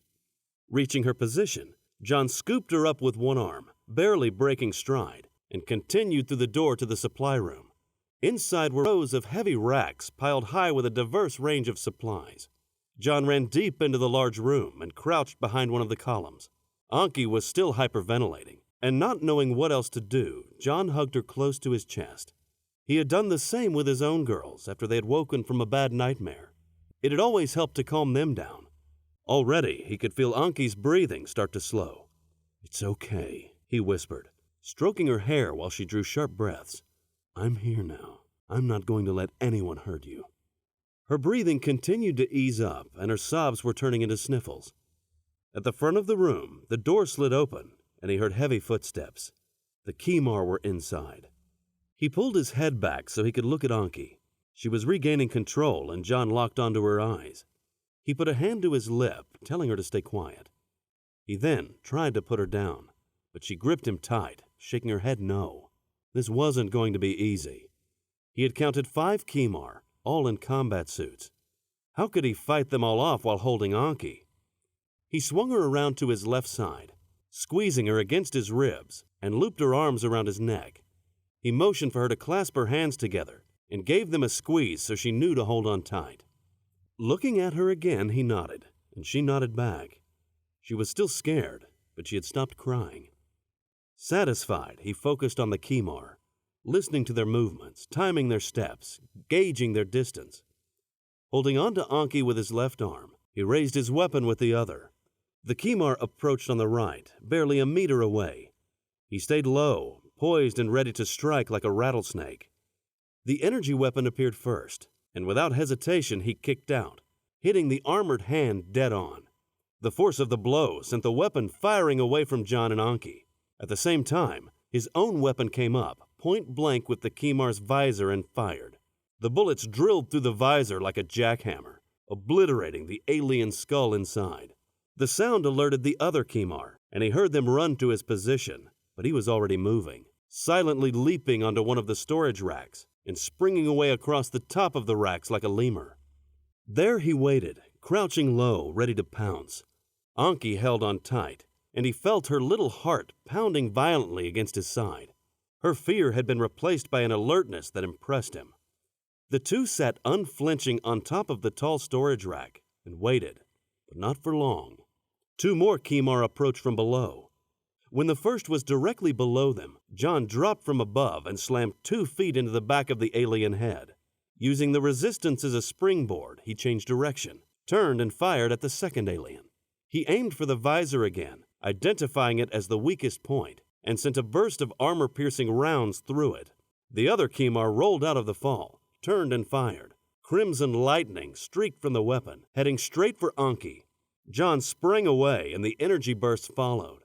Another Kimar emerged and fired, the 2 energy bursts trapping Jon in a pincer-style attack. Cut off to the left and right, Jon ran in the only direction he could: up. Turning to the nearby wall, he ran with such speed that the momentum took him up the wall before gravity could catch him. The energy fire shifted, and the 2 followed him, but he now had more freedom of movement. Launching from the wall, he landed on the side of a nearby rack and quickly climbed to the top. The Kimar were caught off guard and slow to react. Jon didn't want to lose any momentum, so he kept moving and jumped off the far side of the rack. Now, he had the column between him and the 2 Kimar who had been firing at him. Another Kimar jumped in front of him, and he turned as the third attacker opened up in earnest. Jon returned fire, but was too focused on staying ahead of the enemy bursts to inflict any real damage. Ahead was another wall, and he turned to the right, but was met by more enemy fire. Stopping just in time, he turned back in the direction he came, and saw the third Kimar turn and level his weapon at him. Leaping as the weapon spit more red lightning at him, he landed on top of another rack. The Kimar adjusted to his tactics. They now formed a triangle and fired at him from 3 directions. Cutting off each move he tried to make, Jon jumped from one rack to another, desperately trying to stay ahead of the enemy fire. But he knew it was now only a matter of time. With each jump, the Kimar compensated, giving him less and less room to maneuver. He had failed, and little Anki would end up paying the price. Leaping again, he landed on another rack, only to see a Kimar pointing his weapon at him. It was over. Even he wasn't fast enough to get away, and he turned Anki away from the weapon, hoping his body would be enough to shield her from the impact. He heard weapon fire, but to his astonishment, felt nothing. For a split second, he wondered if it was possible for the Kimar to miss at such close range. Then he recognized the sound and turned to see a Hermes combat suit with sergeant stripes on the shoulders, firing a railgun at the Kimar. Jon didn't need any more information. Jumping off the rack, he ran to cut off the Kimar soldier, positioned to his right, while the one to his left moved to help his comrade. He stalked his prey while it fired wildly, trying in vain to determine his location. But it was too late, and Jon came down on top of it, slamming it into the ground and unloading a torrent of weapon fire into its head. Hearing more railgun fire behind him, he got up and ran back toward the sergeant. By the time he got there, however, the firing had stopped, and Sergeant Henderson stood between the 2 Kimar bodies. Jon smiled and shifted Anki to his other arm. "What took you so long, Sergeant?" Sergeant Henderson's visor retracted, and he smiled back at Jon. "There was a traffic jam, sir." Chapter 32. Kevin's troopers scrambled backwards as the repeated explosions rocked the corridor. His AI reported some damage to a few combat suits, but thankfully there weren't any more casualties. They were pinned down, so he ordered a battle bot and waited. Battle bots were extremely effective field units, but they weren't as versatile on board a starship. Still, Kevin didn't want to waste valuable time in a drawn-out firefight, and they provided the firepower he needed at the moment. The BattleBot was essentially a small hovercraft with extremely thick armor plating and an array of heavy weapons at its disposal. It could be sent into a hot zone and withstand enemy fire while pulverizing the enemy's positions. It was the tip of the spear, often needed for a decisive thrust against an entrenched enemy. The 2 groups traded fire, locked in a standoff as Kevin waited for the BattleBot to arrive. He watched its progress on his visor, and in no time it pulled up behind his team. The troopers moved aside, letting the bot glide through. Although smaller than a mech, it was quite large and bulky and practically filled the corridor. It turned the corner and immediately started taking fire, but it would take more than a few handheld weapons to get through its heavy armor. Deploying a plasma cannon, the bot proceeded to fire on the enemy. It followed up by lobbing a handful of plasma grenades as well. The Kimar combat suits were no match for the bot's arsenal, and they dropped off one by one. The weapon that drove back Kevin's men popped up again and fired at the bot. Explosions hammered the armored hovercraft, but didn't stop it. Rather, it just slowed it down. The bot returned fire and hammered the alien weapon with repeated plasma cannon bursts. The Kimar weapon wasn't as well armored as the BattleBot, and the plasma cannon rounds ripped through the alien machine until it was nothing more than a heap of smoldering scrap metal. Kevin watched its progress on his visor and gave the order for his men to move out. His team rounded the corner, weapons at the ready, and followed the bot's steady progress. When the bot reached the infiltration point, Kevin had it lob a bunch of plasma grenades through the hole and into the attached Kimar ship. Explosions could be heard, and flashes of light shot out of the opening with each blast. When the vessel had been softened up to Kevin's satisfaction, he and his troopers climbed in. Gunfire echoed from the opening as they dealt with the scant defenders. The room they entered was large and cavernous. While the plasma grenades ensured no enemy soldiers stood guard near the entry point, the large room provided ample cover for the Kimar soldiers. Kevin and his men started taking fire the moment they entered the ship. They returned fire and sought cover for themselves. They then provided covering fire so the rest of the troopers could board. Red energy bursts crossed railgun tracer fire as the two sides battled for position. Kevin's heavy Gatling gun proved to be the deciding factor, tilting the scales in favor of the humans. At the far end of the room was a doorway, and the Kimar seemed intent on its defense. It likely provided access to the rest of the vessel. "I count 6 defenders on both sides of that doorway," said Kevin over the combat suit comm to his team. "Team A and B, advance on the doorway. The rest of us will provide covering fire." "Yes, sir," said the troopers. "Move out," said Kevin, and then stepped out himself and opened fire on the doorway. The other troopers fired with him, and the Kimar defenders had no choice but to fall back. Team A and B advanced quickly, stopping briefly whenever they found cover until they reached the Kimar positions. They then charged the defenders, and Kevin watched on his view screen as his men took fire. An alert appeared as Private Schleedorn's vitals flatlined. "Damn it!" cursed Kevin. Schleedorn was a great soldier, and true to form, he led the charge on the Kimar, taking the brunt of their fire. His sacrifice allowed the other troopers to overwhelm the enemy positions and kill the rest of the defenders. "Position secured," said Private Daniels. "Hold positions," said Kevin, and the rest of the security team advanced. The doorway gave access to a network of corridors and hatches. The rest of the ship seemed to follow a highly compartmentalized design. Kevin knew they needed to find and secure the bridge first. Hermes' scans provided a layout of the Kimar vessel, which now displayed on his visor, giving him the most direct approach to the bridge. "We take the bridge first. I don't want to get bogged down in any room-to-room firefights. You should all have the route on your visors. We move fast and we hit hard. Let's move out." The troopers moved quickly through the ship, encountering scant resistance.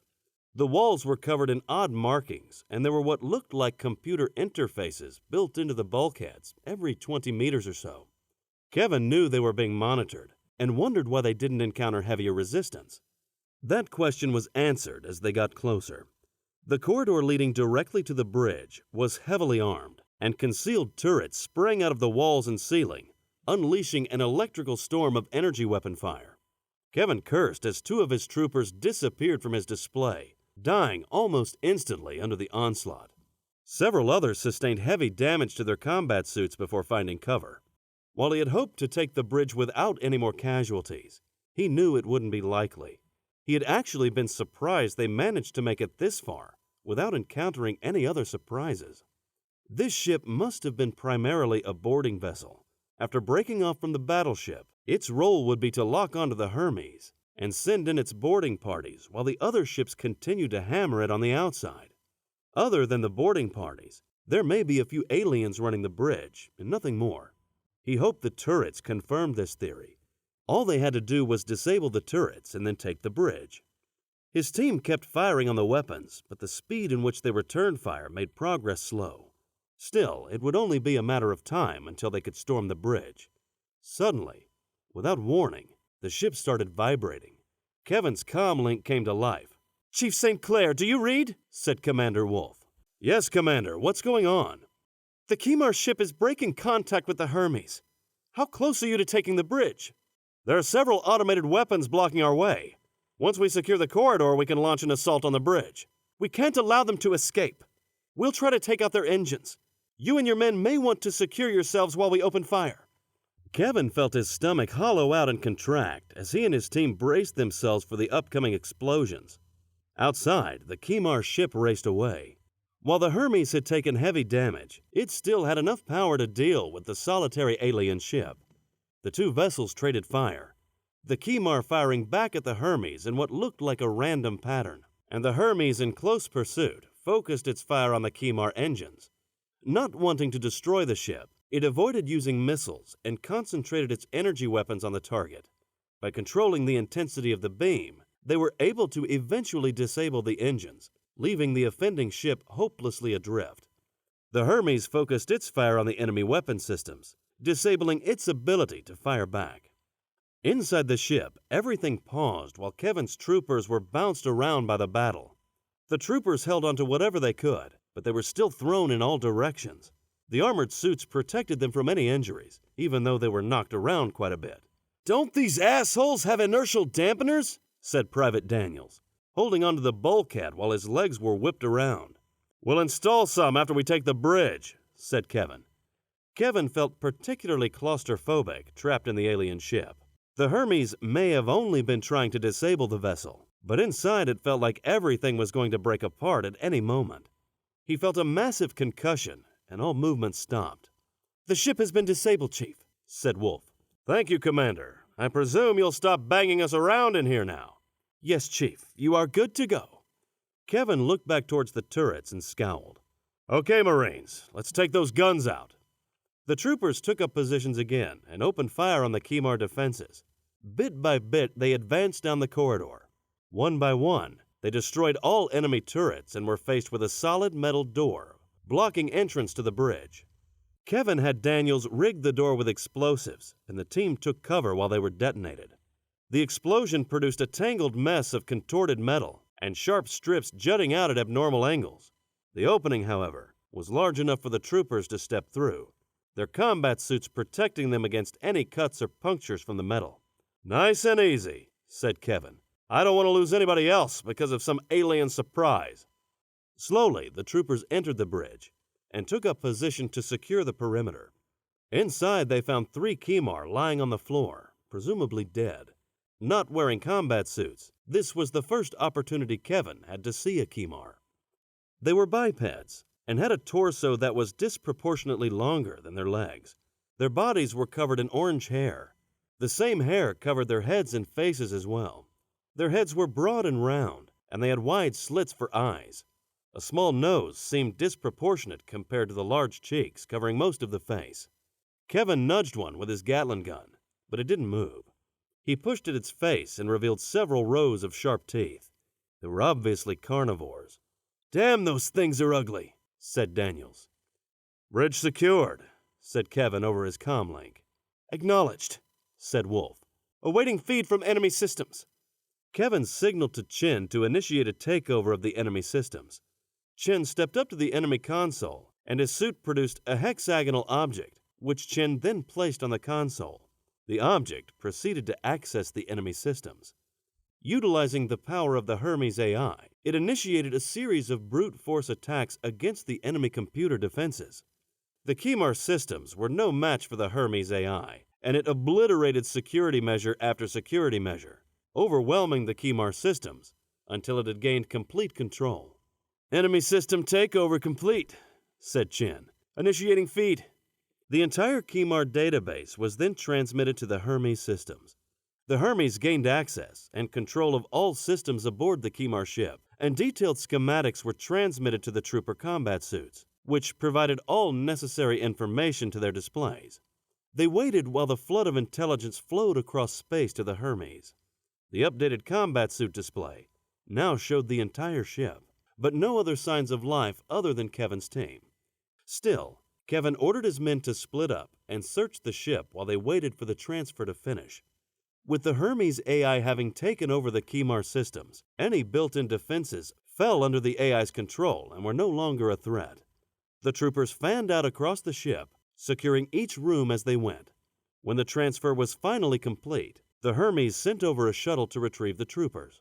Several engineers were also on board, their job to examine the technology and see if anything worthwhile could be salvaged. Having jumped away from the battle, the Hermes was no longer under any immediate threat and could take time to conduct repairs and determine its next course of action. Chapter 33. Bria entered the sick bay in a panic. She had run all the way from her quarters, and her forehead glistened with sweat. The captain had told her that Anki had been found, but she didn't understand why she had been brought to the sick bay. Had she been injured? The captain told her Anki was fine, but she didn't trust the translating device they used. It could have made a mistake. She had already lost so much, she couldn't lose Anki too. She paced back and forth, biting on her fingernails, waiting for someone to come and tell her what was going on. If she didn't see someone soon, she would search the entire sick bay for her daughter and damn anybody who did not like it. Moments later, a door opened and Dr. Ellerbeck walked out with the captain holding her little girl. Anki smiled, but Bria could see that she had been crying and had been through a terrifying ordeal. She rushed over to Anki, who shot out her arms for her mother. Jon handed the child to Bria, who took her into her arms and squeezed her tight. Losing her grip only enough so that she could smother her with kisses, Anki wrapped her tiny arms around her mother's neck and was soon giggling as Bria's kisses tickled her. The giggles brought a smile to Bria's face, and the tension dissipated as she relaxed. Dr. Ellerbeck gave Bria a reassuring smile. Anki is fine. She's been through a bit of a scare, but she is uninjured. She should get some rest, though, and avoid wandering through the ship again. Bria pulled Anki out so she could look at her, and frowned. You'd better not do that again, little girl. Anki shook her head quickly from side to side, and Bria pulled her in front for another squeeze. Anki rested her head on Bria's shoulder, and Bria proceeded to sway from side to side, rocking the little girl in her arms. Then she looked at Jon. I don't know how to thank you, Captain. It was nothing. I'm happy to help. Jon looked back at them, and his normally severe face softened. His eyes took on a faraway look, as if he was lost in memories. She saw a gentle side to him that she hadn't noticed before. Hidden deep behind his hard, threatening features existed a kindness that she felt the outside world rarely saw. Anki pushed against her mother's shoulders so she could look at her. Nothing? She said, eyes wide and bright, her whole face lighting up. He fought 5 Kimar soldiers and won. It was amazing. Jon frowned. Your daughter exaggerates. Bria didn't think so. This was a powerful man. She thought he could probably fight twice as many Kimar and still win. There was something about him. She had never seen a man like this before. In her colony, there had been large, powerful men, her own husband included. Yet this man seemed to transcend all of that. It wasn't just his size. He had a presence, a confidence, and a severity that left little question about his capabilities. She knew he was unrivaled among men. Again, I thank you, Captain. I am in your debt. And she truly meant it. This man ordered the deaths of her friends and husband, and yet she felt obligated to him rather than resentful. The dead were gone. The living only mattered. It was her own fool of a husband who had initiated the battle. All he saw was a 2-on-1 encounter that he was sure he could win. He only saw plunder, and everyone died for his greed. Yet this man saved them and offered them refuge, and he put his people at risk against the Kimar to save people he didn't know. Come on, enough of that. I'm sure you're exhausted after the day's events. Let me walk you and Anki to your quarters. Thankfully, the battle had ended. She hoped they'd seen the last of the Kimar for a while. Walking back to their quarters, she continued to think of her husband. He had been a decent provider and never raised a hand to Bria or Anki. She would miss him for that, but there had never been love between them. Reavers were practical, and their marriage had been no different. Arranged by their fathers long before, the idea was that love would eventually bloom between the two. Yet it never did, and now that he was gone, it was time to be practical again. Time to think of Anki and the future. Captain, you must forget my people. Jon gave her a perplexed look. I don't understand. You must not return, Captain. You must not fight the Kimar again. But surely you don't mean that. The Kimar will kill them when they find them. Then they will die. Reavers are raised to accept death, Captain. It is a possible outcome of every raid. I'm sorry, Bria. They're humans. I can't just leave them. We are humans as well, Captain, as are the rest of your crew. The Kimar have learned of the gate. More warships will come. You fought well against the battleship and almost won, but if you return, you will be destroyed. But they're your people. I must think of Anki now. I almost lost her today. I cannot risk losing her again. Captain, you have shown yourself to be an honorable man. You must not feel guilt for the lives of those on our ships. You were defending your ship. There is no shame in that. I do feel guilty, but it's more than that. Aliens have held the power of life and death over humanity for far too long.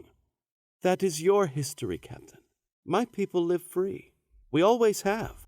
My people will find a way to survive, and it will not be under the boot of the Kimar. Like them, you need to ensure that your people survive. Consider my words, Captain. I'll consider them. They approached Bria's quarters, and the door slid open. Anki hugged Jon and ran inside. He smiled. Bria looked up at him and nodded. Thank you again for saving Anki, Captain. I am in your debt. She then surprised herself by hugging the captain. When she stepped back, she saw that he was smiling. She felt her cheeks flush and quickly turned and followed Anki into her quarters. Chapter 34. The captain's actions are irrational, said Kinos, the Diakan security advisor. He would sacrifice his ship and crew over a human colony he had no idea existed a few days ago. Yes, his actions were reckless. I'm afraid he is considering engaging the Kima yet again, said Talos. The other Diakons seated at the table tilted their heads backwards repeatedly and made sharp sucking sounds in protest. Talos could see they were all agitated. The captain had concerned him from the moment they first met. He thought too much of his abilities and too little of Diakos. Were his abilities not the result of the symbiont? His arrogance prevented him from acknowledging the Diakan contributions to his success. The Hermes had the advantage of surprise, said Kinos. That advantage is now lost. The Kimar are resourceful. They have learned of the gate and crossed through successfully. They have seen the Hermes use its jump system and will have connected the technology to the gate. Engaging the Kimar again poses an unacceptable security risk. The Kimar will not seek to destroy the Hermes now. They will seek to capture it for its technology. That would present a significant threat to Diakos. Yes, their failed attempt to board rather than destroy the Hermes indicates that this is their strategy. Talos looked to Matos, the medical advisor. What of the symbiont? Can we assert control of the captain through it? The symbiont will not allow any harm to come to the captain. You must understand, the symbiont knows it cannot be removed. It knows that removal means death. Its primary loyalty is now to the captain and his continued survival, said Matos. Then it is no longer a loyal subject of Diakos. It cannot return to Diakos. It cannot be removed and transplanted into a Diakan host. It is a strategic being. As such, it has adjusted its priorities. Then it must be considered a threat. It has served its purpose until now, and the captain was chosen due to the symbiont and the belief that it could be relied upon to control the captain. If this is no longer the case, then both the captain and the symbiont have become expendable. Are you suggesting the captain be terminated? Asked Kinos. I believe the time has come to take command of this vessel. The Admiral has given us the authority to do so if the mission is threatened. The captain has become a clear danger to this mission. I do not believe we should terminate the captain, said Kinos. Why is that? The humans will not accept it. They believe in their system of justice and would require the captain to be court-martialed. We would need to arrest him and hold him until he could face judgment from his superiors. If he is not terminated, he will remain a threat for the remainder of this mission. We cannot hold the ship if the humans rise against us. I believe they will do so if we terminate the captain, and imprisoning him will be seen as compliant with their justice system. Yes, it is how they would handle an insubordinate member of the crew. Then, is it agreed? The captain is to be relieved of his command. Agreed, said the Diakans. There is still the problem of resistance. The captain will not relinquish command willingly. Arresting him will be a challenge, especially if members of the crew assist him. Security Chief St. Clair will likely be a problem. He is friends with the captain, and the Marines will follow him if he stands against us, said Kinos. Yes, we will have to remove him from his command. Otherwise, he would be an unacceptable threat. Any senior officer can compromise this mission. However, we would not be justified to move against all of them. The humans may not like our actions, but once our authority is revealed, they will be compelled to obey our orders. And if the captain resists, he is a formidable opponent, said Kinos. Then we will require leverage to ensure his compliance. Chapter 35. Kevin lay back onto the firm mattress, exhausted. It had been a grueling battle, and he lost some good men. The events had taken him by surprise. One minute they were battling one ship, next they were battling 6, and then they were being boarded. He knew that combat was fluid, and things could change very fast, but today's events should be added to the training manuals. The Kimar proved to be ferocious fighters.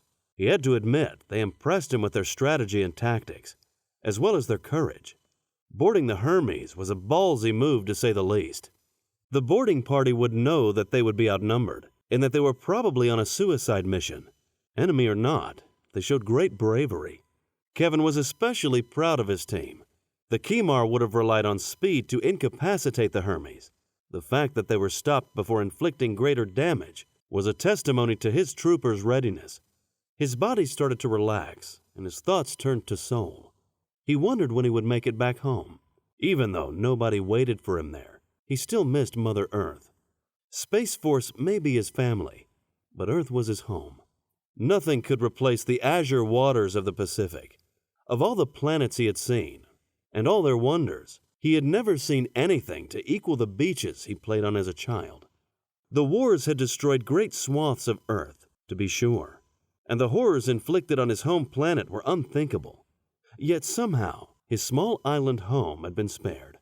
Too small, perhaps, to be worthy of bombardment. Of no real strategic value to anybody, it had been spared and had retained its beauty.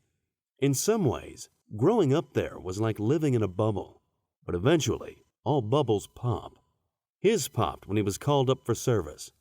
At 17, he was already larger and stronger than most men, and a man himself as far as the military was concerned. At 17 years of age, all able-bodied men and women were drafted into military service, and so he met his new family, the Space Force Marine Corps. The training, while challenging, inspired him. He had never been made to push himself as hard, and he wanted to see exactly how far he could go. Soon, he joined the Marine Special Forces and got his wish. The training was easily the most intense experience of his life at that point. For the first time, he questioned his ability and struggled with the daily fear that he would wash out. It wasn't that he couldn't handle the physical training.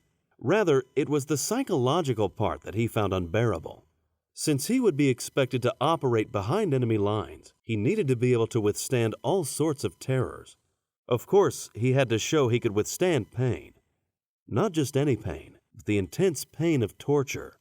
He did expect that going in, but it was the other stuff that got to him, the psychological mind games. They would mess with his mind daily, trying to break him. They would put things in his food that weakened his mind, making him more anxious and fearful. They would give him something else to make him paranoid, or something to make him careless. Every day it was different, yet he would still be expected to undergo the excruciating physical training. The reality was, if he were captured, he wouldn't just be tortured. Mind-altering chemicals would be used along with the torture to break him. Every operative received a full workup of counteragents, which made them immune to the effects of most mind-altering chemicals. Still, they never knew what they would encounter, and there was also the possibility of a new drug that couldn't be counteracted. So he needed to experience the effects and know inside that he could withstand them, and that he had the strength to make it. While he experienced many close calls, he had never been captured. He never had to rot in an alien prison. While he thought his training had been challenging, the missions he went on were even more intense. He specialized in search and destroy operations and spent several years with the Space Cavalry. He and his team would typically be inserted onto an alien planet with the goal of either assassinating an alien VIP or destroying a strategic facility of some sort. Stealth shuttles would be used to drop them in from low orbit. Then they would use specialized combat suits to streak down and land as fast as possible. Once landed, Kevin and his team would complete their objectives and get off planet before the local military had time to respond.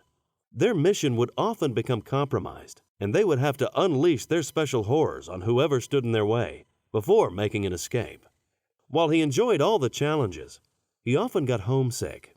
So whenever he got some leave, he would race home to see the beautiful island he grew up on. It rejuvenated him.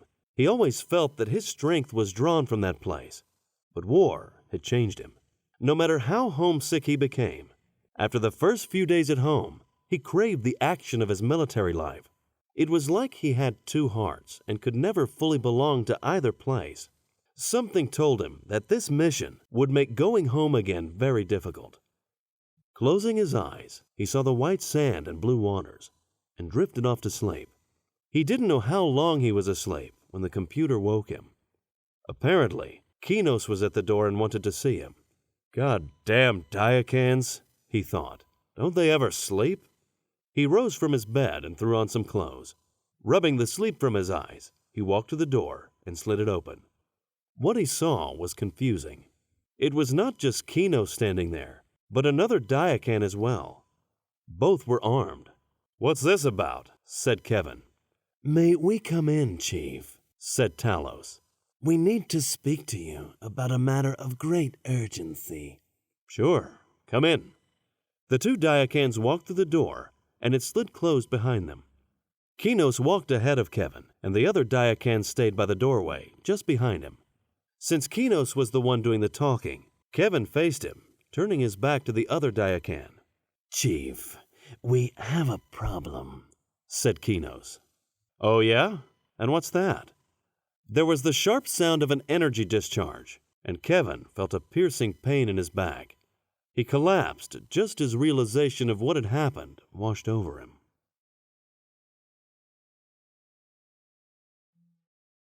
Chapter 36. The Hermes needed significant repairs before she would be ready to take on the Kimar again. That would take time that Jon knew he didn't have. The longer they took, the more chance there was that the Kimar would find the colonists. He had given them a bloody nose, to be sure, but it wasn't enough to stop them.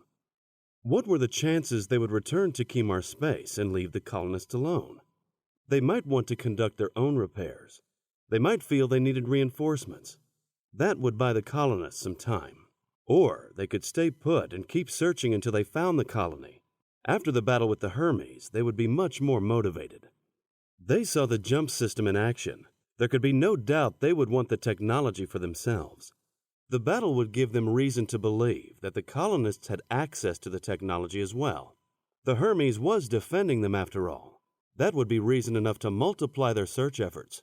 He had to find a way to rescue the colonists before they were found. Was it foolish to risk the ship to find the colonists? He lost some good people today, people who counted on him to make the right decisions. He knew he was taking a big risk. Was he doing this out of guilt? Maybe. It started that way anyway, but it quickly turned into something more. They were out here to find the lost colonies and to explore uncharted space. That was their mission. The jump system, however, was their chance. Their chance at being something more than just alien puppets. The government back on Earth was filled with a bunch of yes-men. They did what the Diacans wanted and didn't really stand for Earth or humanity. Of course, in their eyes, they were doing what was best for all. People didn't complain because the Diacan technology made their lives better. And really, after 500 years as Jatari slaves, many believed they should be grateful for their freedom and not rock the boat. But Jon knew now that he believed in something greater.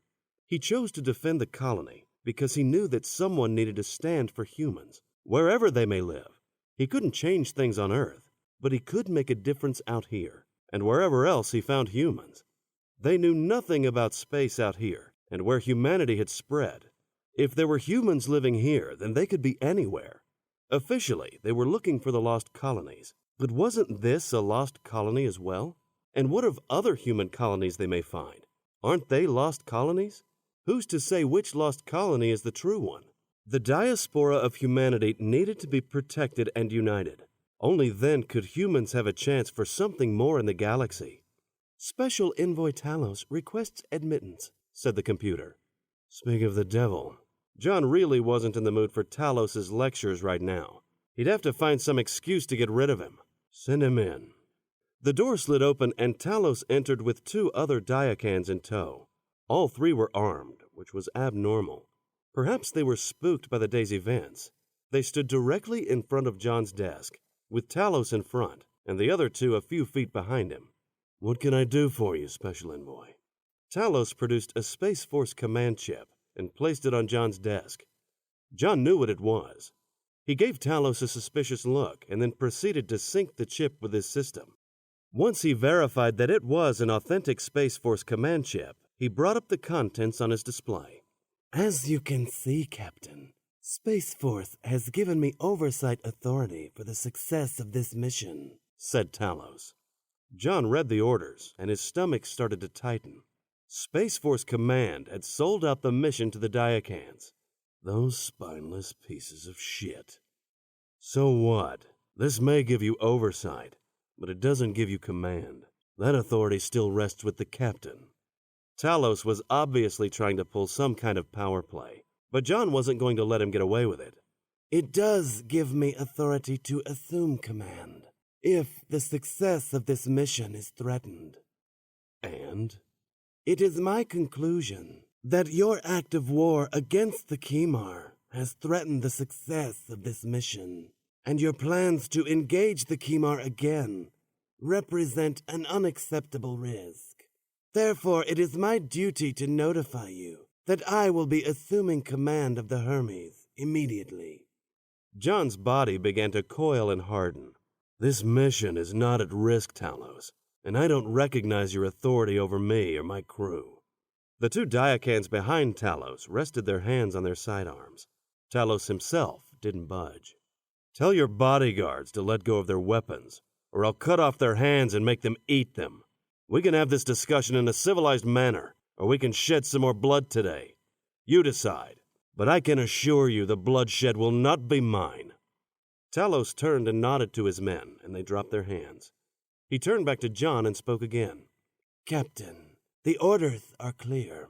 If you refuse to relinquish command, you will be violating direct orders. That could be considered treason. Bullshit. You're acting out of line, Talos. I am acting in my lawful capacity as captain of this ship. If anything, what you're trying to do is mutiny. I think I may have to lock you up for the rest of this mission, as you are obviously the real danger to its success. So you will not stand down peacefully, Captain? No. I anticipated this behavior. Talos opened a comm link with another Diacan. Have the humans speak to the Captain. Captain? Bria's voice came across Jon's comm. She sounded anxious. Jon stared at Talos, using every last bit of strength to suppress his rage. Yes, Bria. What's going on? Captain, they have taken us. Slow down. Who has taken you? The Diacans, Captain. They came to our quarters with weapons and took Anki and me away. Where did they take you? I don't know. Computer, identify the location of this comm transmission. Location is unknown, said a synthetic voice. You will not find them, Captain, said Talos. We have taken precautions to shield their whereabouts from the ship's scanners. But I can assure you, no harm has come to them. I will have you all thrown out of the nearest airlock. Do you understand me? If any harm comes to us, Captain, both the mother and her child will be terminated. If you do not surrender command of this vessel and allow yourself to be taken into custody, they will be terminated. Do you understand me? Jon knew one thing about Diacans. They didn't bluff. He was sure they would carry out their threats if he didn't do as they said. He couldn't be responsible for that. He needed to buy some time. His first priority, however, was to get Bria and Anki released. After that, he could focus on getting the ship back. If I surrender command of the Hermes, you will release Bria and Anki? Once you are confined and no longer a threat, they will be free to go. Jon grimaced. The Diacans were going to win again. Once they locked him up, He would have no way of getting out. He hoped he was wrong, but things didn't look good. Chapter 37. Commander Wolf had a million things on her plate. The battle with the Kemar created an endless list of fires that needed to be put out. From the damage to the ship to crew deaths and injuries, the list of things needing her attention was overwhelming. Thankful that they got out of the battle in one piece, she knew they had little time to get things looked after before the captain decided to try and save the Reavers again. She didn't understand why he was so obsessed with saving these people. They made the Kemar their enemies, and they had to deal with the consequences. Of course, it didn't seem like they had much in the way of options. They lived in an asteroid field, after all. They had been using the gate to raid Kemar's space for generations. That was probably all they knew. Regardless, the Kemar didn't look like the friendliest aliens on the block, so it wasn't like the Reavers could just go and settle down there.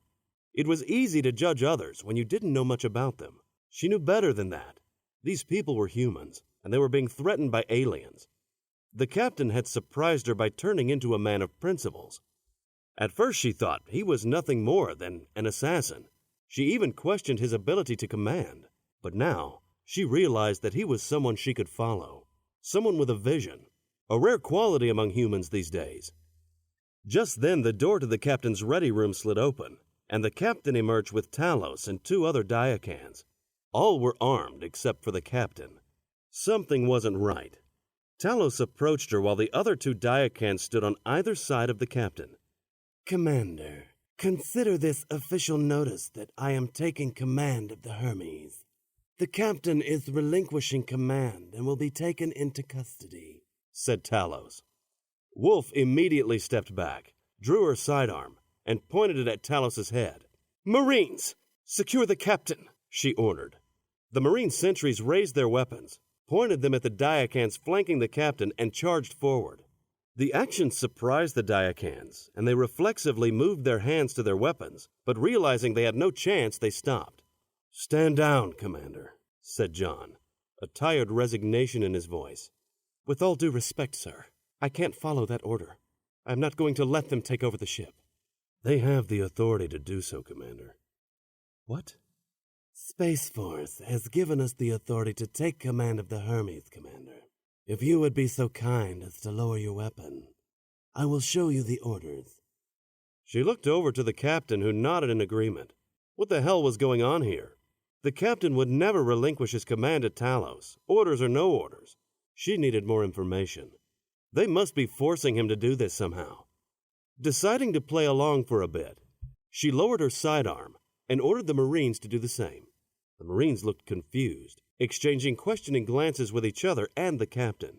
But in the end, they complied. Everyone on the bridge had stopped working and watched to see what would happen. Talos handed Wolf the command chip. "You will verify that this is an official Space Force command chip, Commander.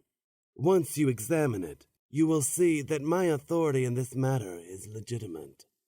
Wolf took the chip and walked over to her command console. She accessed the chip and verified its identity.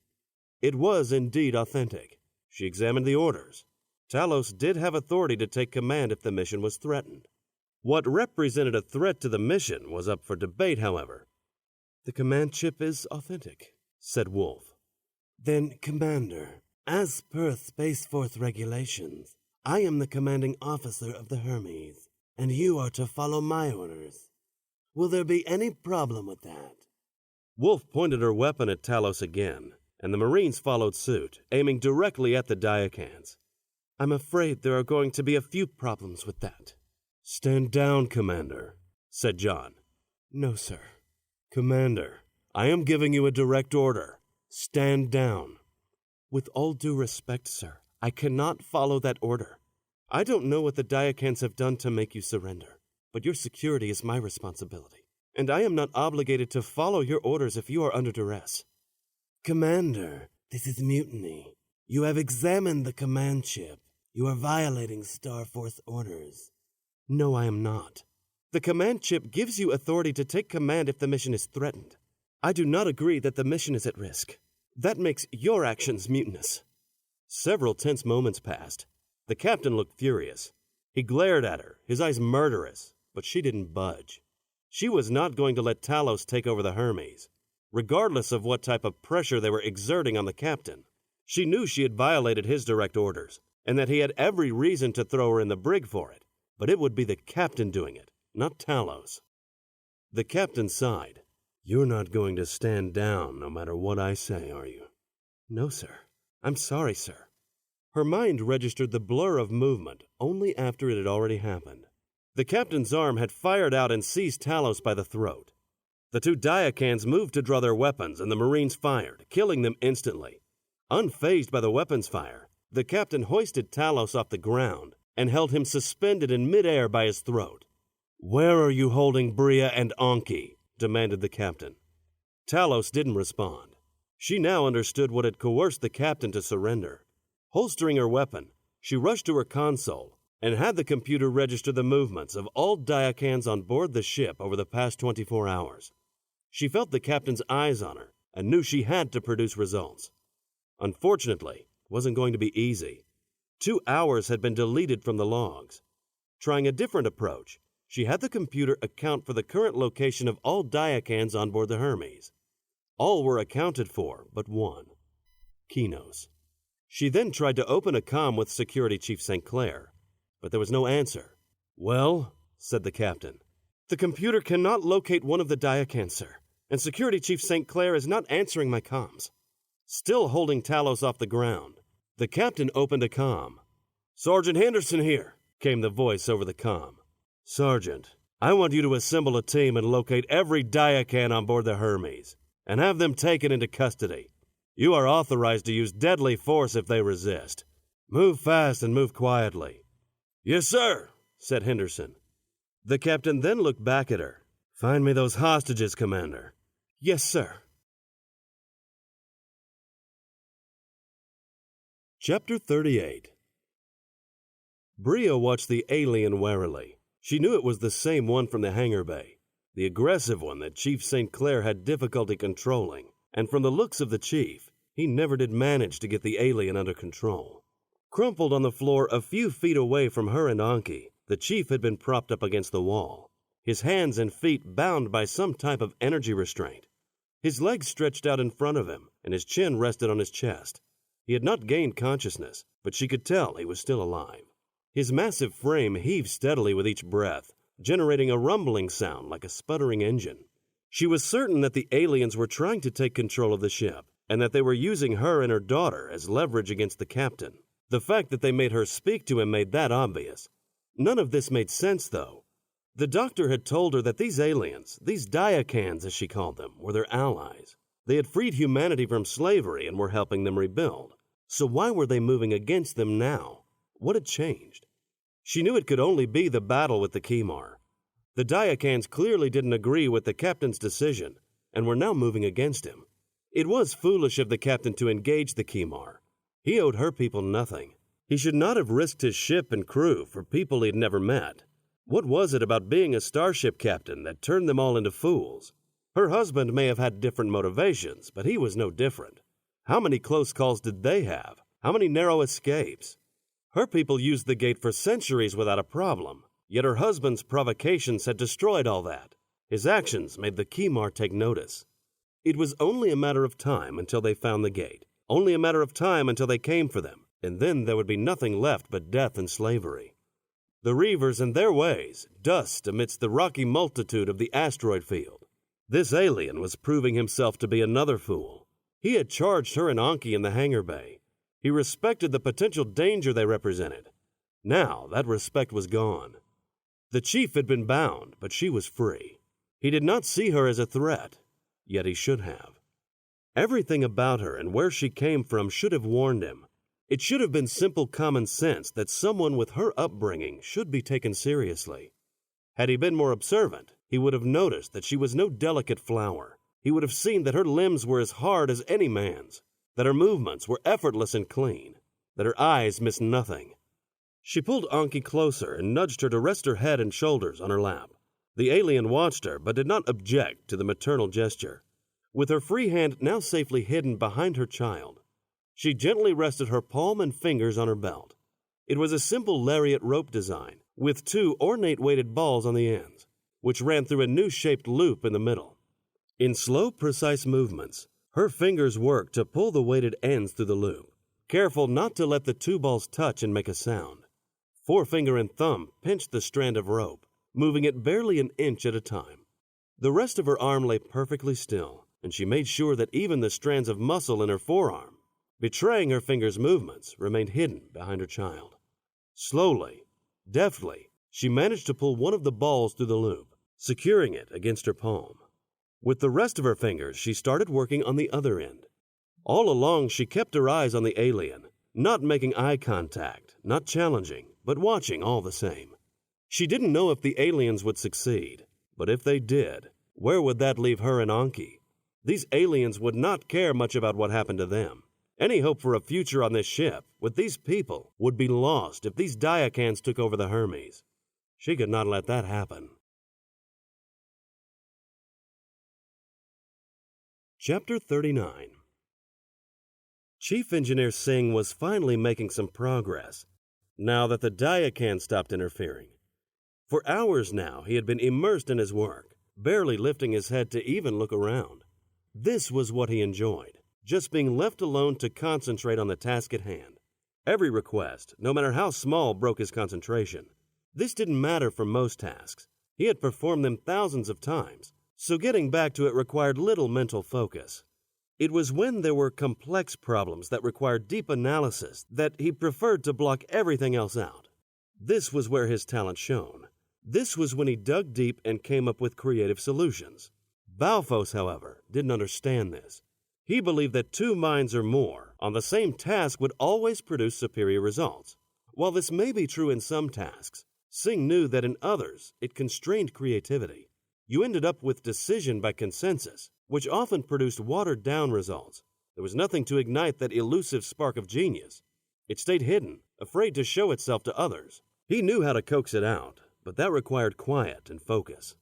There was truth to the phrase human creativity. It really did appear to be unique to humanity. The Diacans certainly didn't possess anything similar. They did everything by committee. For them, 10 minds were better than 1, and who was he to argue with their logic?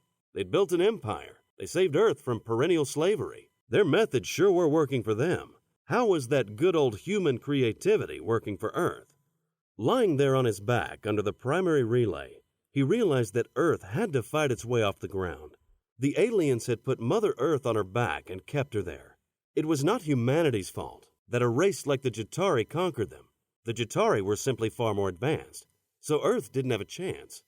Looking up at the impressive technology in front of him, technology he understood, he knew that humanity had caught up, and given half a chance, he knew human ingenuity would surpass anything the aliens could come up with. A disturbance near the entrance to engineering pulled him out of his thoughts. He came out from under the primary relay he had been working on and sat up to see what was happening. A group of heavily armed Marines had charged into engineering and were now fanning out, obviously searching for someone. His technicians were taken by surprise and tried to move out of the way of the rushing Marines. He recognized Sergeant Henderson, who was shouting orders at his men. He got to his feet quickly and walked over to him. Henderson noticed Singh coming and met him halfway. "What's the meaning of this, Sergeant?" said Singh. "I have orders to take Engineering Advisor Balphos into custody, sir. Do you know his whereabouts?" said Henderson. "Why? What's happened?" "You'll have to take that up with the captain, sir. Now where can I find Balphos?" "He should be here, Sergeant. He was helping with repairs." "Okay. Internal sensors have him in engineering. My men will flush him out."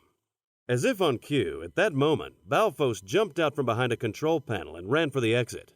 Without hesitation, 2 Marines wheeled around and fired on Balphos. 2 blue energy bolts plowed into the Diacan's back, sending him reeling forward and crashing onto the ground. His chest hit first, followed quickly by his head, which smacked into the hard floor, the impact sounding like a dropped bucket full of water. He lay there, not moving, wisps of smoke spiraling up from the burn marks on his back. The 2 Marines rushed to where the Diacan had fallen, weapons still trained on the still body. One of the Marines checked his vitals, looked up at Sergeant Henderson, and shook his head. "Check his comm," Henderson barked. Singh watched the ghastly scene in disbelief. "You killed him. Why?" Henderson looked back at Singh, barely hiding his annoyance at the question. Sir, you'll have to take that up with the captain. The two Marines were rifling through the Diacan's clothing, and one produced his comm device. Analyzing it quickly, he spoke without looking up at the sergeant. An encrypted transmission was sent less than a minute ago, sir. Using a handheld security scanner, the Marine worked at deciphering the transmission. I need to know the destination of that transmission, Corporal, said Henderson. Yes, sir, said the Marine, his thumbs tapping the scanner in rapid movements. Got it, he said, looking up at the sergeant, relief on his face. Relay the coordinates to the rest of the team. Everyone move out. Singh watched as the Marine stormed out of engineering, leaving Balfos where he lay. An uncharacteristic silence now enveloped engineering, and the rest of his team gathered around and watched as he approached the dead Diacan. The smell of seared flesh almost made him throw up. He shook his head. He didn't like Balfos, but he was a colleague nonetheless. He opened a comm with Commander Wolf. Yes, Chief, answered Wolf. Commander, I have a dead body here, he replied. Yes, I just got the report. I'll send a medical team down to retrieve the body right away. What is going on, Commander? I will give you a full briefing, Raj, but later, okay? Understood. Sing out. Chapter 40. Bria had managed to get the other strand of rope through the loop without the alien taking notice. She sat quietly, stroking Anki's hair, watching the alien, waiting for the moment she was sure would come.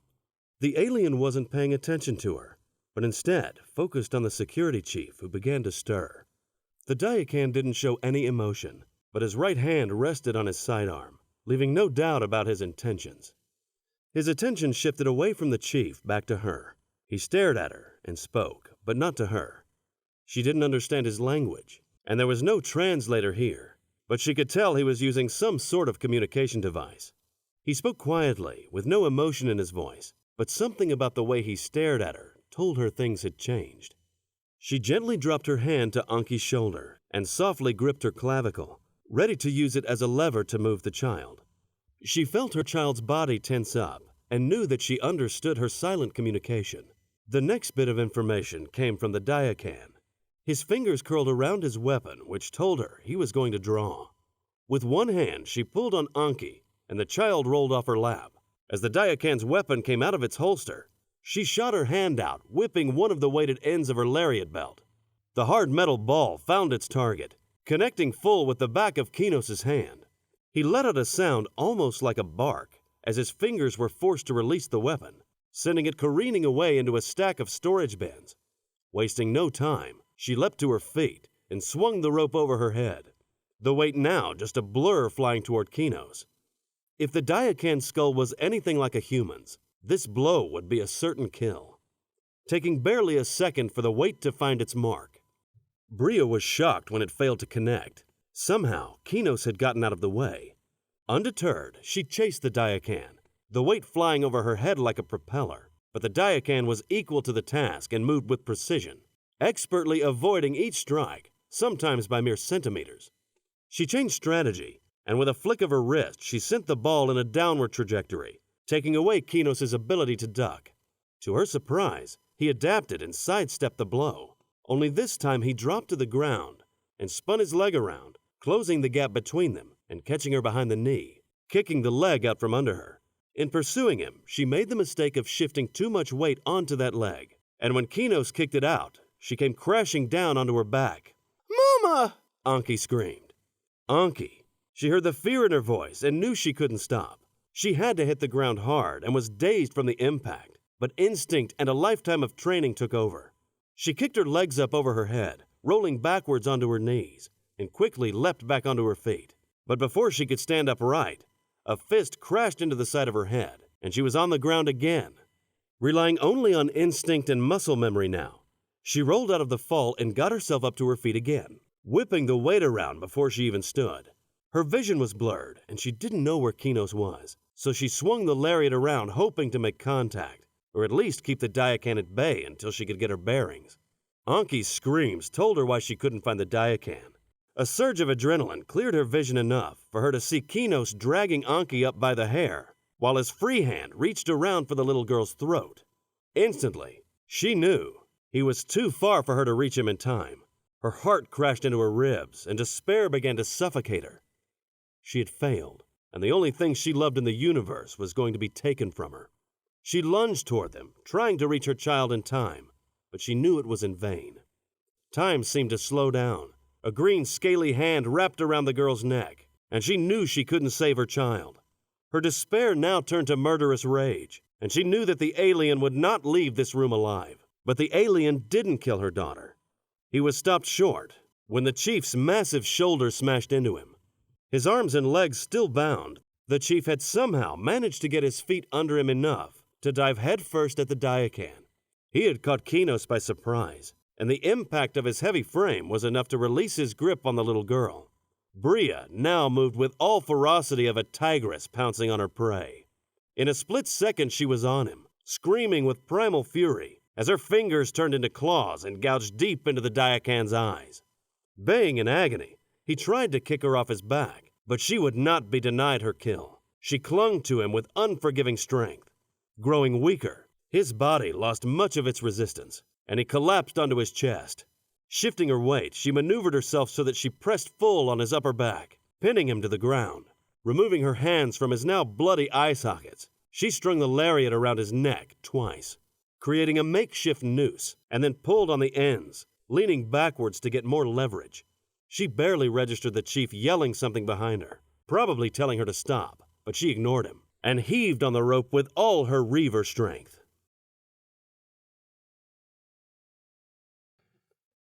Chapter 41. When Marines burst into the storage room, even the sergeant was stunned by what he saw. The chief was on his knees, hands and legs bound, shielding the little girl who sobbed uncontrollably. A few feet away from them, the Diacan was on the ground with his head pulled up in an unnatural angle, eyeless sockets spilling thick black blood down his face. His head was pulled back by a rope, wrapped around his neck so tight he thought it might decapitate him. On his back was the Reaver woman, pulling on the rope so hard that it cut into her hands, the blood trailing down her forearms. Her face had turned savage and twisted, her features contorted into something primal and base. He had seen a lot of combat in his career. He had witnessed many horrors, but he had only seen that expression a handful of times. He walked up to her calmly. She had obviously taken a blow to the side of her face, and her cheek and eye were already starting to swell. She seemed to not even notice he was there.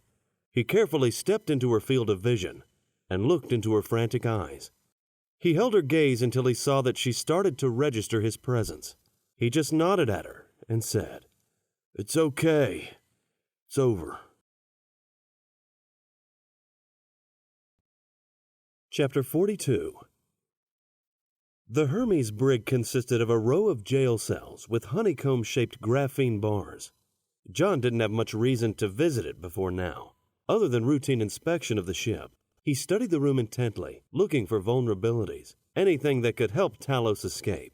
It didn't look promising for the Diacan. The brig was well designed. The graphene bars were unbreakable, and he knew the walls of each cell were reinforced. Marines stood guard at the entrance, and 2 more were stationed inside. The room itself was monitored by a security AI, which also kept track of all the Diacan's movements and vital signs. Any change in their body temperature, blood pressure, heart rate, or anything else would trigger an immediate response. There would be no breaking out by force, and to think that Talos intended to put Jon in here. Even with his abilities, Jon knew there was no chance of escape. The Diacans would have had him and St. Clair in here, and that would have been the end of it. They would have been prisoners on their own ship, with the Diacans running the show. He also knew that no one would have stood up for him back home either. The Diacans would have made sure of that.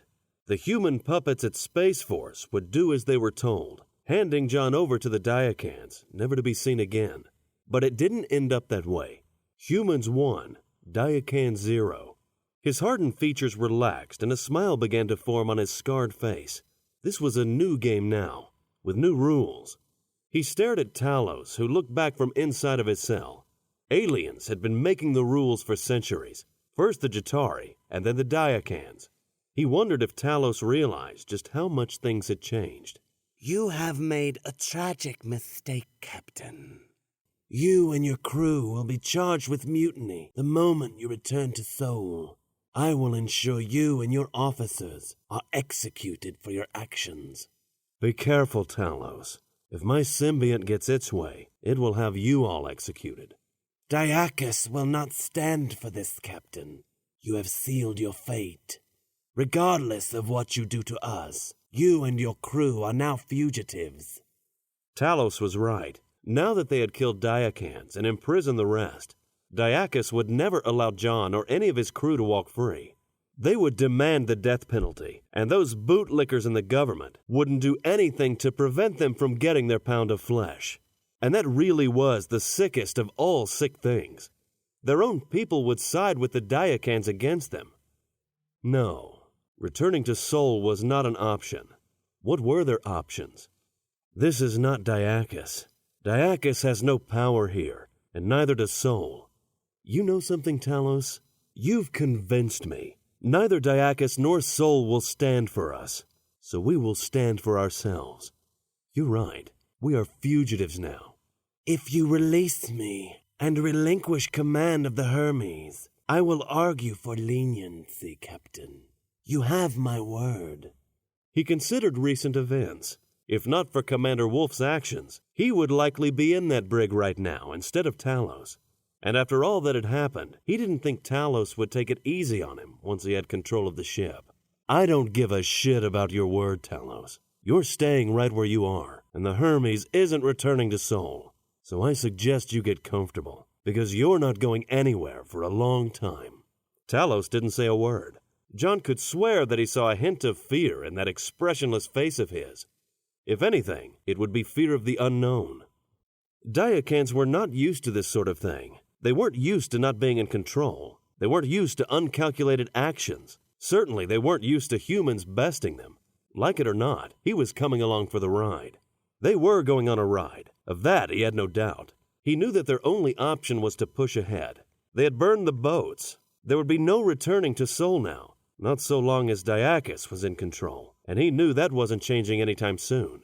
So they were fugitives now. Surprisingly, he liked the idea. For the first time in his life, he felt free. Where others would feel doomed, for him, it was like heavy shackles had been removed, like he could finally breathe. The Kimar called this region lawless. How fitting. He sensed contentment coming from the creature as well. He realized that it felt just as trapped as he did. Now they were both free of their masters. They would just have to figure out how to get along with each other. He didn't know if that could happen, but today was a day of new beginnings, so why not there as well? He felt the creature's agreement. If they both gave it a shot, it just might work out. He turned and headed for the exit. He had wasted enough time on Talos. Approaching the exit, the Marine on duty saluted and opened the door for him. Walking out of the brig, he smiled again. He remembered the stories he heard as a child of his father's and grandfather's exploits. They were considered fugitives too. He was in good company. Chapter 43. "This will help heal your injuries," said the doctor, approaching Bria with a syringe. "What is it?" asked Bria, jerking her arm backward, still tense and adversarial from her battle with the Diakan. The doctor gave her an understanding look. "Microscopic biobots. They will help repair your injuries. You have torn ligaments in your knee, a fractured jaw and cheekbone. It's a wonder you were able to keep fighting." The doctor's words reminded her of the pain in her knee and face. She could feel the severity of her injuries and let Ellerbeck administer the syringe. "I felt nothing during the fight. All I cared about was saving Anki. Nothing else mattered." She could barely open her mouth to speak. The fractures restricted her jaw's movement, and there was a searing pain that accompanied each word as she spoke. "You succeeded. Anki didn't suffer any injuries." Bria looked over at her daughter, who had fallen asleep on one of the beds. She lay on her back with her arms stretched out above her head. To look at her, you would think nothing had happened. Her face, the picture of serenity. Hopefully, she wouldn't wake up anytime soon. The poor thing needed the rest.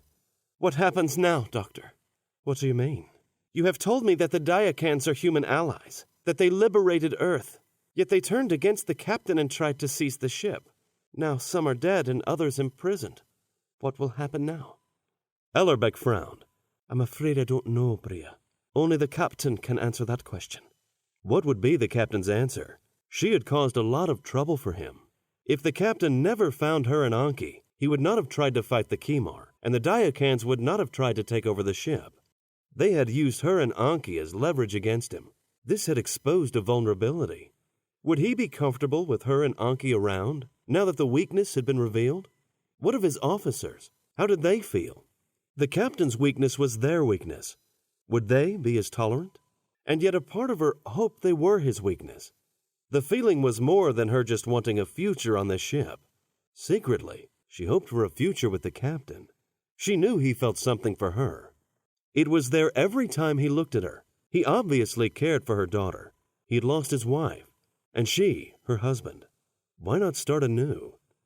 A sharp pain knifed through her jaw, much worse than anything she felt until now, and her hand instinctively came up and gripped the side of her face. Her eyes clenched tight, and nausea swept through her. What you're feeling is the biobots going to work. They have traveled through your bloodstream and reached your facial injuries. They are now beginning to repair them. Ellerbeck produced another syringe. This will help you sleep.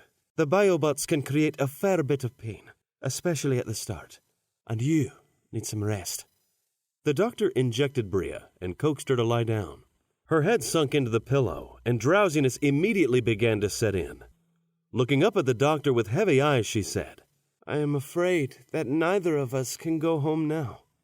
Her eyes closed, and she drifted off to sleep. Chapter 44. Standing in front of the entrance to the captain's ready room, Commander Wolf took a deep breath. She felt like roots had grown out of the soles of her feet, planting her firmly in place. She knew the eyes of the bridge crew were on her. They had witnessed everything. Her actions against Talos, her disobeying a direct order from the captain, all of it. Now they knew it was time to answer for her actions. She knew that hesitating now wouldn't look good, so she pushed herself to get it over with. The door slid open and she walked in. The captain was working on something and stared at his display, not acknowledging her. She walked up to his desk, stood at attention, and waited. The captain didn't look up, didn't let her off the hook, so she stood, back rigid, eyes forward. Seconds passed, then minutes, and still nothing. Soon she began to lose track of time entirely. She couldn't remember the last time she had to stand at attention this long. Perhaps it was boot camp. How long ago was that? She remembered one particularly hellish experience during their orbital training. She and the other officer candidates were ordered to stand at attention and not move a muscle, no matter what happened. Then they turned off the gravity. She and all the other candidates started floating and bumping into each other. Then they hit the bulkheads. There was equipment in there with them, and it struck them as well. Still, they had to stay ramrod straight, eyes forward, unflinching. Most couldn't do it, at least not the first time out. But she made it. She was determined, dedicated. Nothing was going to stand in her way, especially not a few bumps and bruises. Standing at attention was almost like meditation for her. Rather than fight it and focus on all the things that made it difficult, she tried instead to find her center. She let the little things go and simply focused on her breathing. Inhale, exhale, in through the nose, out through the mouth. She imagined arrows sailing down into her diaphragm, gently filling it like a balloon, and then leaving, rising back up through her airways and escaping. Still, nothing. How much time had passed? It had to be at least a half hour now, and the captain hadn't even looked at her. He was good. It had to require a considerable amount of effort to ignore her so perfectly. She wondered what else was in store for her. This had to be a prelude to something worse, a warm-up exercise. Things didn't look good. Why should they? She disobeyed a direct order. She didn't think he would throw her in the brig with the Diakans. Otherwise, he would have done it already. No, her punishment wouldn't be that harsh. He could demote her, though. That was entirely possible. She could lose her position as XO. Surely he couldn't trust her anymore. How could he? Could she trust someone who disobeyed her orders? No. So that was it. She would be demoted. Who would become the new XO then? Maybe Chief St. Clair. Yes, it had to be St. Clair. They were friends after all. The chief wouldn't disobey his orders. The captain could trust him. But what would happen to her? Which post would she be assigned to? And what of the person already at that post? After about an hour, the captain spoke. "Why haven't you moved, Commander?" he asked, still not looking up from his display. He still called her Commander. That was a good sign. "It's my duty to stand at attention until you tell me otherwise, sir." "You've been standing there for over an hour. Don't you have work to do?" "Yes, sir." "Then why are you standing there? Surely you could be doing something more productive." She still looked straight ahead, but could tell that he was looking up at her now. "I have not been dismissed, sir." "Does that make any sense?" "It is not for me to say, sir." "But it was for you to say earlier, when you disobeyed my direct orders." "With all due respect, sir, I am not obligated to follow your orders if those orders are given under duress." "But Talos had an official command ship. You didn't just disobey me, you disobeyed Space Force Command." "Talos's actions were illegal. The mission had not been compromised, and the command ship certainly did not give him authority to take hostages." "Was that your decision to make?" "Yes, sir. I believe it was." "At ease, Commander." She relaxed and looked at the captain for the first time since she walked in. To her surprise, he was smiling at her. She didn't remember seeing the captain smile before. This day just kept getting stranger. "Tell me, Commander, did you aspire to becoming a fugitive?" "I beg your pardon, sir?" "A fugitive. You know, a criminal. Did you aspire to becoming one?" "No, sir."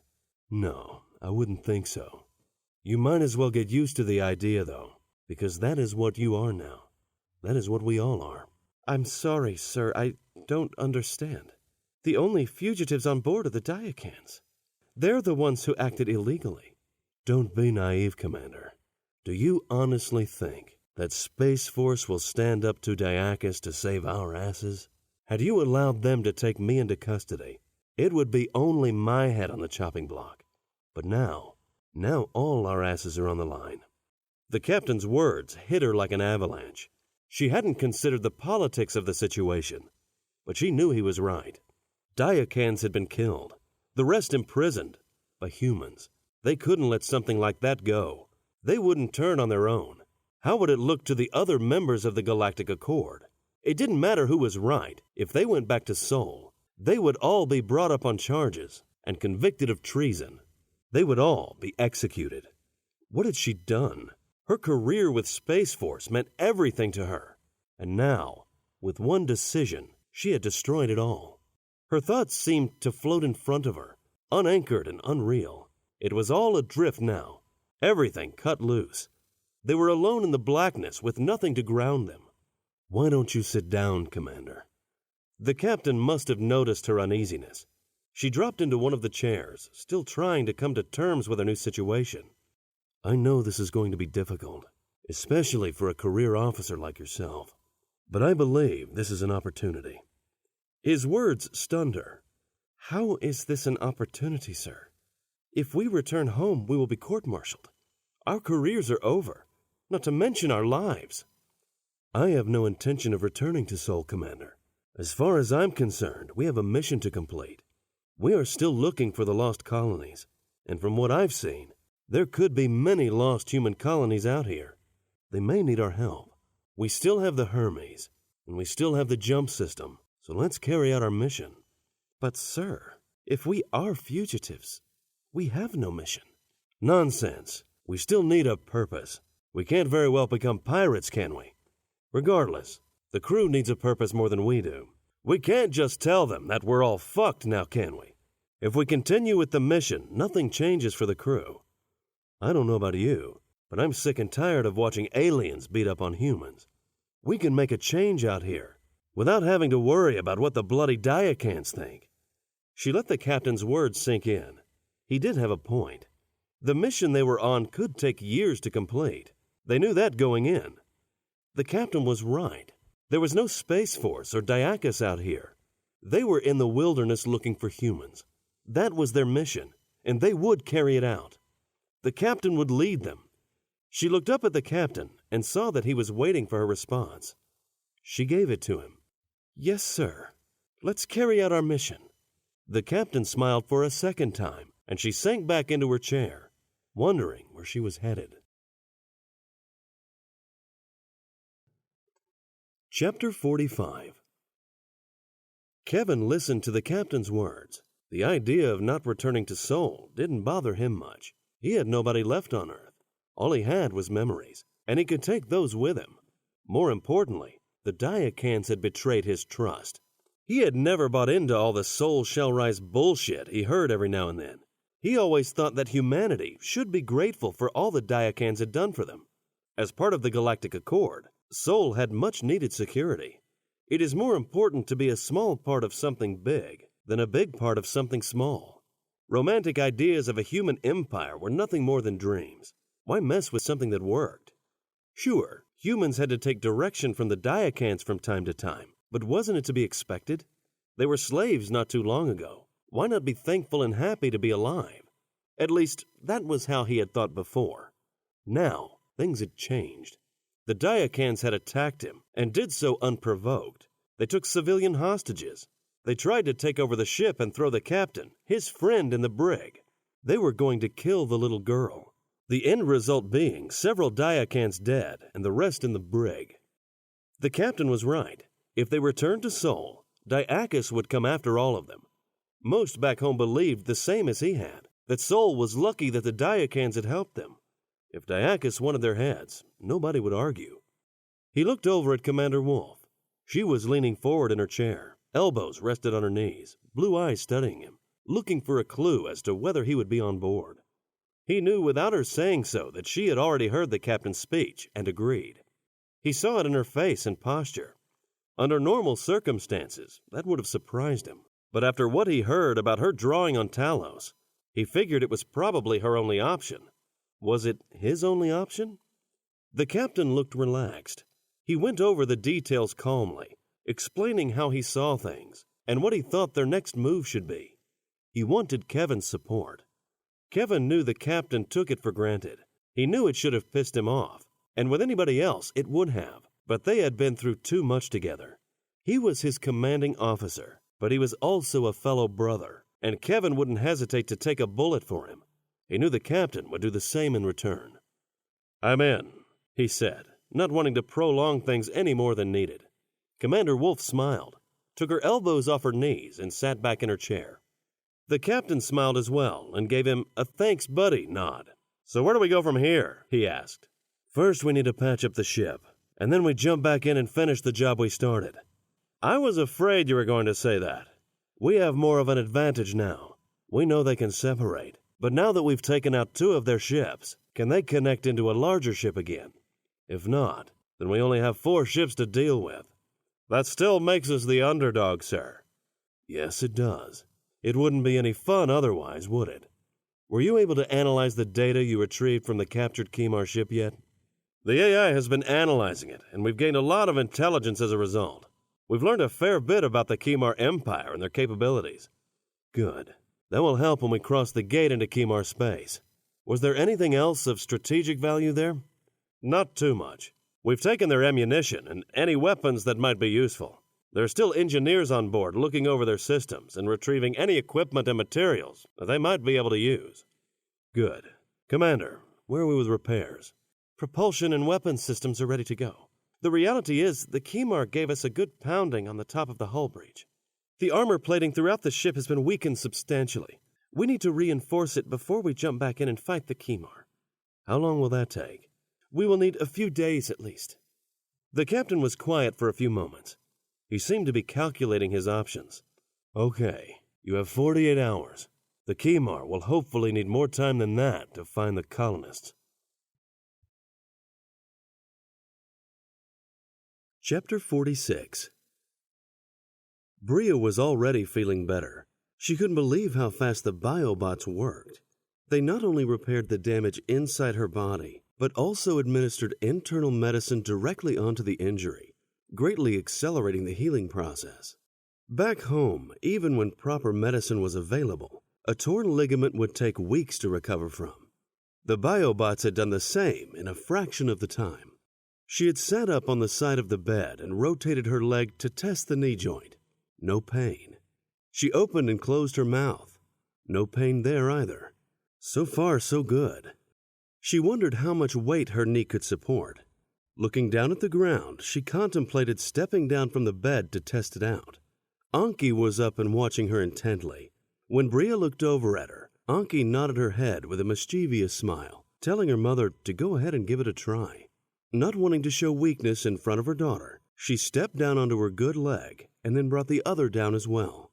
Slowly, gingerly, she transferred weight from her good leg to the injured one. Still, no pain. Soon she had shifted all her weight onto her bad leg. It held. Amazing. Anki smiled and started clapping. Bria gave her daughter a relieved smile in return. Time to see how well she could walk. She started moving slowly, holding the side of the bed with her right hand for support. Here, she noticed a little weakness that hadn't been there before the injury. The joint still wasn't 100%, but the amount of healing that had occurred was impressive nonetheless. You'll still need a couple days to completely heal, but as you can see, most of your mobility has returned, said Dr. Ellerbeck from behind Bria, surprising her. She turned to face the doctor. These biobots, as you call them, are impressive. I would never have imagined healing in such a short time. They are extremely versatile. This technology has virtually eliminated the need for invasive procedures such as surgery. In essence, the surgery is conducted on the inside without collateral damage to healthy tissue. Bria just shook her head. The wonders on board this ship seemed limitless. Did the Diokans give you the biobots too? Most of our technology is Diakan-based, although much of it has been altered to suit our needs. Much of our technology base had been destroyed when the Jatari conquered us. Our infrastructure has been built around whatever technology we managed to keep from the occupation, and the technology the Diakans gave us. But we are an inventive species. Once we understood the technology, we began making our own advances in all areas of science. The alien technology is a good foundation, but we had to learn how to adapt and customize it to serve our needs. Bria knew something about adapting to a situation. She was starting to realize that these people, even with all their miracles, were not much different from her and her people. The real difference between the two was that these people had subjected themselves to alien rule, first as slaves, and now as citizens of an alien empire. Her people, however, had always chosen freedom. Even though that meant living under difficult conditions, it was better than submitting to alien masters. No amount of comfort or luxury can replace your freedom. This was something she had been taught since she was a child. It was something taught to all Reaver children. Your freedom is sacred. Bria's thoughts returned to the Diakans and their attempted takeover. She again wondered what would happen now that the Diakans on board had been defeated. The question would have to wait, though. Doctor, when can Anki and I return to our quarters?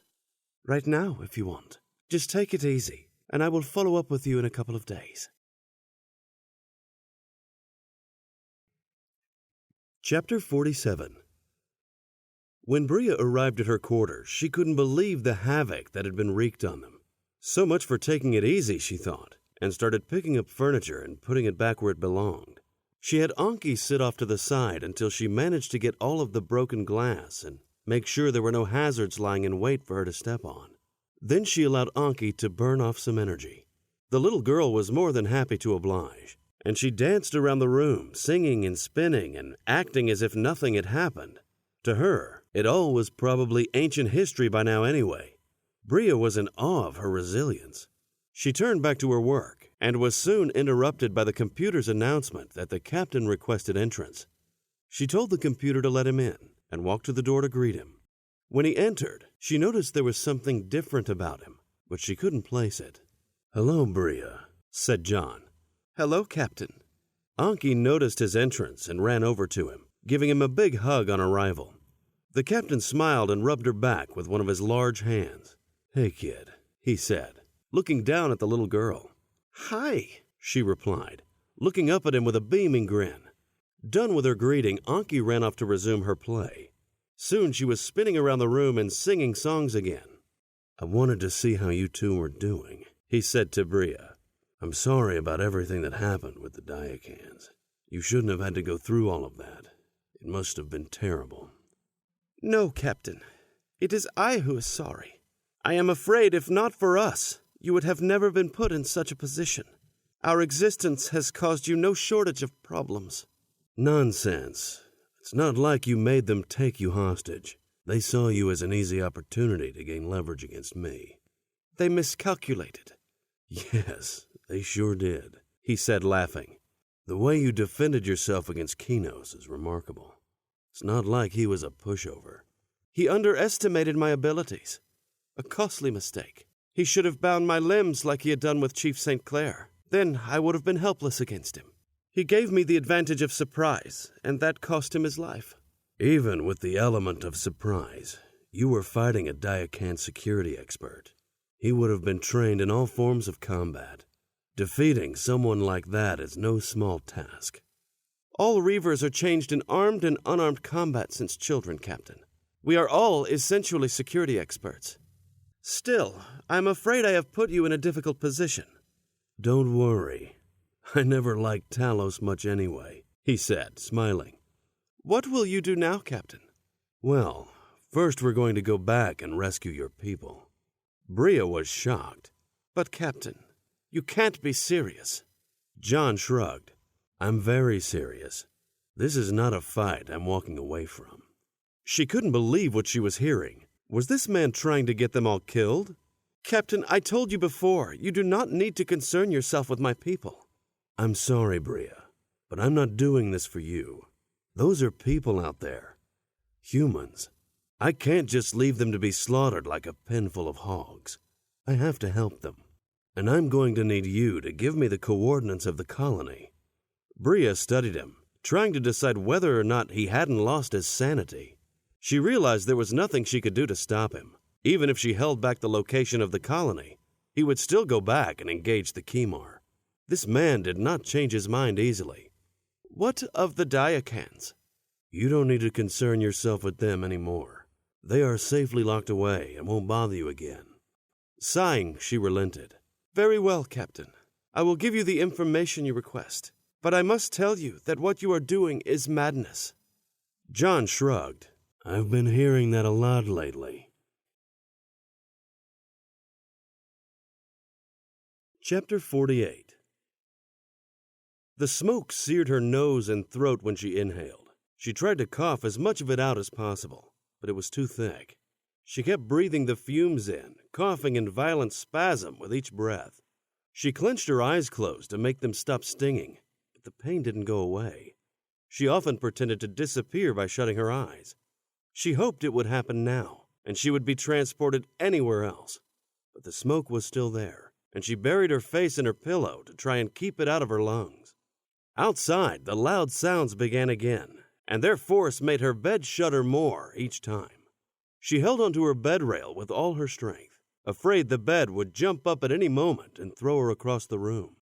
She tried again to open her eyes and see, but they couldn't penetrate the heavy fog that had filled her room, and the salty tears blurred what little was still visible. At least her bunny was still there beside her pillow. She reached for it and held it close, pressing it against her cheek. Its soft white fur provided some much-needed comfort. She whispered to it, "Don't worry, Bunny. I'll keep you safe." Suddenly, there was another loud bang, this one seemingly right outside her window. Her bed now shook violently, forcing her to grab onto the bed rail once more. There were more loud bangs. They came quickly, one after the other, and her bed was practically hopping across her room. She squeezed the pegs of her bed rail with all her strength until it started to wobble and she worried that it would break. "Linda! Linda!" she heard her mother calling. Her voice was muffled, but she still recognized it, and the mere sound set her off screaming and crying. "Mama! Mama!" she wailed. Her mother rushed into her room, crouched low, holding a cloth across her mouth and fighting a coughing fit. Lydia pulled herself up onto her knees, shot her arms up, fingers stretching as far as they could, still crying, but relieved now that her mother was there. She saw the cloth drop from her face as her mother's arms reached down for her, scooping her by the armpits and hoisting her up from her bed. She was in her mother's arms now and finally felt safe. Her mother turned and headed back into the fog, but where was her cloth? Linda looked back to see where it fell and realized she had left her bunny on the bed. "Bunny!" she called, but her mother kept going. She watched her bunny explode into flames and screamed. Commander Linda Wolf gasped and her eyes opened. For a few seconds, she was disoriented and instinctively covered her mouth. Looking around, she realized where she was and dropped her hand onto the bed. For a few moments, she lay there, staring at the ceiling, trying to calm her racing heart. She took several deep breaths, in through her nose and out through her mouth, until her pulse slowed back to normal.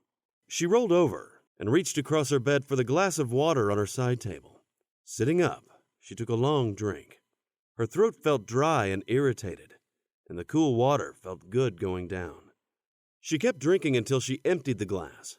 Setting the glass back down, she pulled herself over and swung her legs around, dropping them off the side of the bed. She rubbed the sleep from her eyes and forced herself to get up. Still groggy, she looked over at her clock. It verified that yet again she didn't get enough sleep. "One of these days this is going to catch up to you," she thought. She slowly walked into the bathroom, undressed, turned on the shower and walked in. The water was hot, almost too hot, but she liked it that way. The steady stream pulsed over the back of her neck, loosening the tense muscles that were perennially knotted there and helping her focus. Instantly, she started running through mental checklists, planning out the day and prioritizing duties. She ran over each of the ship's departments in her mind, remembering their status, and preparing for her morning progress report. She liked being busy. She didn't want any idle time. It made her think too much, and she only wanted to think about her duties. Maybe one day, when she was too old for active duty, she might let herself do some thinking. But then, that might prove dangerous. She imagined that even when she was retired, she would still find things to keep her body busy and keep her mind occupied. Finishing her shower, she stepped out and stood in front of the mirror. The dark circles under her eyes were becoming a permanent feature. Her mother had dark circles under her eyes, too. At least, that was how she remembered her. She wondered how accurate her memories were. Did she still remember her? Or was it something her mind made up?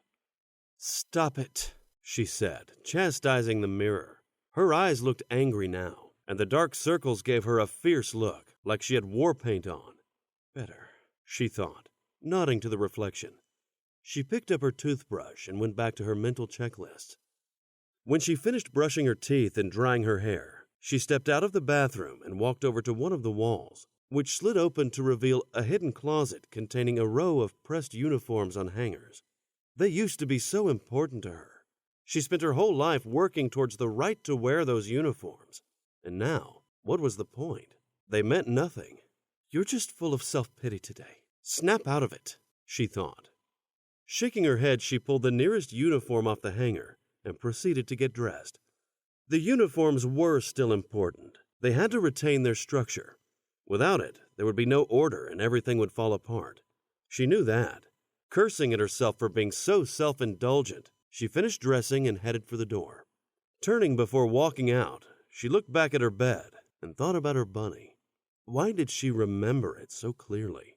Even in her dreams, in that smoke-filled room, she could make out every detail. Yet she always saw her mother with a cloth on her face. Even when she dropped the cloth, her face wasn't visible. Why? There's that self-pity again. Forget the damned bunny. If only it was that easy. She must have seen that bunny 1,000,000 times in her dreams over the years. Maybe one day, after she had retired, she would go see a shrink and have them explain to her how the bunny represented the day the child in her died, or some bullshit like that. Maybe they'd tell her that it stood for her mother. If they were really ambitious, they might convince her that it was some side of her personality. Enough already. Get your shit together. Clenching her teeth, she straightened her uniform, swept a hand over her hair, turned and walked out the door. The corridors were busy as usual. The crew went about their duties as though nothing had changed. As far as they knew, that was the case. She was sure that none of them had considered the fact that they probably wouldn't see the Sol system again. They couldn't tell the crew that part. At least, not yet, anyway. Would they continue with their duties if they knew? Would they still wear their uniforms? They would have to if they wanted to stay on board the Hermes. And again, it wasn't like they had much of a choice. They had no way of getting back home without the Hermes. No, the real fear was mutiny. She didn't think they would mutiny, but anything was possible. After a few years out here, they may start getting all sorts of ideas. A bunch of treasonous officers in the brig might look pretty good to them. Perhaps they would free the Diacans and head back to Sol with their tails between their legs. None of that mattered today, however, and she wasn't a fortune teller. The truth was, nobody knew what would happen over the next week, never mind the next year, so there was no point worrying about it. The less the crew knew, the better. The best thing for them was to focus on their duties, not to ponder what-ifs. The most important part of their duties right now was to make sure the Hermes was ready for the next encounter with the Kimar. So her first stop was engineering. The visit wasn't entirely work-related, though. She hadn't seen Raj since Sol, and missed him. With all that had happened, she needed to see his face. When she arrived at engineering, she found Raj sitting by one of the giant reactors reading a report. As usual, he was so immersed in what he was doing that he didn't even notice her approach. "Good morning, Raj," she said. Her voice startled him, making him jerk his head up from the report. He looked at her with wide eyes, which then settled once his mind registered who had spoken. "Good morning, Linda," he said. She smiled at him, already feeling better about everything. He didn't return her smile. Instead, a look of concern spread across his face. "Is everything okay?" she said. "No, I don't think everything is even close to being okay. Linda, what is going on? Why did the Marines shoot and kill the Diacan engineering advisor?" Wolf frowned. She needed to bring Raj up to speed. "Can we discuss this in your office?" "Yes, follow me." Raj led her to the back of engineering. A door opened and they entered a cluttered room. There were a couple of chairs and a desk. The door closed behind them, and Raj turned to face her, not bothering to sit down. "So what is going on?" "The Diacans tried to take over the ship." "What? Why?" "They didn't like that the captain picked a fight with the Kimar." "But they are only advisors. It's not their place to question command decisions." "Apparently they were more than advisors. They produced a Space Force command chip which gave them mission oversight. It also gave them authority to take command of the Hermes if the mission was threatened." "Their actions were legal?" "No, they overreached their authority, and they took hostages to coerce the captain into surrendering." "I see. So the hostages weren't enough to convince the captain?" "Oh, they were. They weren't enough to convince me." "Oh, no. What did you do, Linda?" "My job. I'm responsible for the captain's safety. The captain had surrendered, but I refused to let them take him or the ship." "But if he had surrendered, the only way the captain would surrender control of the ship would be under duress. Their actions were illegal, so I stopped them." "And may I ask who they had taken hostage?" "The Reaver woman and her daughter. They had Chief St. Clair as well." "They took a mother and her child hostage?" "Yes." "You did the right thing. That was unacceptable, even for a Diacan. But why did they kill Balfoes?" "The Marines were going to arrest him, but he ran. We hadn't found the hostages yet and needed to prevent any contact with whoever had them. The Marines were authorized to use deadly force." "I see. Did you recover the hostages?" "Yes, they are safe." "Good." Raj studied her with those analytical eyes. "You look tired, Linda." "I didn't sleep well." "The nightmares again?" "Yes." Raj gave her a sympathetic look and shook his head. "So what happens now?" "The Diacans are in the brig, where they'll stay, and we'll continue on with our mission." "And Space Force? How will they see all this?" "The Diacans acted illegally." "Yes, but will Space Force agree?" Linda paused, unsure how much she should say. Raj looked at her and nodded. "Space Force will side with the Diacans, won't they?" Linda looked into his eyes, trying to see how he felt about what he said, but found no clues. "Yes, Raj. We believe that Space Force will side with the Diacans." Raj nodded. "So we will not return to Sol." The way he said it stunned her. It wasn't a question. There was no emotion at all. Rather, it was like he had just solved a math problem. He didn't wait for her to answer. "This must be devastating for you. Space Force has been your life for as long as I've known you." "Don't worry about me. I'll be fine." But she knew he saw right through her. He knew she was far from fine, and when he took a step closer and wrapped his arms around her, she couldn't hold back any longer. All the emotions she had struggled to keep bottled up inside came pouring out.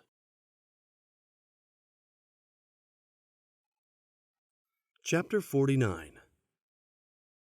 Jon was eager to get back into action. The repairs had taken longer than they should have, and his worry for the Reavers intensified. His main concern was that the Hermes would be ready for battle, so he made repairs to the armor plating a priority. Still, reinforcing a damaged hull took time, even with the AI coordinating the repair bots. There was nothing they could do but sit and wait for the job to be finished. Now that the repairs were done, however, he wanted to get back to work. "Sound General Quarters," he said. The General Quarters announcement sounded throughout the ship, telling everyone to man their stations and prepare for combat. The bridge and the rest of the ship illuminated with a distinct red hue, reinforcing the announcement. "Helm, initiate jump countdown." "Initiating jump countdown," said Richards. The computer started its countdown, and everybody prepared for what was to come. Jon noticed that there was a marked difference in the crew's attitude. There was a bit of nervousness, as would be expected, but it was now accompanied by a steady resolve. They knew what to expect, and they knew the dangers.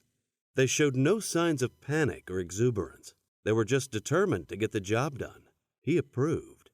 The crew had all been briefed on the plan. They were going to jump in some distance from the jump gate, take some quick scans, and jump out. This way they would know what they were dealing with before engaging the Kimar. Then, depending on whether they were dealing with one large battleship or several smaller ships, they would take the appropriate action. Jump complete. The Hermes landed between one of the system's planets and its moon. This hopefully would allow them to take some scans without being noticed. They would only be there a few moments, and if the battleship wasn't looking or scanning in their direction, they might not be detected. The sensor operator immediately began scanning, and at the same time the jump countdown commenced. Within seconds, they were back where they had started. "Report." "Scans are showing no contacts," said the sensor operator. "Are you sure, Ensign?" said Jon. "Yes, sir," said the ensign, still studying her console. "No contacts. Scans show no other ships in the system." Jon looked over at Wolf. "What do you think, Commander?" "They might have gone back across the gate. Maybe they needed to go back for repairs. Or maybe they're setting a trap for us. I guess we'll soon find out. Set coordinates to jump back in just outside the asteroid field, close to the coordinates of the Reaver colony." Bria had relented and given Jon the coordinates to the colony. Jon had made it clear he wasn't leaving the colonists, so there was no point in keeping the location a secret any longer. She had also given them the frequency that would deactivate the asteroid plasma cannons, as well as the camouflage grid surrounding the colony and hiding it from view. The Hermes landed back in the binary star system, just outside its asteroid field. They scanned again, but still there was no sign of the Kimar battleship. After recent events, he fully expected to be in a full-scale battle by now, but the system was quiet. Too quiet. Even the Kimar drones were gone. He shrugged. "Helm, take us into the asteroid field, to the coordinates of the Reaver colony." "Yes, sir." The Hermes slowly entered the familiar asteroid field. At the same time, it was broadcasting on the necessary frequency, which would tell the asteroid defenses that they were a friendly ship. While the broadcast would tell the colony that they were friendly, Jon knew that they might not actually believe it and take action against the Hermes. He hoped it would not come to that. He knew that the colony had the ability to monitor recent events. They would have witnessed the battle with the Kimar, but they also would have seen Jon destroy the two Reaver ships. As far as they knew, the Hermes was a hostile vessel, and the battle with the Kimar didn't necessarily change that. For this reason, Jon had Bria add a message to the broadcast, letting the colony know that the Hermes was not their enemy. Still, they might think that she was forced to do so. So far, the plan seemed to be working. The plasma cannons didn't fire, and there was no need for any stunt flying like before. Richards maneuvered around the large rocks easily, and the familiar sound of the small rocks rapping against the hull resonated throughout the ship. Before long, they had reached the coordinates for the Reaver colony. From what Bria had told him, the colony actually used several large asteroids. There was one central asteroid, which was where most of the population lived. The other neighboring asteroids were used for different functions. One of the large rocks, for example, served as a spaceport and housed their ships. Another was used for repairs and fabrication. Shuttles were used to ferry people and supplies between each rock. A special camouflage grid was used to keep the whole operation hidden from scans.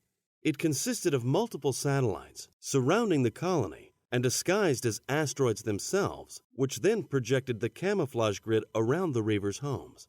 Once the grid was in place, anybody looking or scanning in this direction would see nothing more than asteroids.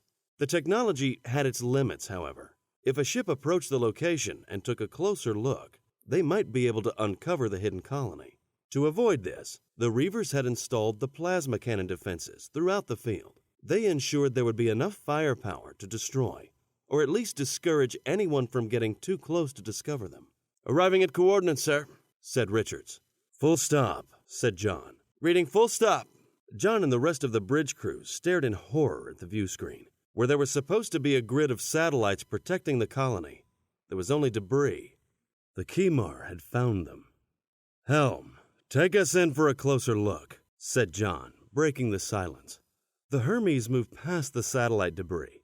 Once inside, they crept up to the main asteroid where the colonists were supposed to live. The asteroid itself was large, roughly the size of a small moon. Domed structures, connected by a complex web of transport tubes, covered the surface. Jon knew from discussions with Bria that some of those domes housed colonists, while others were responsible for power generation, food and water supplies, fabrication, education, and pretty much anything else required that the Reavers could produce. It was supposed to all be humming with activity as people went about their daily routines. Instead, much of it was now in ruins, and more debris floated around them like a celestial graveyard. There could be no doubt now. The Kimar had attacked the colony. Looking at the wreckage, Jon noticed that several domes were not damaged. If the Kimar wanted to destroy the colony, everything would have been turned to dust. Why were some structures still standing? Jon opened a comm with Bria. She should have a view of the wreckage from her window. "Bria, are you seeing this?" "Yes, Captain." Jon was struck at how calm her voice was. She never stopped surprising him. "I'm seeing several structures still intact. The colony's computer systems might still be operational. I'd like to find out what happened here. Is there any way we can access them?" "Yes, there is. I can provide you with access instructions, but I do not have full clearance." "Our AI can deal with that once we establish a connection. The important thing is to find out if there are any systems we can access first. Hopefully they weren't all destroyed." "Yes, let's hope so. I will send you all the information needed to establish a connection." "Thank you, Bria. I'll keep you updated." Jon closed the comm and looked at Commander Wolf. "Commander, when Bria sends those codes, have the AI take over the colony's network and access its security systems so we can find out what happened here." "Yes, sir." Wolf fed the data into the AI, which then initiated its electronic assault. "Pinging planetary computer system," said the AI. "Receiving response from system. Sending login information. Login accepted. Account privileges are restricted. Initiating takeover of planetary system." The AI began a massive brute force attack of the colony's computer systems, which were woefully unprepared for its electronic warfare capabilities. In no time, the AI was burrowing a path through the network, moving up the access hierarchy until it finally gained access to the security systems. "Takeover complete," said the AI. "Display information relating to Kimar attack of the colony. There is video footage of this event. Would you prefer viewing the video or the security logs?" "Display video." The view screen switched from its view of the colony wreckage to the security video. The bridge watched as the video showed the Kimar warships destroying the camouflage grid and approaching the colony. The Reavers resisted, but were no match for Kimar firepower, which proceeded to lay waste to any Reaver defenses. When the ships stopped firing, instead of completely destroying the colony, they launched dozens of shuttles, which proceeded to land on the asteroid.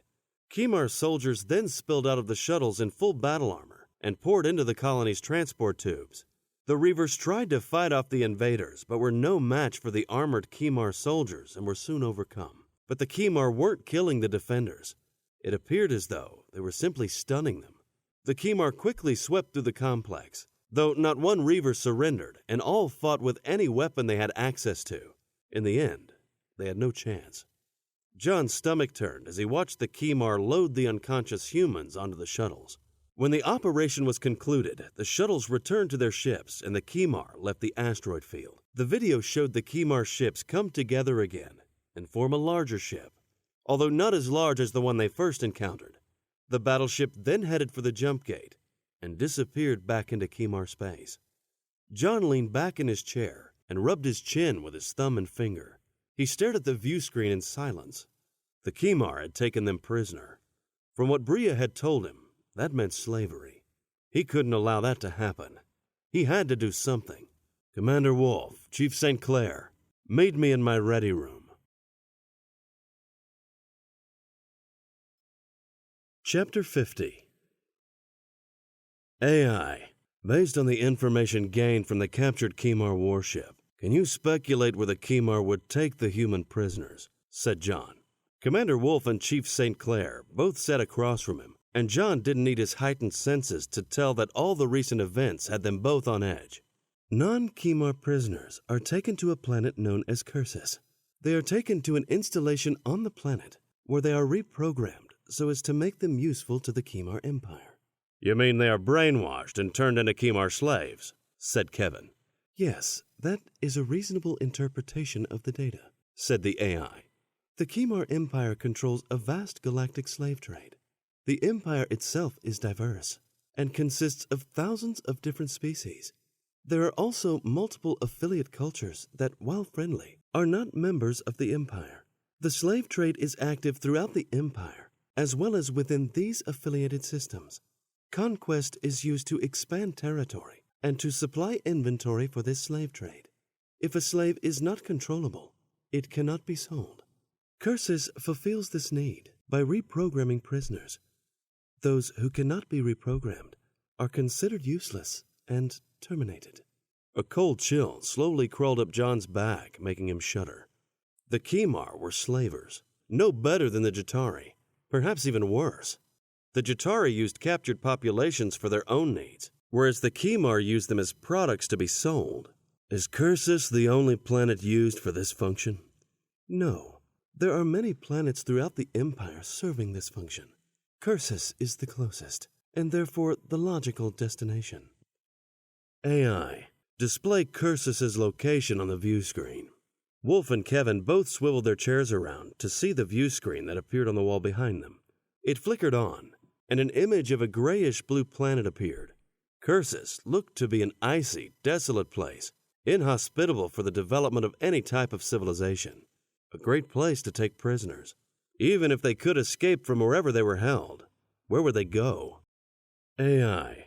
Display the flight path the Kimar battleship would need to take from the jump gate to the planet Cursus. The view screen zoomed out from the planet to display a wide swath of Kimar space overlaid with a dotted yellow line, indicating the logical flight path the battleship would likely travel to the planet. Jon looked back to Kevin and Wolf. We could cross the gate and jump ahead of the battleship and lay an ambush for it. Kevin and Wolf swiveled back to face Jon. Some well-placed gravity mines would help even the odds. We could mine their space lane, and once the mines detonated, we could jump in and finish the job, said Kevin. But then we would still have to board the battleship and rescue the Reavers, said Wolf. True. We take heavy casualties boarding that ship, said Kevin. They could kill off the Reavers before we got close to them, said Jon. Okay, so boarding the battleship is not a good option. How about the planet? Depending on the planet's defenses, a planetary assault might be a better option. The Hermes could provide orbital support for the strike teams, making the job easier, said Kevin. AI. Analyze the Cursus planetary defenses, said Jon. The view screen showed an image of the icy planet once more and zoomed in closer, revealing numerous orbiting satellites. Cursus is defended by an orbital defense grid located at medium orbit. There is a restricted security perimeter around the planet. Unauthorized vessels entering this perimeter are fired on by the defense grid. Do we have enough information on Cursus to plot its precise coordinates into the jump system? The seized Kimar database has provided the coordinates for all planets within the Kimar Empire. Do we have enough information to jump into low orbit around Cursus just inside the defense grid? Yes, the coordinates are available for this task. Will the defense grid fire on us if we do? The grid's purpose is to defend against attacking ships. It is assumed that those ships would be approaching the planet from outside the grid, as precaution against the grid being used to attack the planet itself. The satellites were made to only point outward. Therefore, if the Hermes were to jump into low orbit within the defense grid, it would not be fired upon. What about the planet's gravitational pull? Is the jump system capable of landing the Hermes in low orbit without inadvertently causing us to enter the planet's atmosphere? The Kimar database provides enough data to calculate a precise landing into low orbit without causing any undue stress on the Hermes or its systems. Good. Do you have any information on the location where the prisoners will be taken? The view screen zoomed in further to reveal the planet's icy surface and magnified the planet's southern hemisphere. It sailed over frozen mountains, their glistening peaks like frigid claws gashing the sky, and then dropped into a wide valley, and eventually zeroed in on a complex of buildings. Analyze installation's defenses. The defenses are limited. The installation was designed to keep prisoners in, rather than keeping invaders out. It was likely assumed that the orbital defense grid was protection enough. There are automated defense systems set up on the complex's perimeter. The view screen zoomed in again to show an array of weapon towers encircling the buildings. They are intended to be used against escaping prisoners, but can also be used against an attacking force. Defense systems are primarily energy weapon-based. Thank you, AI. You are welcome, Captain. Wolf and Kevin turned their chairs back to face Jon. Kevin spoke first. I see where you're going with this, sir. We jump into low orbit, take out the installation's defenses, and send down assault teams to liberate the prisoners. That sounds about right, said Jon. What if that battleship is still there? Said Wolf. AI, how long will it take for the Kimar battleship to reach Cursus? Traveling at its average speed, the battleship will arrive at Cursus in 34 days. I'm assuming the battleship won't stay much longer than what is required to drop off their prisoners. They'll need repairs, among other things. Here is what I am thinking. We cross the gate and then jump to a remote location of Kimar space to hold position there for as long as it would take for the battleship to arrive. Unload the prisoners and get underway. We jump close enough to Cursus so we can have a look, but remain out of range of their defense grid. If everything is clear, we jump into low orbit inside the defense grid and begin the rescue operations. Thoughts? It's risky, but it can work, said Kevin. I will personally lead the assault teams. We'll get the job done. I'm sure you will. I almost feel sorry for the Kimar. Kevin responded with a big toothy smile. Commander, what about you? I don't know. We are working with a lot of ifs, and we don't know how accurate that data is. I agree, but it's the only intelligence we have. I suppose we'll have to make it work. Good. We can use the wait time to get everything to 100%. I want to be underway within the hour. No point sitting around here waiting for another Kimar battleship to cross through the gate. Chapter 51. The Hermes left the asteroid field, headed for the jump gate. The two suns shot streams of light across the view screen. They both still grappled with each other, and they would continue to do so for millions of years until one finally emerged victorious. Jon was happy to leave the two stars behind. He looked forward to crossing the gate into Kimar space.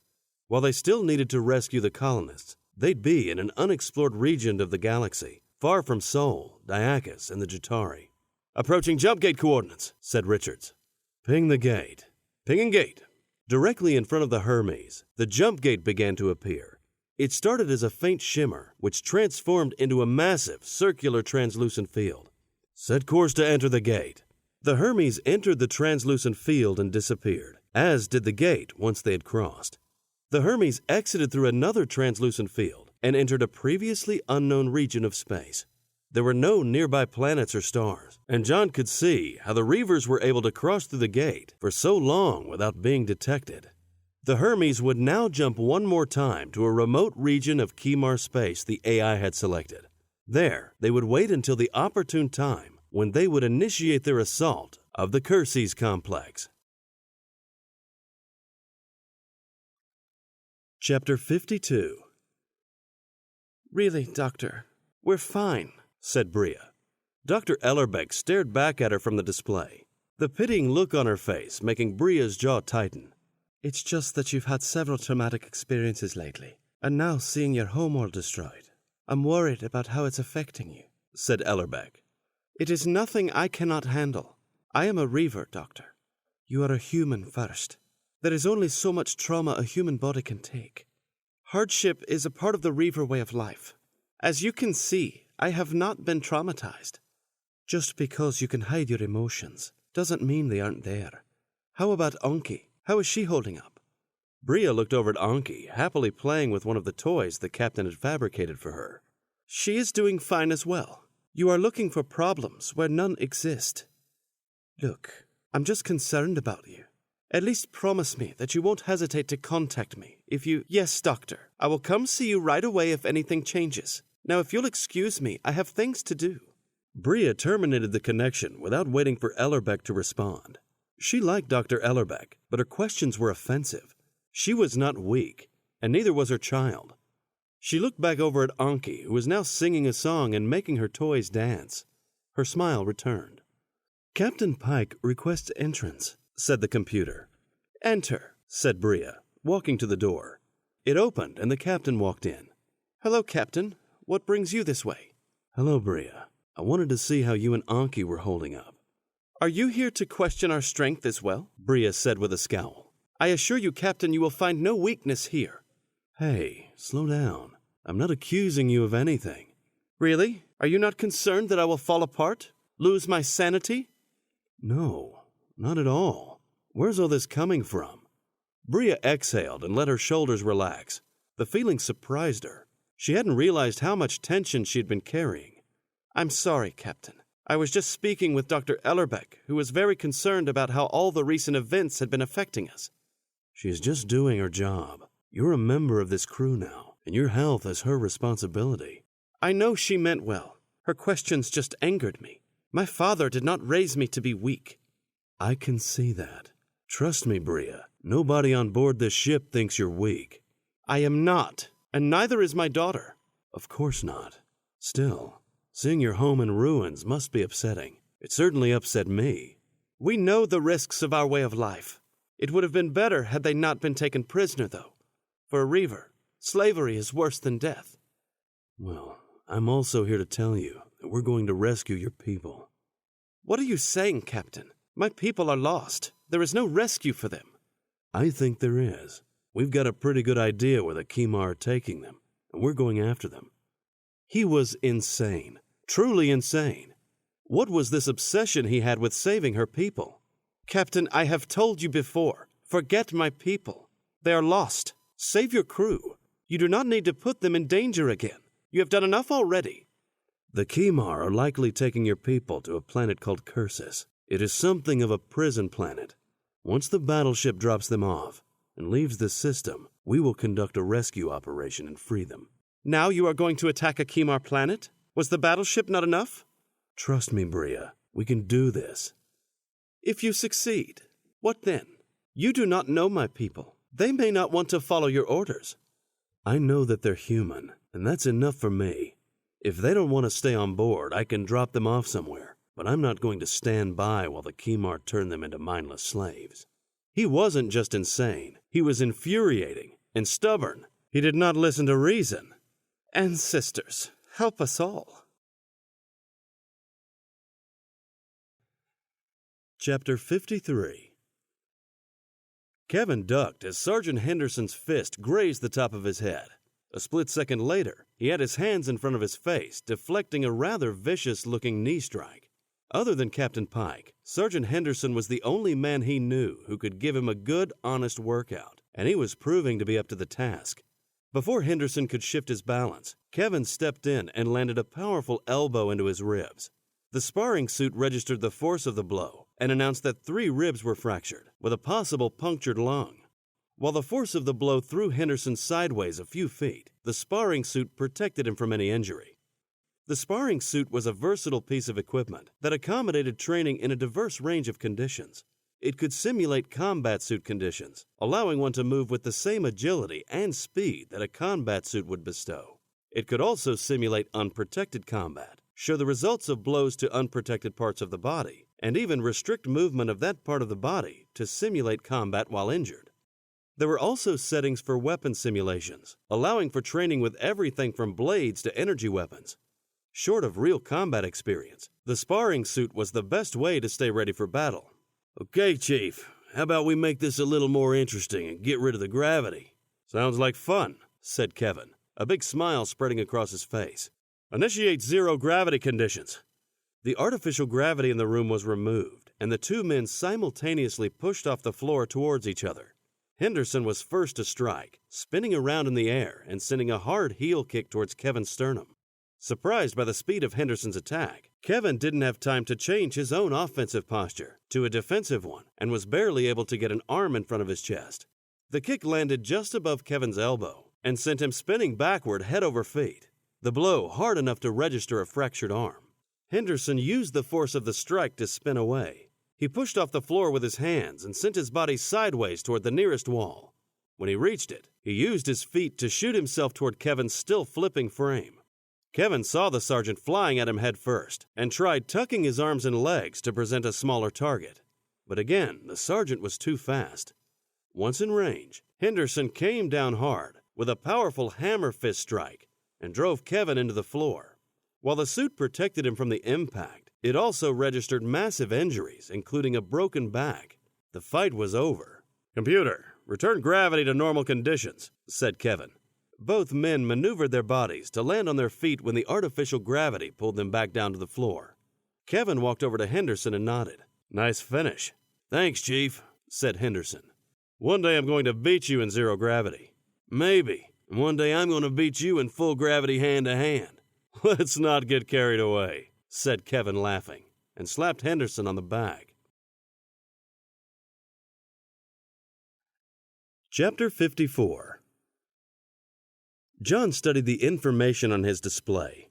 They had ample time to prepare for the assault on Kersey's, and he took full advantage to learn as much about the Kimar as possible.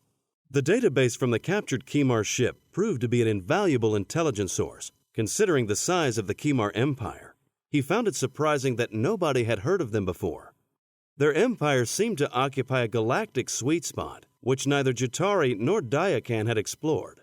He wondered how many other undiscovered empires existed in the galaxy. The Kimar had not known about jump technology until they found the gate, and the gate itself was a remote area of Kimar space. It was entirely possible that no other gates existed in their territory. That, in and of itself, fascinated Jon. The Kimar Empire was quite large. The fact that they controlled so much territory without gates was truly impressive. According to the database, the Kimar civilization began on a planet known simply as Kim. Multiple races inhabited Kim, but one race in particular rose to dominate the rest. This race called themselves Kimar. They were aggressive and believed in their inherent right to rule all those around them. The Kimar were superior in strength and easily overwhelmed the other races. The Kimar seized power early on and held it unopposed for millennia. The result of this was a sense of inherent superiority. The other races existed for no other purpose than to be useful to the Kimar, and they fell into line. It was like some bizarre pack mentality taken to an extreme end. The Kimar were the alphas, and the other races accepted this and remained permanently submissive. Where it suited the Kimar, they enslaved, and where it didn't, they allowed them some measure of freedom. But there was no mistaking that any freedom enjoyed remained a Kimar gift. Eventually, the Kimar discovered space travel and took to the stars. Once equipped with FTL technology, they discovered other inhabited worlds and peoples of varying levels of advancement. When they made their first contact, they assumed that since they were the more technologically advanced race, that the inhabitants would simply accept Kimar rule without argument. Some inhabitants had other ideas. They resisted, and the Kimar were outraged. They sent in warships and bombed the planet from orbit. The survivors were turned into Kimar slaves. This was the moment the Kimar officially became space slavers. As they expanded their reach, each inhabited planet they found was given an ultimatum: submit to Kimar rule or be enslaved. Sometimes the population was so far behind the Kimar that they weren't even given an ultimatum. The Kimar simply moved in and did as they pleased. Eventually they encountered other advanced races. Here they showed their diplomatic ability. Rather than challenge these races and spiral into a costly war, they chose to trade. They quickly found that slaves were easy to trade, and the intergalactic slave trade was established. Jon realized that this was why they didn't initially attack the Hermes. They could see from the Hermes that they were easily as advanced as the Kimar, and probably didn't want to start a conflict with another advanced race. The battleship had more firepower than the Hermes, so the Kimar likely believed they could just intimidate them now and engage in diplomacy later. They never would have expected that the Hermes would fire on them first, but the Hermes did fire on them, and now they were going to attack one of their planets. At the very least, they had become fugitives in the Kimar Empire as well. Worst case scenario, they had started a war between Sol and the Kimar.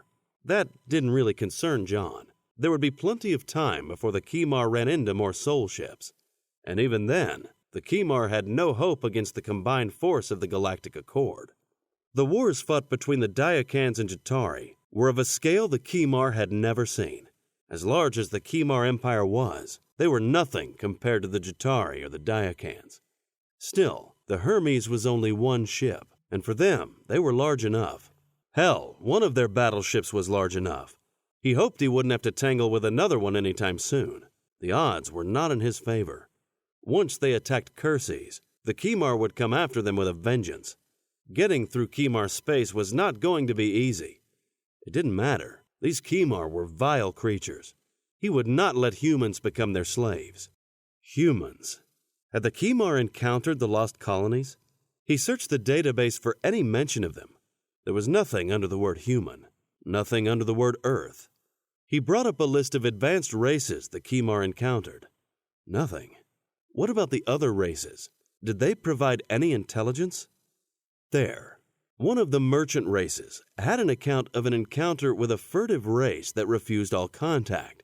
It says they were technologically advanced and that they were bipeds, but there was no information on where they were located. Still, it was something. The only way to find out more would be to contact the race that made the account. They were called Autons, and they were on the other side of Kimar space. Once the Cursus assault was over, they would head for Auton space and find out what else they knew. Chapter 55.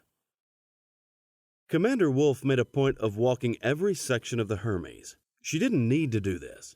She could monitor everything on the ship from the bridge well enough, but there was something about seeing things in person that ensured top performance. She also knew that letting the crew see her take a personal interest in their day-to-day duties improved morale. She didn't micromanage. Her officers were more than capable of managing their sections. She preferred that the crew saw her as human, rather than some unseen power on the bridge. On this day, she checked in on the crew responsible for the ship's energy weapons. Those responsibilities included the energy weapons themselves, but more importantly, their targeting systems and power source. A medium-sized reactor sat in the middle of the room like a large black egg. Rather than draw power from the ship's main reactors, the energy weapons relied on their own dedicated reactor. The ship's main reactors could then act as backup power if the dedicated reactor was taken out. Upon seeing her, the crew chief stood to attention and saluted, and Wolf returned the salute. "Are we ready for combat?" said Wolf. She knew the answer, but it gave the crew a chance to brag a bit and take pride in their work. "Yes, sir!" The crew chief was younger, but proved himself to be highly competent. He waved a hand towards the big black egg and said, "We are running at full capacity." "Good. We'll need all of that and then some for our next mission." "We'll be ready." Wolf looked over at another member of the crew. She looked very young, almost too young. Meeting her gaze, the young woman spoke up as well. "If anyone tries to stop us, they'll get glassed before they know what happened, sir." Wolf smiled. "You'll get a chance to make good on that promise soon enough." "Yes, sir," said the woman, standing straighter than before. The rest of the crew smiled, and many looked like they were ready to cheer, but weren't sure it would be appropriate. The crew responsible for the railgun batteries were no less proud of their pets. The primary responsibility of the railgun systems was point defense, but they could also switch to offensive mode when needed. Their ability to destroy incoming missiles made them vital to any engagement. The seriousness in their eyes told her they knew it. Like the energy weapons, The railguns used a sophisticated targeting system, but since they had to destroy incoming ordnance, targeting was the most important feature of these weapon systems.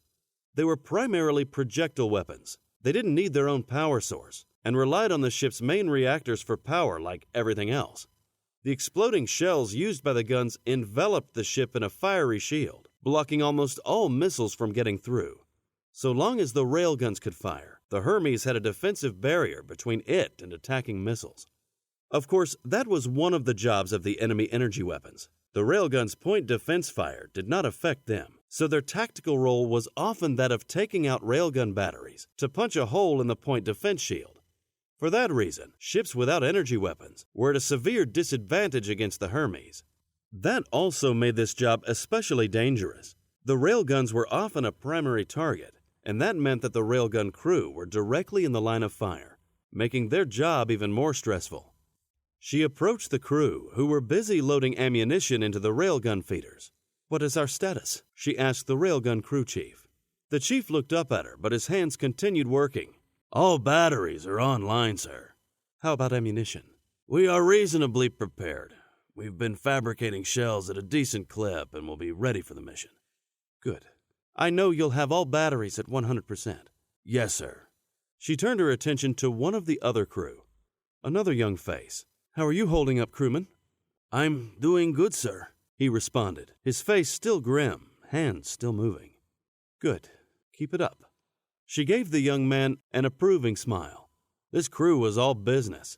She admired their resolve. Unfortunately, that resolve was going to be tested very soon. Chapter 56. The Hermes initiated its first jump into the Cursus system and landed behind a gas giant. Using the massive planet to shield it from detection, the Hermes launched a small drone. The tiny craft used stealth technology to mask its heat signature.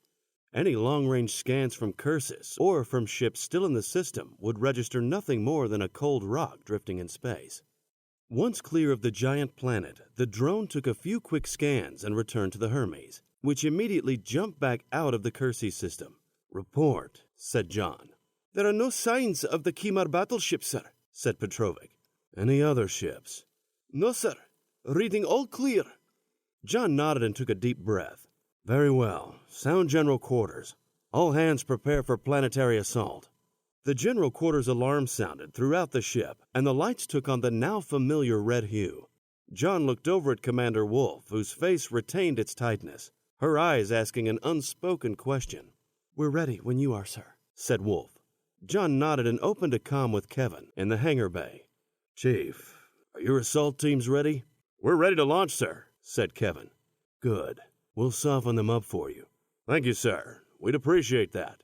The corners of Jon's mouth turned up slightly as he closed the comm. "Helm, prepare to jump us into low orbit around Cursus."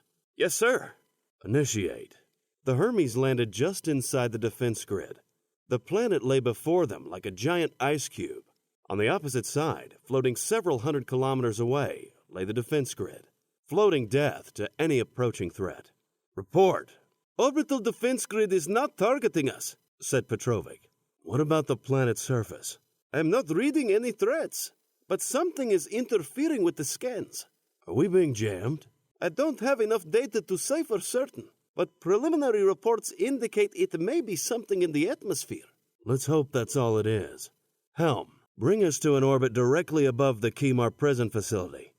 The view screen display changed perspective to show the frigid planet's surface. The Hermes maneuvered between the planet and its defense grid until it was just above the prison complex. "Establishing synchronous orbit above Kimar prison facility," said Richards.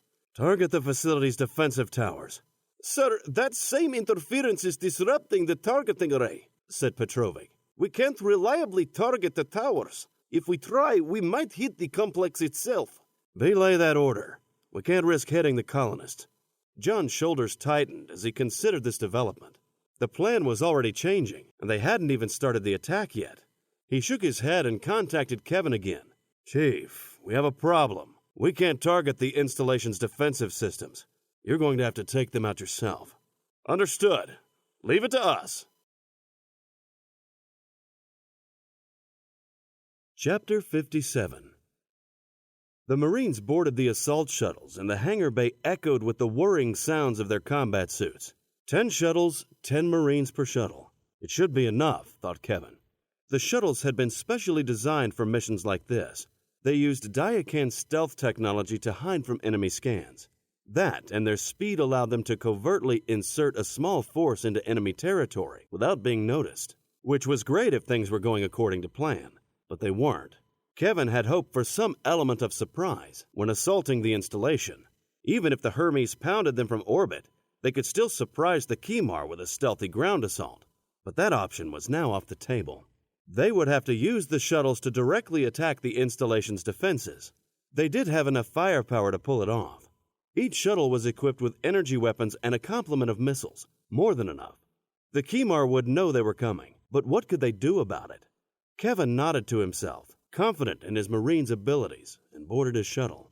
The shuttle thundered with the sound of heavy boots stomping on the metal floor as the troopers found their seats. When they sat down, it sounded like multiple grenades exploding. Kevin dropped into his own seat at the front of the shuttle. There was a loud bang as the locking bolt on his combat suit secured him to the shuttle. He would not be moving from that seat until it was time to disembark, nor were any of the other Marines, whether they liked it or not.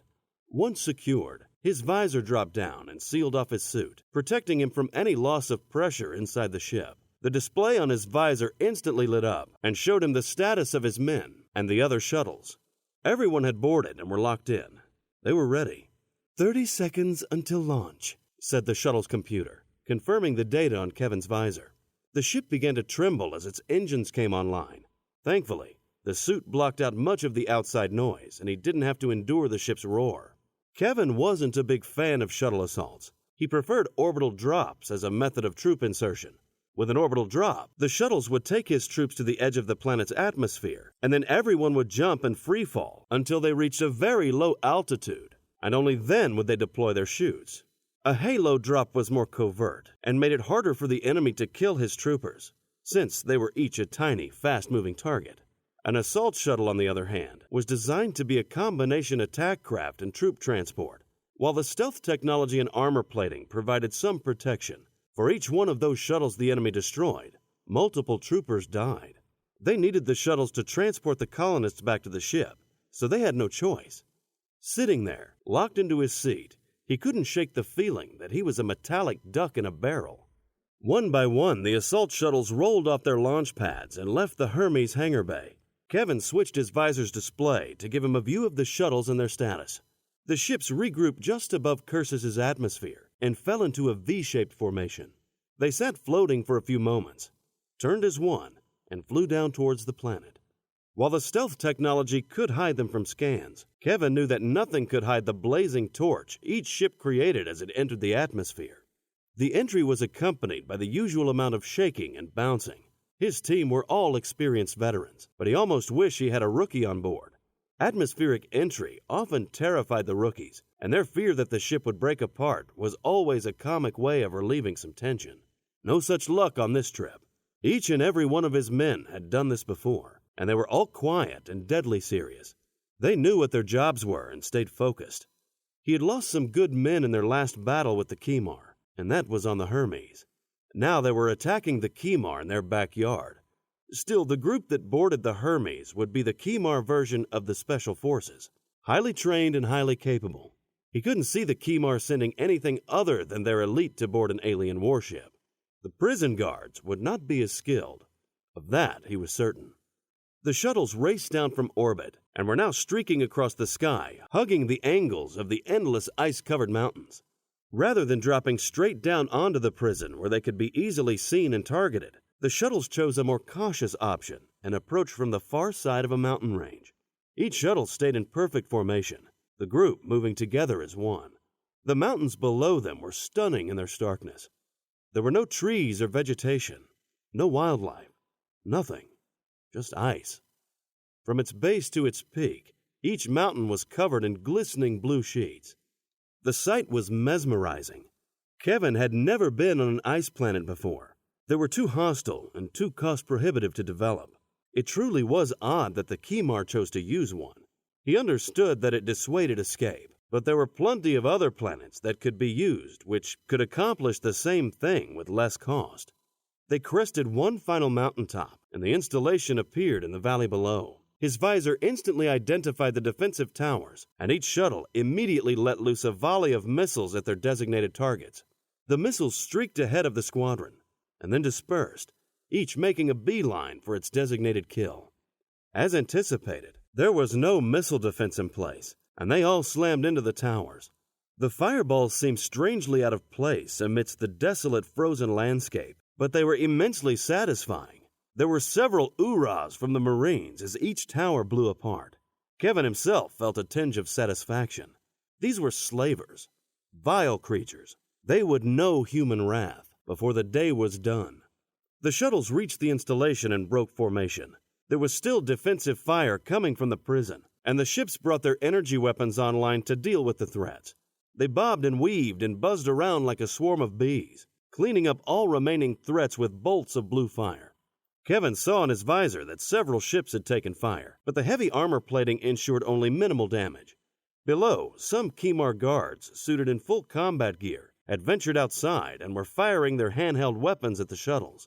It seemed odd for prison guards to be wearing combat suits. It was probably an intimidation tactic. If you were a prisoner, the last thing you would do is attack a guard wearing a combat suit. Either way, their fire had no effect. The shuttles were designed to withstand heavy weapon fire, and personal energy weapons were not powerful enough. A couple of Kimar soldiers turned into more serious threats, brandishing mobile missile launchers. They became an instant priority, and the shuttles turned their attention to them. Within seconds, the threat was eliminated, but not without a missile being fired. The rocket raced towards Kevin's shuttle, which in turn let loose a volley of countermeasure drones. Kevin held his breath. Their low altitude made evasion much more difficult, but the missile was deceived by the drones and exploded just behind Kevin's shuttle. The concussion bounced the shuttle around with immense force, making Kevin thankful for the locking bolt. After a few terrifying seconds, the shuttle regained control and resumed the attack on the prison's defenders. The shuttle streaked to and fro, strafing and hammering all threats. It took several minutes before most of the ground fire had been eradicated. The time had come. Kevin opened a comm with the rest of his troops. "All hands, initiate ground assault." Chapter 58. Successive bangs repeated throughout the shuttle as the locking bolts released the combat suits. In turn, each Marine stood and readied their weapons. The shuttle hovered above its insertion point, and a hatch slid open. "All right, single file. When you drop in, secure your position and wait for the order to advance," said Sergeant Henderson. He had a smaller team of 30 men, while Kevin had 70. His team would attack the roof of the complex and work their way down from there. Kevin's team attacked from the ground. They would likely meet stiffer resistance and needed more firepower. Henderson's team would rely more on speed, swooping down from above and moving rapidly through the complex. Each Marine hit the roof and quickly moved to establish a perimeter. Above them, 3 assault shuttles hovered, ready to provide supporting fire if needed. The sergeant's visor identified a service door as the best point of entry, and he ordered his men to advance. They surrounded the door, and he stepped up and tried to open it without success. "Stannis, get up here and blow a hole through this door." "Yes, sir." Private Stannis stepped up to the door, and the other troopers moved out of the way. Stannis brandished a large shoulder-held plasma cannon, which he pointed at the door and pulled the trigger. The cannon blew a large hole in the left side of the door and the door frame. Stannis then lowered the plasma rifle and slammed a heavy boot into what was left of the door. It buckled under the force of the private's kick and fell to the side with a screech. Stannis stepped back, and 2 troopers flanked each side, pointing their rail guns at the entrance. Henderson waited for resistance, but no enemy fire came. He carefully peered through the doorway and saw a flight of stairs leading to an opening on the lower level. They would be waiting there. "Johns, we need eyes in there." "Yes, sir," said Private Johns. He stepped forward and accessed a compartment on his suit. It opened, and a mosquito-sized drone flew out. The drone hovered in front of the doorway, tiny in size, almost invisible to anyone who wasn't specifically looking for it. Johns took remote control of the drone through controls on the arm of his combat suit and sent it down into the opening. As hoped, the drone entered a large room unnoticed.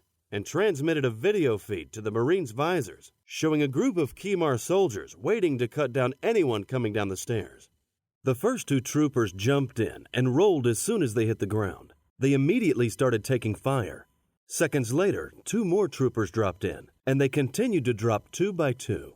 Each time, the Marines rolled as soon as they hit the floor and opened fire while seeking cover. Henderson watched on his visor as their combat suits took hits, but the defenders seemed confused by the tactic and kept changing targets, shifting fire from one attacker to another. The result was that no trooper took enough fire to cause more than some minor damage. Patel was the first to take advantage of the confusion, jumping out and running for a pillar in the middle of the floor. One of the Kimar started firing at him, but Daniels forced him to stop with his own deadly accurate covering fire. Once Patel took cover behind the pillar, he opened fire on the Kimar positions. Daniels jumped out and ran for a closer position behind some equipment. He took more fire than Patel, but made it with only minor damage to his combat suit. Then it was Stannis and Krukov, who each took turns advancing and gaining ground. Behind them, troopers continued to drop in through the stairway. With each soldier's entry, the rate of fire multiplied, offering more cover for the lead soldiers to advance, while more troopers leapfrogged forward.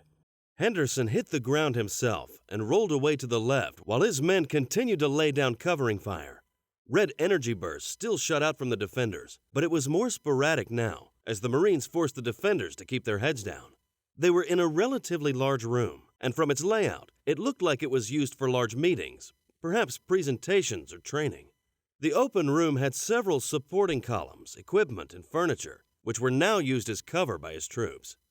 The defenders had created a makeshift barricade out of some large equipment and had been using it for cover, but the sustained Marine railgun fire now began shredding it, creating gaps in their defenses. There were only a handful of Kimar, and they didn't have enough firepower to defend against Henderson's Marines. They also didn't appear to be as well trained and couldn't exploit any of their early advantages.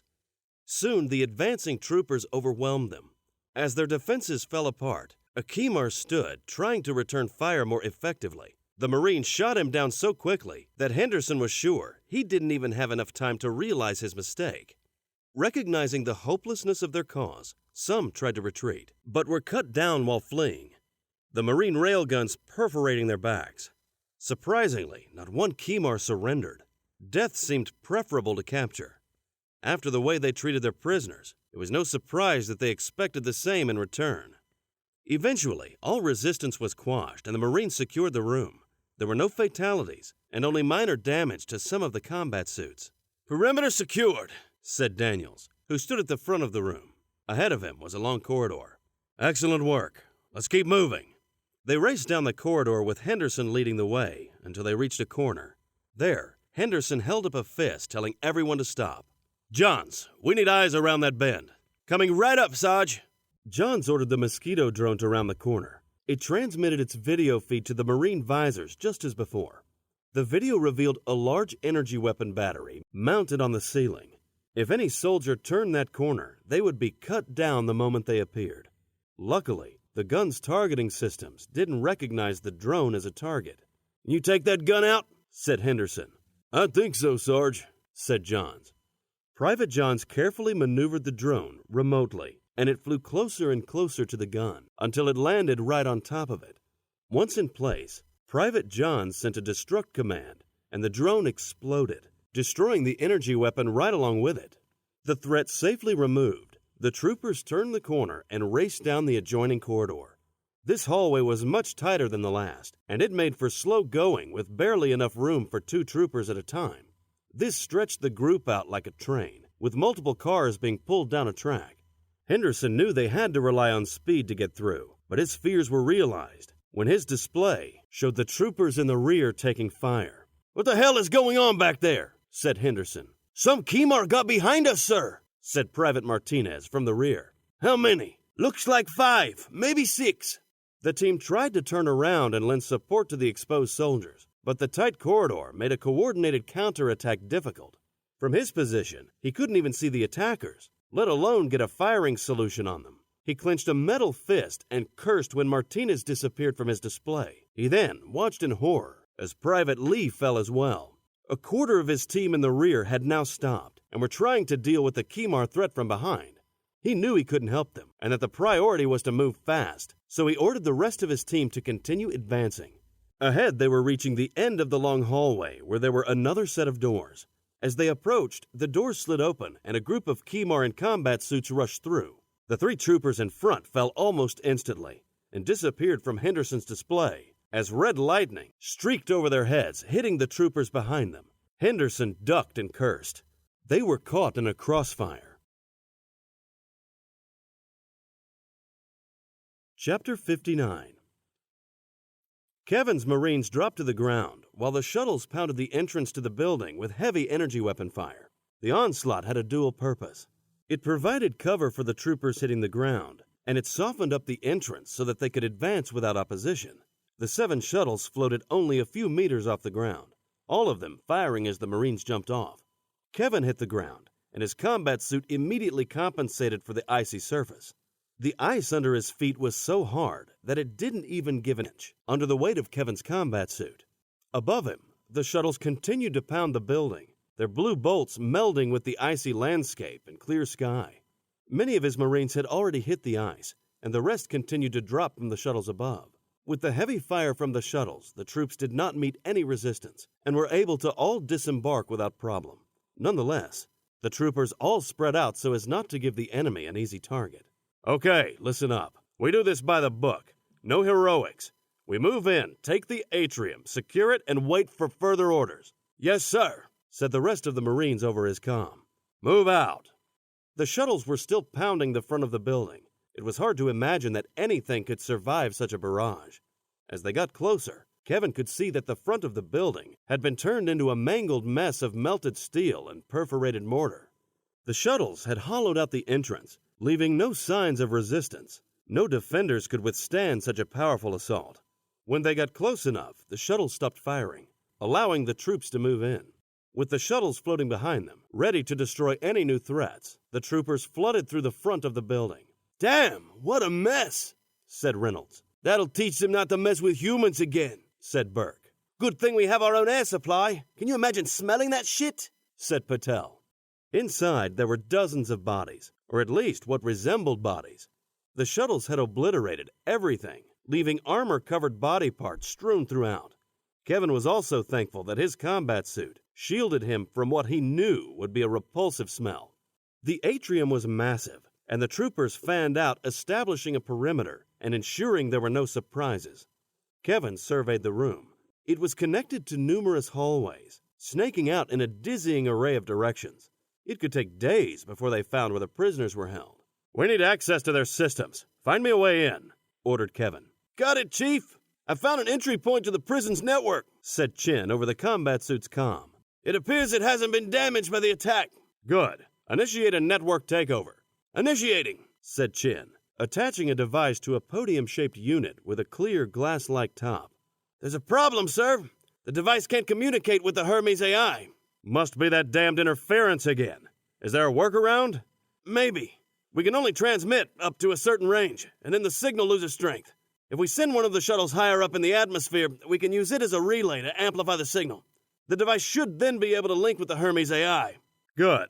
Hang tight while I get a shuttle in position." On Kevin's orders, one of the shuttles floating in front of the building broke formation and rocketed up into the sky. In a matter of minutes, it reached an altitude where it could both communicate with the ground team and the Hermes. It then acted as a repeater, allowing communication between both groups. "It's working, sir. We've linked up with the Hermes AI. Initiating takeover of enemy network."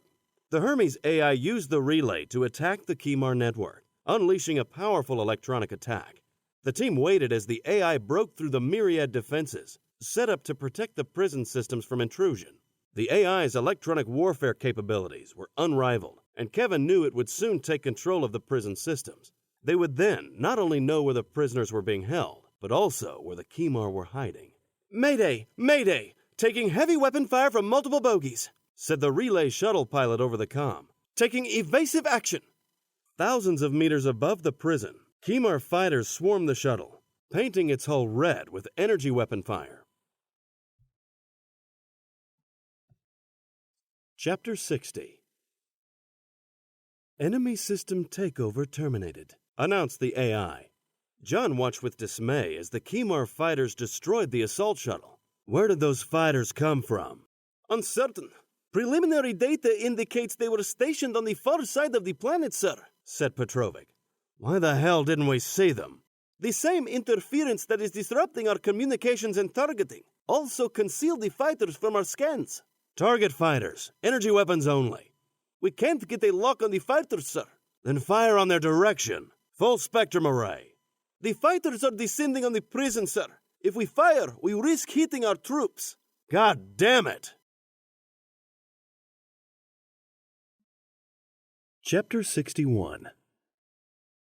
The assault shuttles hovering in front of the prison and above the roof turned and raced into the sky to meet the attacking Kimar fighters.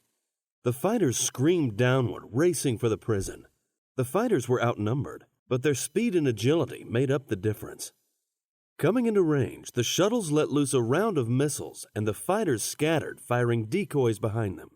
When the last of the missiles exploded, the Kimar fighters were still in the sky, and now coming around for a run at the shuttles.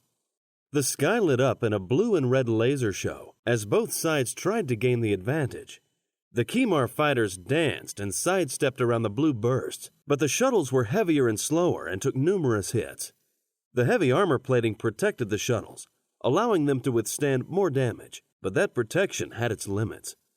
As the shuttles took more hits, their armor plating weakened, and it seemed inevitable that it would eventually fail.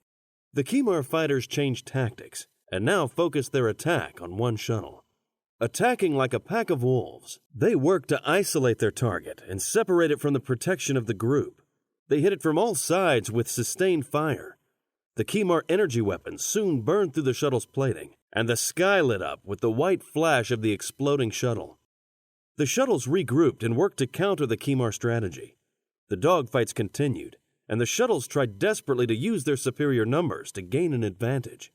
One Kimar fighter flipped and swayed and raced in all directions imaginable, trying to shake the two shuttles chasing it.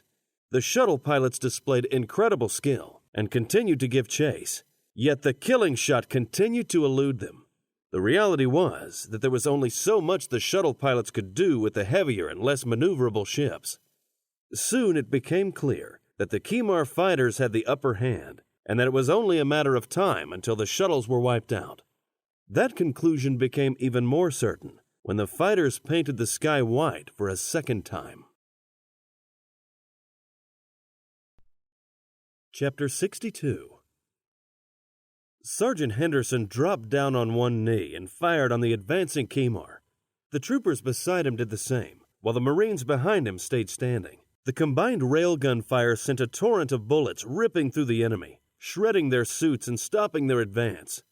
To the rear, his Marines were getting control of the situation and now coordinated their fire more effectively, forcing the Kimar to retreat. As the Kimar fell back, the troopers followed, determined to terminate the threat. Their attack, however, served to stretch the team even further, leaving them even more exposed. The Kimar had to be dealt with, or they would continue to harass their rear flank. On the other hand, they needed to keep pressing forward and couldn't afford to stop and wait. They also couldn't afford to lose more soldiers. Sergeant Henderson had lost almost a third of his team in the crossfire, 9 troopers dead, and now 5 had gone after the Kimar attackers behind them. If they advanced now, with the troopers on the rear giving chase, they would be down to a team of 16. In the end, standing still was not an option. They had to press on and not lose any momentum. The troopers chasing the Kimar would have to catch up. "Okay, we're moving out. Krukov and Daniels, ready your grenade launchers and lob a few through that doorway. We charge and glass whatever's still behind those doors." "Yes, sir," said the 2 Marines. The 2 Marines slid open the doors, let loose a volley of grenades into the adjoining room, and took cover again behind the wall. The ground shook from the force of the concussions. The troopers again slid the doors open, and they all charged into the room. They took fire the second they entered, and each trooper scrambled to find cover. But there was none. The Kimar defenders had a superior position, and now unleashed a relentless barrage of energy weapons fire on the exposed Marines. Some tried to charge the Kimar position, but were slaughtered before getting close enough to do any harm. In the first frantic moments, several troopers blinked off Henderson's display, while the rest showed heavy damage to their combat suits. Left with no choice, Henderson ordered the rest of his men to retreat back to the other side of the doors. They continued to take heavy fire as they bunched up in front of the doorway, trying desperately to get to safety. They tried returning fire to cover their retreat, but to no avail, and more Marines died in the process. Only 8 Marines made it to the other side. The rest had simply vanished from Sergeant Henderson's visor. What was worse, he couldn't see the other 5 who had given chase to the other Khimar soldiers. He assumed they were dead as well. He knew this was true when Khimar soldiers rounded the corner behind them and opened fire. The doors flew open in front of them, and more Khimar soldiers pushed into the corridor, firing their energy weapons at the trapped group of Marines. Chapter 63. Kevin's stomach hollowed out as he watched the last of Henderson's team blink off his visor. He stared at the blank display in disbelief, refusing to believe what he saw. 30 Marines gone. His friend gone. He fought against the grief, fought to keep his composure. There would be time for grief later. Henderson had known the risks. He was a veteran, a lifer. He had accepted death long ago, and he was lucky enough to meet the Reaper in the thick of battle. It was a warrior's death, a good death. He would have approved. Kevin clenched an armored fist.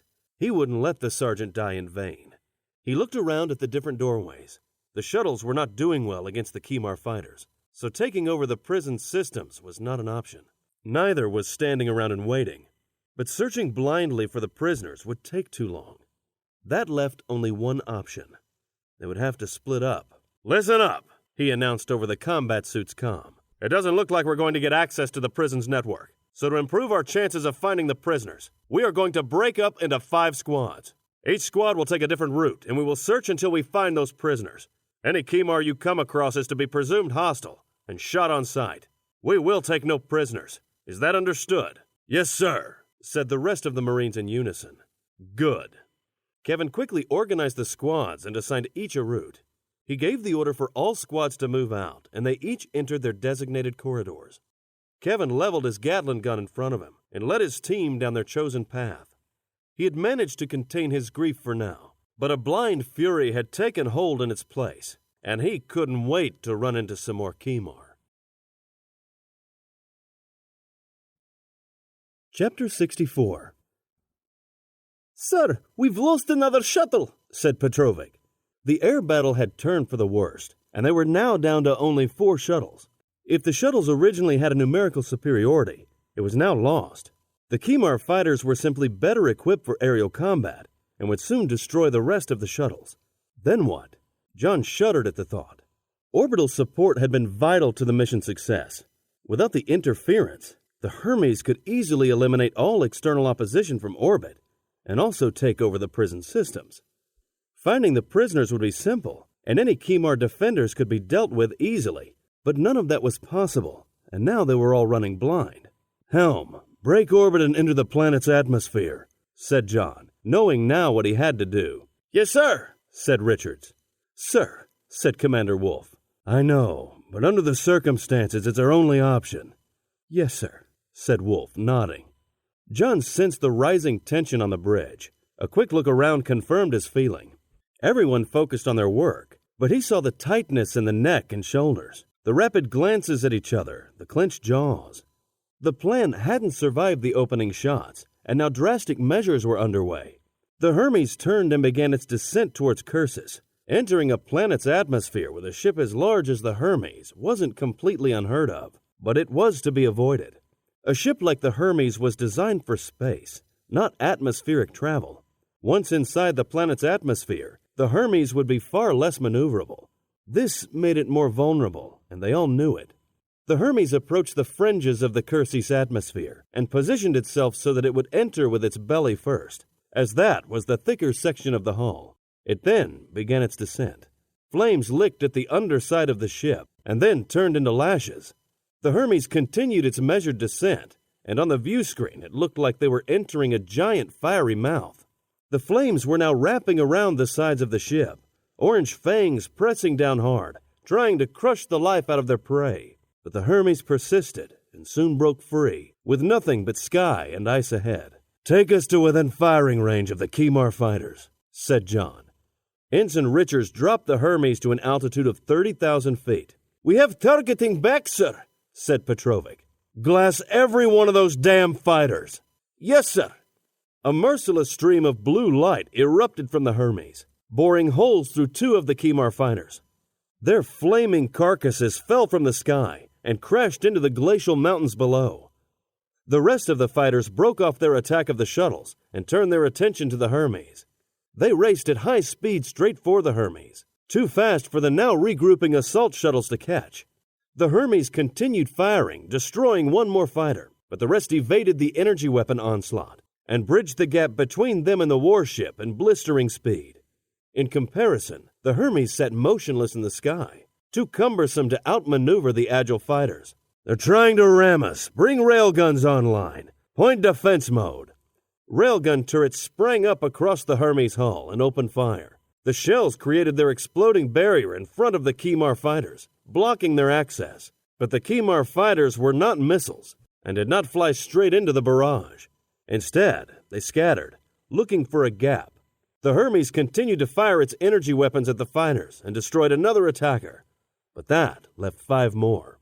2 of the fighters focused their fire on one of the railgun turrets, their energy weapons unhindered by the railgun fire. The Hermes managed to destroy another fighter, but the concentrated fire succeeded in destroying the railgun turret, creating a hole in the point defense shield. In the blink of an eye, the Kimar fighter took advantage of the weakness and smashed into the Hermes hull. The resulting explosion rocked the Hermes and breached the hull. In short order, the other fighters changed direction and flew straight for the breach. The shuttles had made it to within range of the Hermes and were now firing on the Kimar ships, but it proved futile. The Kimar pilots were too determined, and their ships too fast to be denied. There was a large flaming hole in the Hermes hull, and the remaining 3 Kimar fighters slammed into it in rapid succession. The Hermes yawned as massive explosions rocked it, threatening to snap the beleaguered ship in 2. The powerful concussions threw Commander Wolf across the bridge, her head slamming into the unforgiving floor. She lay there in a heap, face down, her body crumpled and broken, the only movement a twitching foot. Jon struggled to reach her, but the ship continued to lurch, and every movement caused him to lose his balance. He grabbed hold of a railing and gripped it with the power of a vice, using it to steady himself. He placed one foot after another until he finally reached Wolf's body. Bending down, he placed a hand on her neck, feeling for a pulse. He found it. She was still alive, but he knew it wouldn't be for long. He opened a comm with Dr. Ellerbeck. "Doctor, we have a medical emergency on the bridge. It's Commander Wolf." "Understood. I'll get someone up there as soon as possible." Jon closed the comm and turned his attention back to the bridge. "Report." "We have sustained heavy damage, sir," said Petrovic. "Inertial dampeners are offline, and there is a massive hull breach on the port side. We have multiple casualties and injuries, and there are reports of fires raging throughout the ship." Jon looked around him. Several of the bridge crew had also been thrown from their stations. Some picked themselves up off the floor, while others lay inert. Blood streamed from head wounds on 2 crew members who sat with a confused look in their eyes. Another stared in shock at the gruesome bone poking out of her broken forearm. Smoke had started to creep in, adding to the confusion and making the air thick. The foul smell of burning circuits combined with the smoke to make breathing difficult, causing multiple coughing fits. Jon found his way back to his chair, the smoke now stinging his eyes.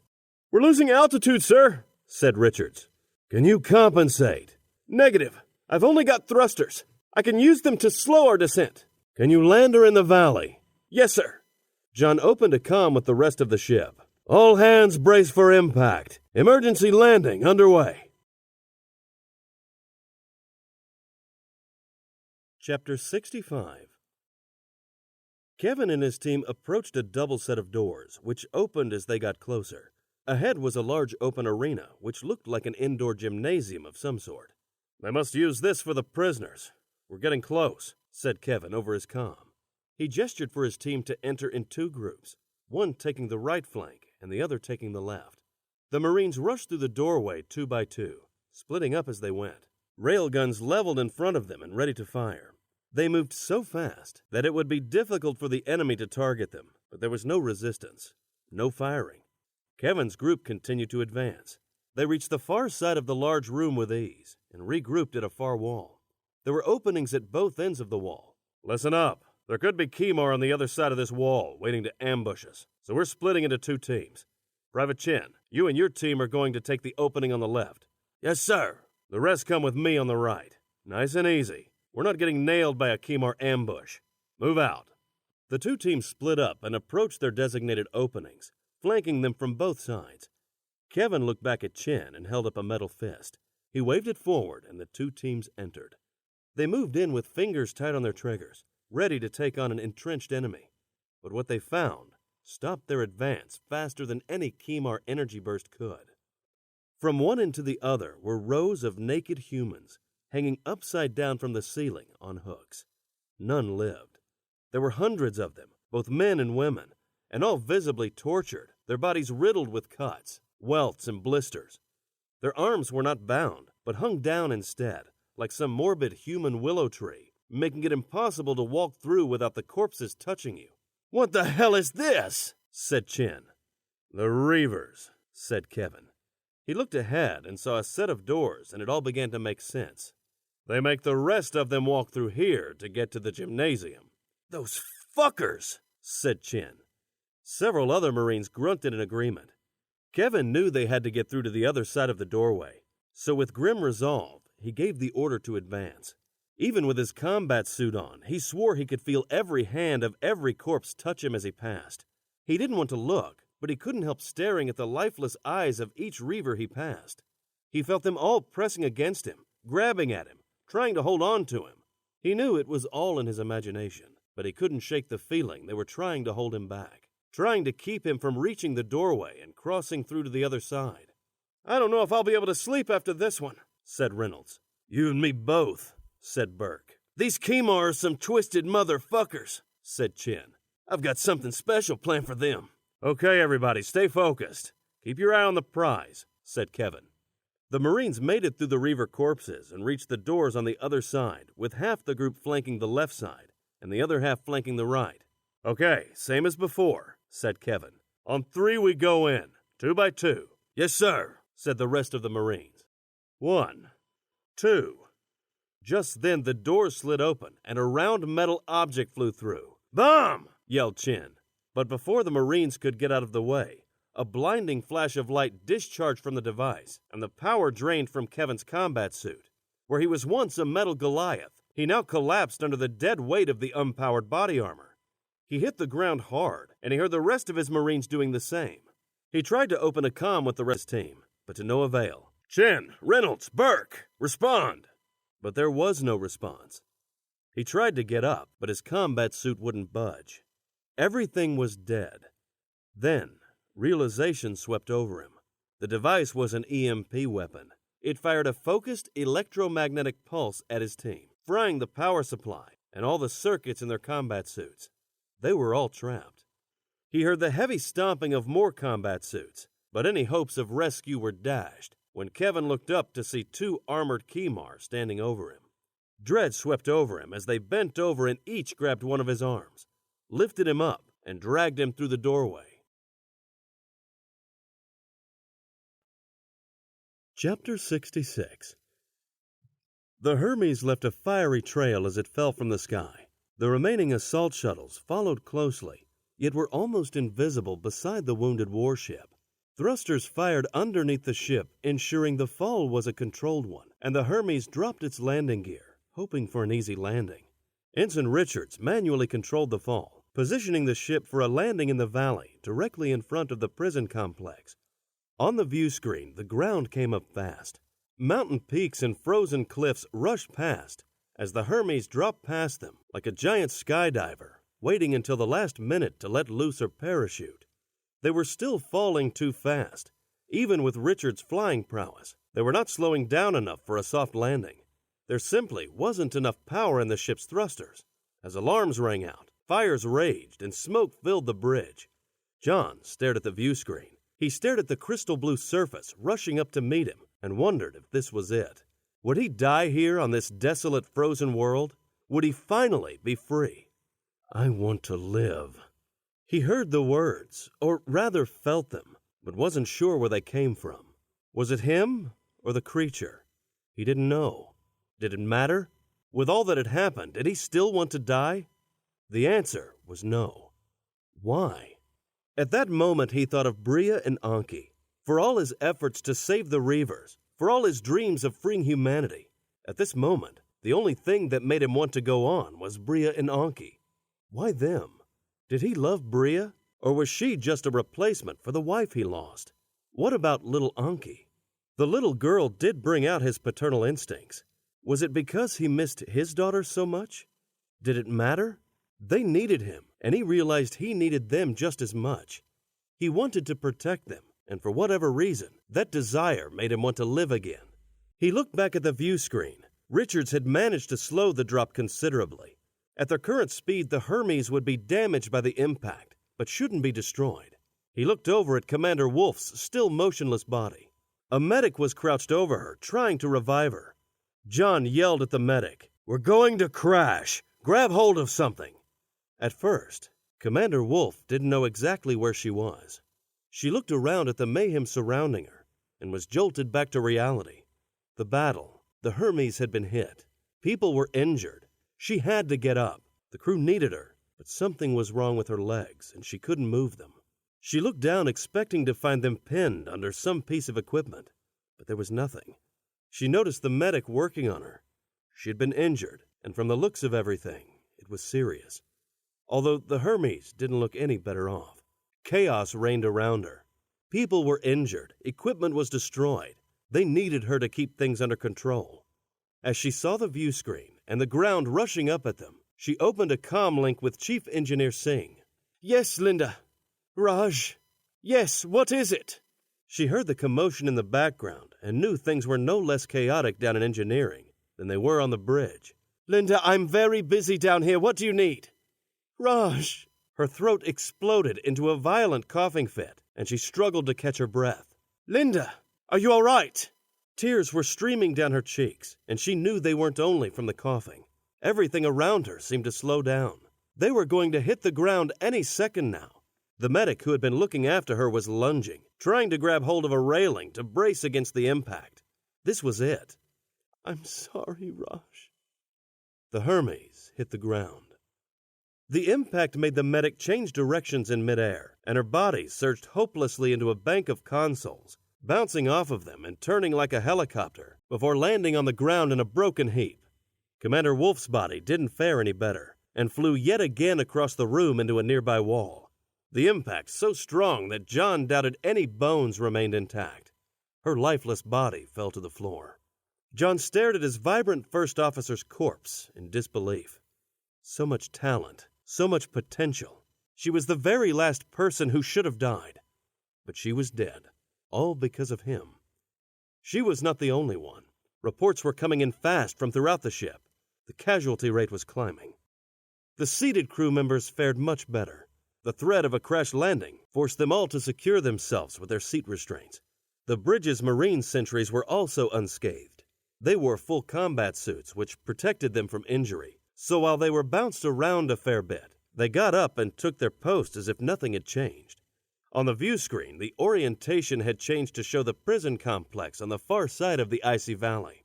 Regaining his focus, Jon realized they hadn't heard from Kevin and his Marines. "Do we have communications now?" "Yes, sir. The interference is gone," said the comm officer. "Open a comm with Chief St. Clair and see if you can bring up his combat suit's video feed." "I am receiving no response, sir." "Okay. Try Sergeant Henderson." "No response." "Can you locate their combat suits?" "No, sir. I'm not getting a response from any of the combat suits." "I thought you said the interference was gone." "It is, sir." Jon slumped back into his chair as realization dawned on him. No response from the combat suits could only mean that they were all destroyed. If the combat suits were destroyed, that meant the Marines were all dead. Could it be possible? Kevin? Henderson? The fleet's finest? Dead? "Captain, we are under attack!" shouted Petrovic. Petrovic's words pulled Jon back into the moment. On the view screen were dozens of Kimar soldiers in combat suits charging the ship. There could be no doubt now. The ground assault had been defeated, and the Kimar were now coming for the Hermes. The assault shuttles responded first, and swooped in on the attackers, opening fire immediately. Energy weapons and missiles lit up the icy landscape as the shuttles did their best to fend off the attackers. The Kimar kept coming, and fired missiles of their own at the shuttles, buzzing over their heads. The 4 remaining assault shuttles simply didn't have enough firepower to clear the battlefield, and were eventually picked off by the Kimar missiles, each disappearing from the sky in a flash of light. "Ensign Petrovic, can you open fire on the enemy ground troops?" said Jon. "Negative, sir. Weapons are offline," said Petrovic. Jon stared at the screen as the Kimar soldiers came closer, and opened a ship-wide comm. "All hands, arm yourselves and prepare to repel enemy boarders." They had fought off a boarding party in their previous encounter with the Kimar, but with a full detail of Marines. How could they fight them off now? What if they couldn't? The Kimar would turn them into slaves and take the jump technology for themselves. A slaver race with a jump system. They could grow to rival the Jatari and Diakans in no time. What's worse, they would be within striking distance of Sol. Under the terms of the accord, the Diakans would have to defend Sol against the Kimar. But what would happen if the Kimar became allied with the Jatari? They would be unstoppable. Of course, the chain of events might take another direction, but it didn't matter. Regardless of how Jon felt about the Diakans or the Jatari, Jon knew he couldn't let the jump system fall into Kimar hands. He had only one option. He had to destroy the Hermes. But what about the crew? What about Bria and Anki? Should they all die because of his mistakes? He couldn't let that happen either. Still, where could they go? Cursis was a frigid wasteland. If they left the ship, they couldn't hope to survive for long. If they could survive, the Kimar would eventually find them and either kill them or enslave them. Not an option either. "Ensign Richards, is the jump system still online?" "Yes, sir, but it has sustained some damage." "Can we jump?" "Sir?" "You heard me, Ensign." Yes, sir, but we're not supposed to attempt to jump while inside a planet's atmosphere, let alone while on the ground." "But we can jump. How far?" "The planet's gravity will drastically reduce our range." "Can we get out of this system?" "I think so." Jon glanced at the view screen. The Kimar were now pouring into the Hermes from the hull breach. It was now or never. "Initiate jump." Chapter 67. Multiple explosions rocked the Hermes as the strain of the jump caused the hull breach to grow even larger, flushing both human and Kimar out into space. Jon gripped his chair's armrest, bracing himself against the powerful convulsions. The bridge itself was a scene of devastation and chaos. The crew that was still alive struggling to remain at their posts. But that task proved impossible for some, as their stations erupted in flames and smoke. "Report," said Jon, trying to keep focused. "We've landed in a neighboring Kimar system, 3 light years from our previous position, reading 2 inhabited planets and multiple ships in orbit." Jon had hoped they would land in an uninhabited region, but jumping from Cursus's surface gave them little control over their destination. "What is our jump status?" "Jump system is at 0%. We are not jump ready." "Are the Kimar still on board?" "Yes, sir," said Petrovic. "Kimar boarders are still on board, reading multiple firefights between the Kimar and the crew." They were a good crew, but Jon knew they didn't stand a chance. They might hold the Kimar off for a while, but with most of the Marines gone, they had little hope of prevailing. "Sir, one of the ships is breaking orbit. They are on an intercept course." Jon felt like he'd been catching falling knives since the start of the rescue mission, and this was the final blade to fall. If the Kimar boarders didn't succeed in taking the Hermes, the Kimar ship approaching would. "AI, initiate self-destruct sequence," said Jon. The bridge crew turned almost in unison to look at Jon. He could tell from the confused look on their faces that they were too preoccupied with the battle to come to the same conclusion. He had to keep them calm. They needed to stay in control if they hoped to survive. "We cannot allow the jump system technology to fall into Kimar hands. You are all to arm yourselves and proceed to the lifeboats." Jon stood and turned to the 2 Marine sentries. "Marines, you will escort the bridge crew to the lifeboats. Kimar boarders are to be shot on sight. Is that clear?" "Yes, sir," said the 2 Marines in unison. towering over Jon and the rest of the crew in their combat suits. One of the Marines walked over to the bridge weapons locker and opened it. The bridge crew rose from their stations and walked to the Marine who handed out rail guns and grenades to each crew member. The only thing they lacked was combat suits, but they all had extensive combat training, and Jon knew they could take care of themselves. Jon geared up, taking as much hardware as he could comfortably carry, and ran for the exit. The corridor was bathed in red light and smoke, and the self-destruct klaxon boomed, along with the AI's repeated instructions for all hands to head for the lifeboats. Jon raced down the corridor and opened a comm with Bria. "Captain, what is happening?" "We're evacuating the ship. Are you and Anki still in your quarters?" "Yes." "Stay there. I'm on my way." Jon ran through the corridors at an incredible speed. The crew had their orders. All that mattered now was that he saved Bria and Anki. In his hands he held 2 railguns, and it didn't take long for him to use them. 2 Kimar rounded a corner as he sped by, and without breaking stride, Jon opened up on both of them, shredding their visors with a simultaneous barrage of railgun fire. He kept running, the heavy sound of metal hitting the floor behind him, confirmation enough that the soldiers were dead. All around him were signs of battle and calamity. The walls were covered with scorch marks from energy weapon fire. Fires burned in seemingly random locations. Dead bodies littered the floor, and the never-ending smoke was everywhere. Reaching Bria's quarters, he pounded on the door. His heart crashed against his ribs. His breaths were quick and shallow. His head kept turning from side to side, in quick, jerking movements, expecting to see more Kimar at any moment. The door slid open, and Bria rushed out holding Anki in her arms. "Let me carry Anki. She won't slow me down as much." Bria paused, then held Anki out, who jumped into Jon's arms. Jon shifted the little girl to his left arm and handed Bria one of his railguns. "I'm assuming you know how to use one of these," said Jon. Bria frowned at Jon, but didn't respond.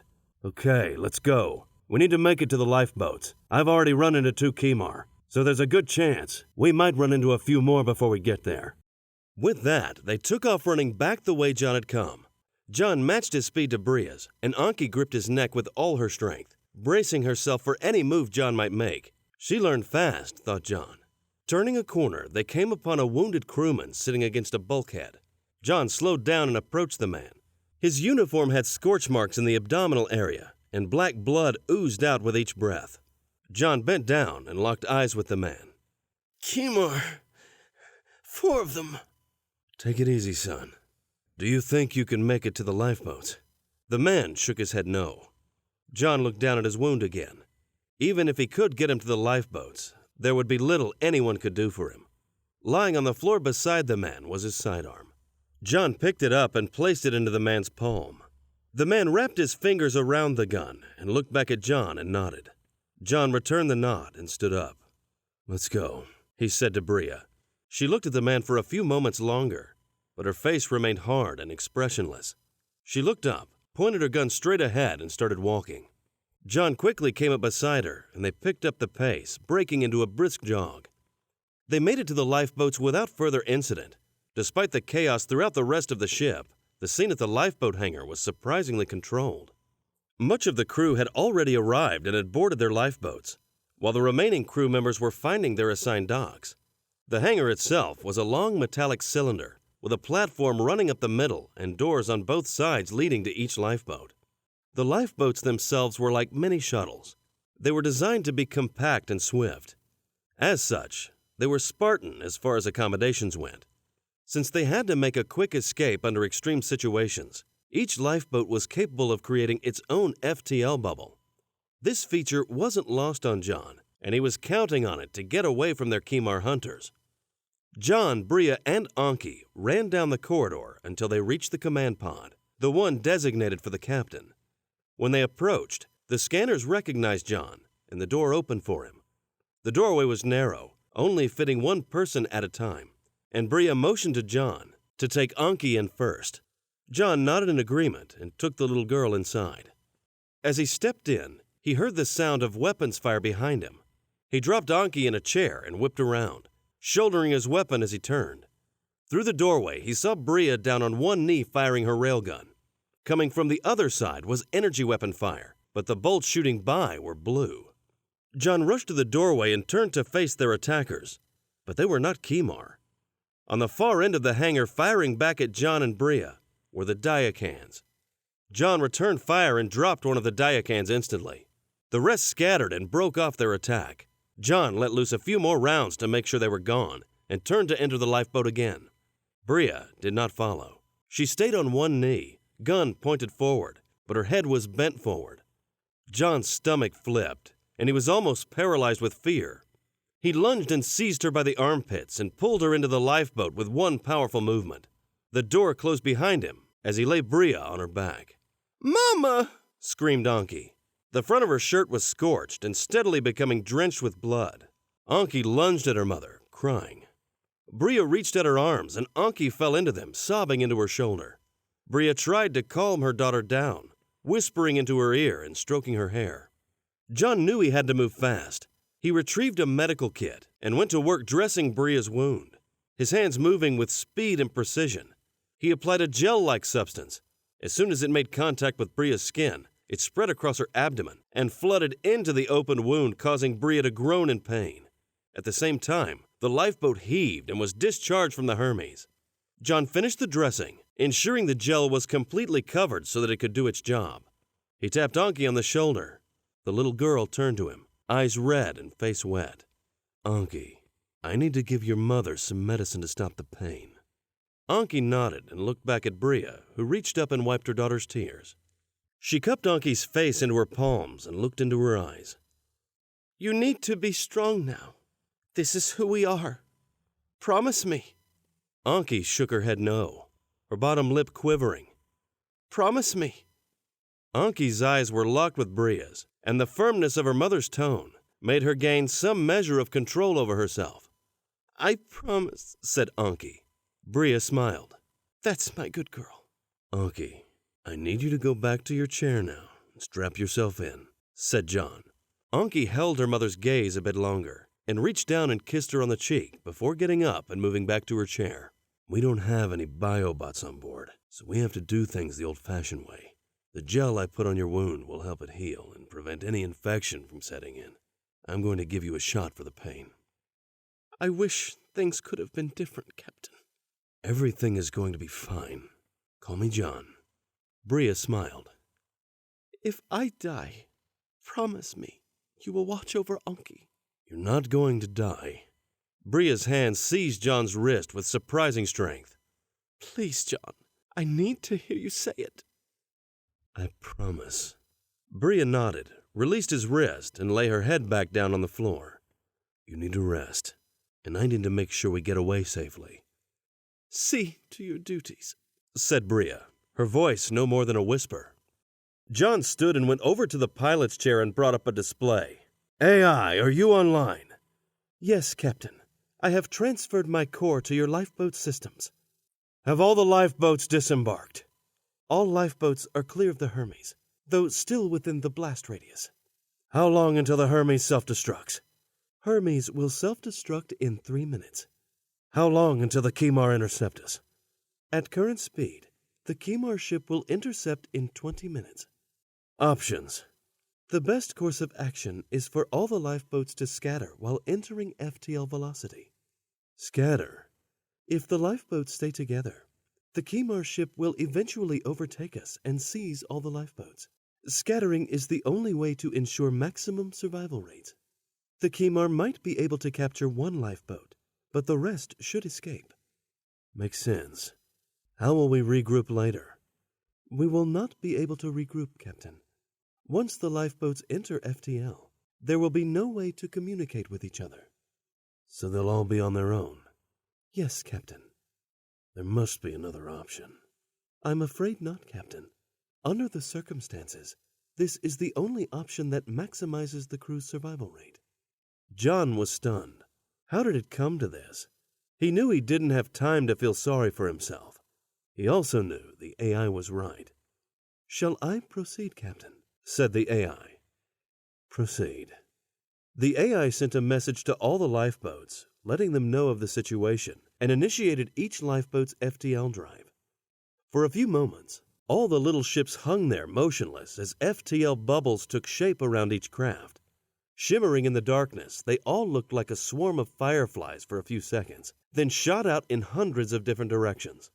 They broke the speed of light and hit FTL speeds in seconds. A couple minutes later, there was an explosion in the engineering room, and the ship's massive reactors let loose their power and completely obliterated the rest of the ship, leaving no trace of the Hermes behind. Not even dust. Chapter 68. Captain, I've got something odd on my scans just ahead. There's a surprise. Something odd in space. Who would have guessed? How about some more information so I know what the hell you're talking about? Said Captain Sieben, shaking his head. Why in the galaxy did he ever let his brother talk him into giving his kid a job? It looks like a small ship, maybe a shuttle or an escape pod. Out here? Are there any larger ships nearby? Any wreckage? Nothing, just this little ship. Okay, nephew, you were right, that is odd. What is its course? It looks to be adrift. Just garbage, then. Leave it for the next salvage scow that comes along. But, Captain, there could be someone on board. Whoever is on board that thing is dead. They are not our concern. But they might be alive. They might need our help. Captain Sieben brought his hand up and rubbed his eyes. Do you think we are some kind of rescue ship now? No. No, we're not. Not a rescue ship. Not a salvage scow. You know why? I'll tell you why. Because we are a freighter. We carry freight, and we have to deliver that freight to get paid. Yes, Uncle. I mean Captain. But if there is someone alive on that ship and we don't help them, they will die. It wouldn't take us long to check it out. There might be something of value on board. God damn it, we're not a salvage scow. Yes, Captain, I'm sorry, I didn't mean it that way. Captain Sieben settled back into his chair and rubbed the stubble on his chin. The damn kid was making him feel guilty. He was going to have a talk with his brother when they got home. Alter the course to intercept a vessel. Yes, Captain. Thank you. Take that damn smile off your face and tell the twins to get their asses over to the hangar bay. We're going to need their help getting into this hunk of space garbage. Yes, Uncle. Captain. The hulking freighter lurched to a stop near the tiny lifeboat. From the ship's midsection, a large, slow-moving craft appeared. It lumbered forward, and as it drew close, two mechanical arms stretched out and seized the lifeboat with a pair of giant metal pincers. The craft turned and headed back toward the freighter with the lifeboat in tow. Inside the hangar bay, Captain Sieben watched the operation from a safe distance high above on a metal catwalk. Once the lifeboat was safely on board and the hangar bay doors were closed, Captain Sieben and his nephew rode a lift down to the main floor. On the main level, he was joined by two burly identical twins. The four men walked up to the lifeboat and quietly circled it. You see those markings? Said Captain Sieben. This is a military craft. Do you recognize them? Said the nephew. No, never seen them before. Whoever they are, they're a long way from home. Sieben walked up to one side of the vessel and pointed to a rectangular outline in the hull. This looks like it's the hatch. Probably the easiest way to get inside. Bring the jaws over and we'll pry it open. The twins turned and walked to a corner where there was an assortment of tools, work tables, and spare parts scattered around. They picked up a very large piece of equipment and carried it over, each twin holding a huge handle. The captain gestured for them to get started, and they positioned the tool on the side of the lifeboat's hull. The tool attached itself to the lifeboat with a powerful magnet. Massive blades and levers then went to work on the hatch, cutting into the seal and prying back the edges. When enough of the hatch was freed, the levers opened up, and the door creaked open. The four men peered at the opening, but could see only darkness. Can you see anything, Uncle? No. Space garbage, just like I said. Sieben frowned at his nephew and stepped forward to get a closer look. Approaching the dark opening, he hesitated for a moment, then shrugged and walked the rest of the way in. He tried to make things out in the darkness, but he didn't need to see to know what the cold metal that suddenly pressed against his forehead was. Responding to the pressure on his forehead, he slowly backed out of the lifeboat's hatch, hands high above his head. Once outside, a large, intimidating man appeared wearing a blood-stained military uniform. He pressed one weapon to Sebin's head, and his other hand held a second weapon, which now pointed at his nephew and the twins. The three men followed their captain's lead and raised their hands in the air. The military man looked the four of them over, his face riddled with confusion. He scanned the room, taking in everything at once, and returned to the four men. He silently looked from one to the other, as if trying to make a decision. Then, to Sebin's relief, the man lowered his weapons. The man looked at Sebin in the eyes and then spoke, his voice barely hiding his astonishment. "You're human." This has been Soul Shall Rise, The Pike Chronicles, Book 1, written by G.P. Hudson, narrated by Liam Owen. Copyright 2015 by G.P. Hudson.